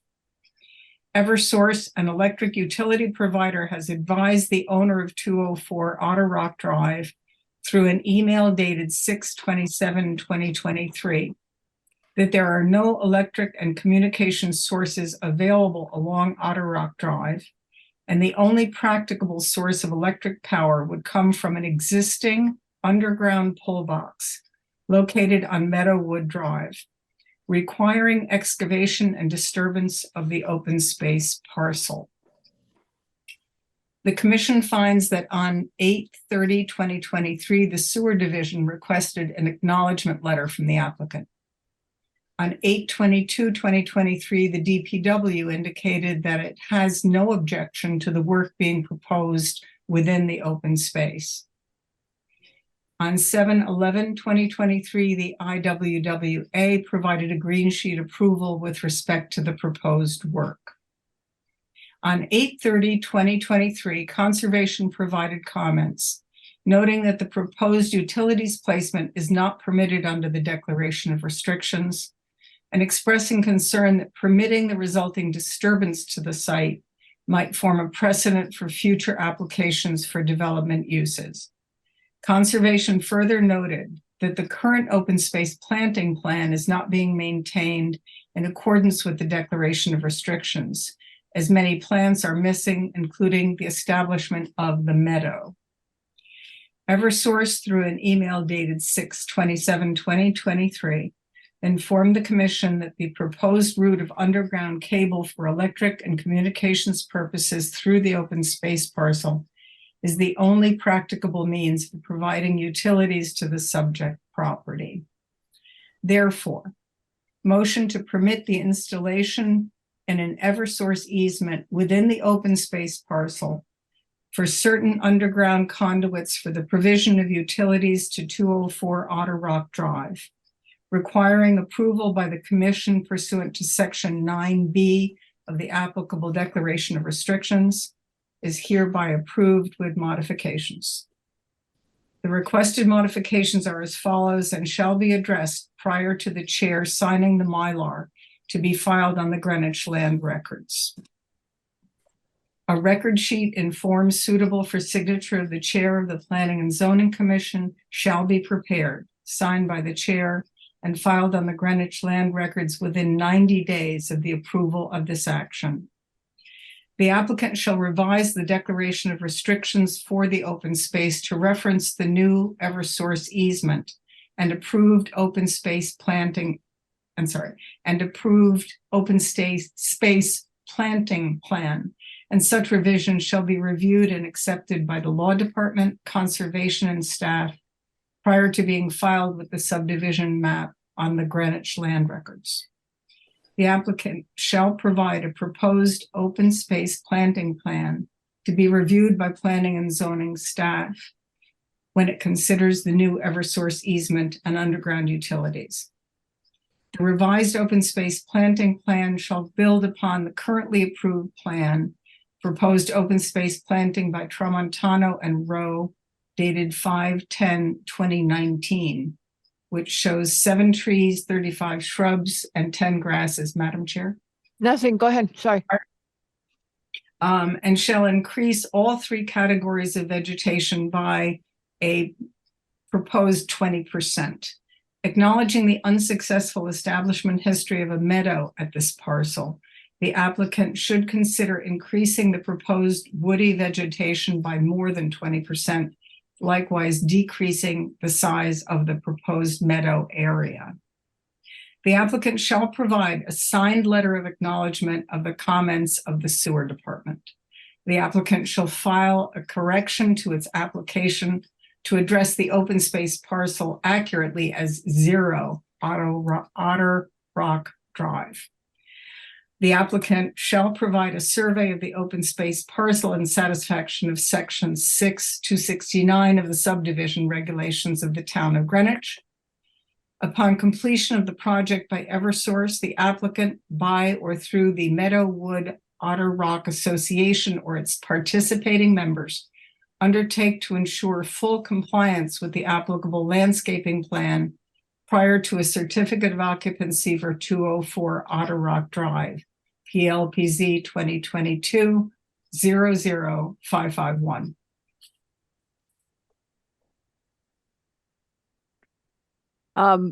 I only have one question. Do we need to add, since this was filed as a resub, that the commission hereby finds that this is neither a sub nor a resub?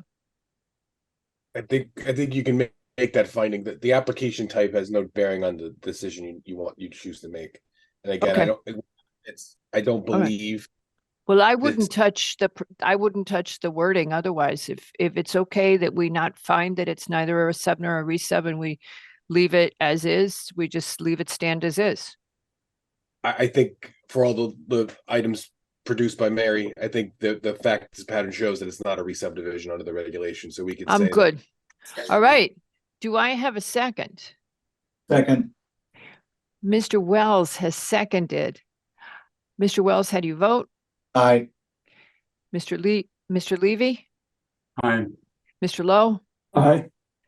Ms. Jenkins? Aye. Albin is also aye, and with that, the motion passes 5-0. Great job, Mary.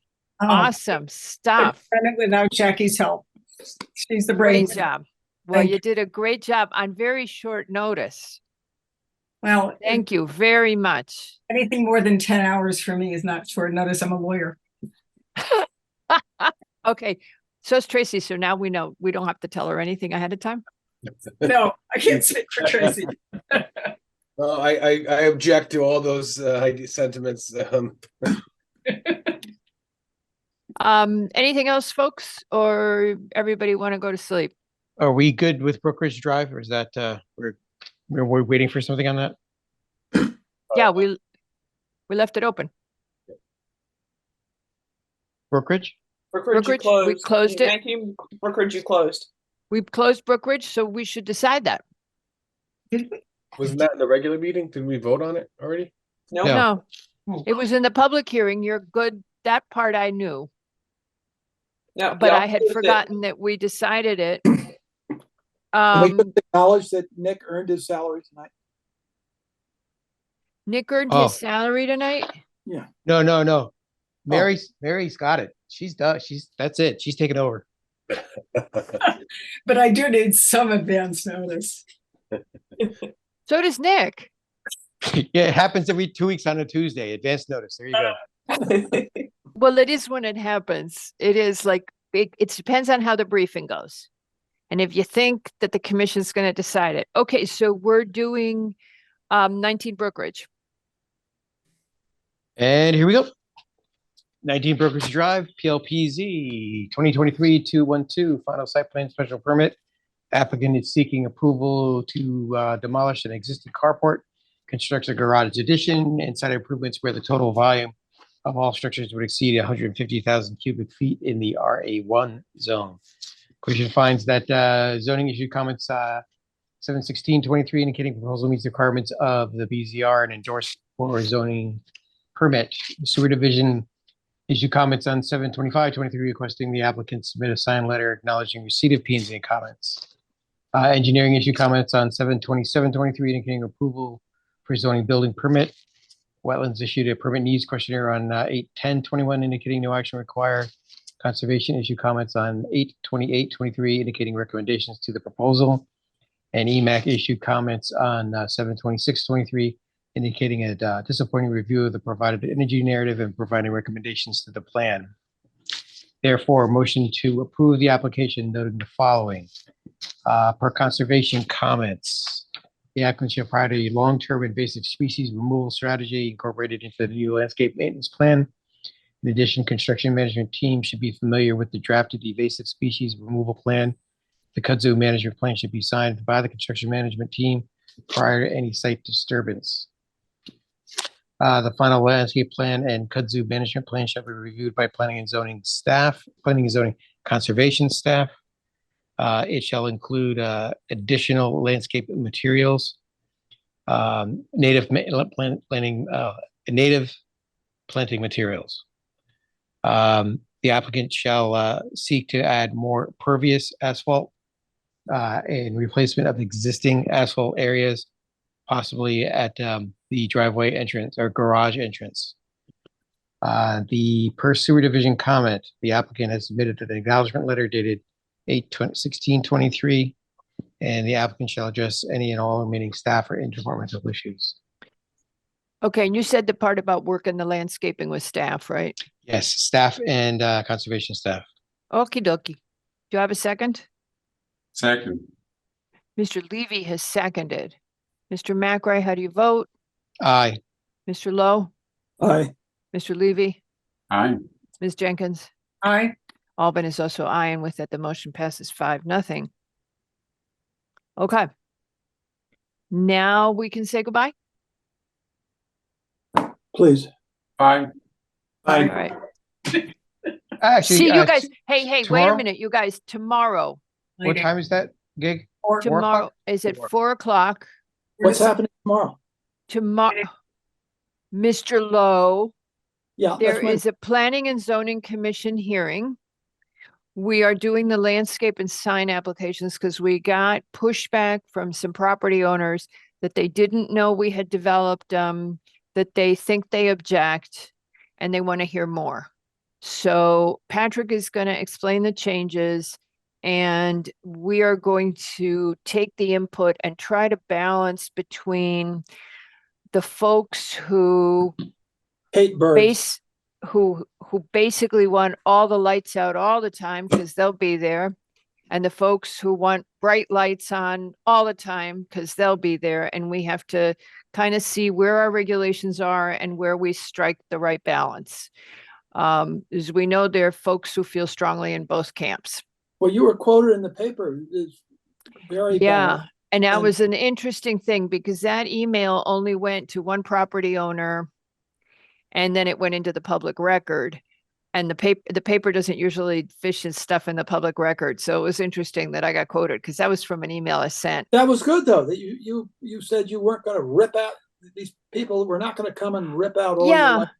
But the great thing was the way the paper wrote it. The commission doesn't intend at the moment to make people rip things out. Well, we can't make people rip out non-conforming uses ever, thanks to the state law. Grumble, grumble. So anyway, yes, you're all supposed to be there, which is why you're being let off early tonight. No, it isn't. That's not I will true. be traveling, so enjoy. You gotta be careful. The more you lie, the less credibility, you're gonna develop. Understand that, don't you? God, help us. Mr. LaRoe, Ms. Kolakowski, I will be late to the meeting, but I will actually be there. Yeah, Peter Levy, that's no fair. You should be there because you're a you're an environmental, you love nature, and at the same time, you're big on personal property rights, and you would be a good voice. So we're going to bother you I will afterwards. see how reception is in Middleburg, Virginia. Yeah, it's a beautiful place, though. Like horse country, you'll love it. If you go there a lot, it's Are gorgeous. you going fox hunting? So pretty. I'm going Are you going? know Where you Middleburg. That's going what they do there. to a wedding. Oh, fabulous! You'll have a great. It's so beautiful there. Yeah, my Although, nephew's getting married. oh, congratulations! It's so pretty. It's one of my favorite parts of Oh, Virginia. yes? Remember those fox hunts from Tom Jones in 1963? They were so, that's what it's like. Well, we'll tell you about it, but I had talked to you before that, there's this push-pull. There's the folks that really want to light things up and the folks who want to turn all the lights off, and we got to find the balance. Okay, So again, is this on our calendar? Because I didn't see it. I'm Well, sorry. yeah. Well, okay, I guess I'll be there. I mean, unless Patrick and Tracy fell down on their jobs, which I don't think. Didn't you just No, say they I were already competent? complimented them, so Let me just rest see. assured that they I will- do not have it in mind. I'll tell you that much. I'll See? resend it again. That's a word, or would I'll check. I'm not gonna say resend. It never got transferred to my calendar. Okay, mine is in my calendar and I didn't put it there. But Who did? Could have been one of the dogs. I mean, look, the collies are smart, but they're not that smart. one of them is very mean to our dog. I just want you to know. Yeah, he is. He's a bully, that Caspian. Anyway, all right. Well, good night, Irene. Good night. Irene's already left. I know, but all the rest of you who are not Irene, good night. Good night. And thank you again, Mary. Great job. Great job, Mary. Bye. Night.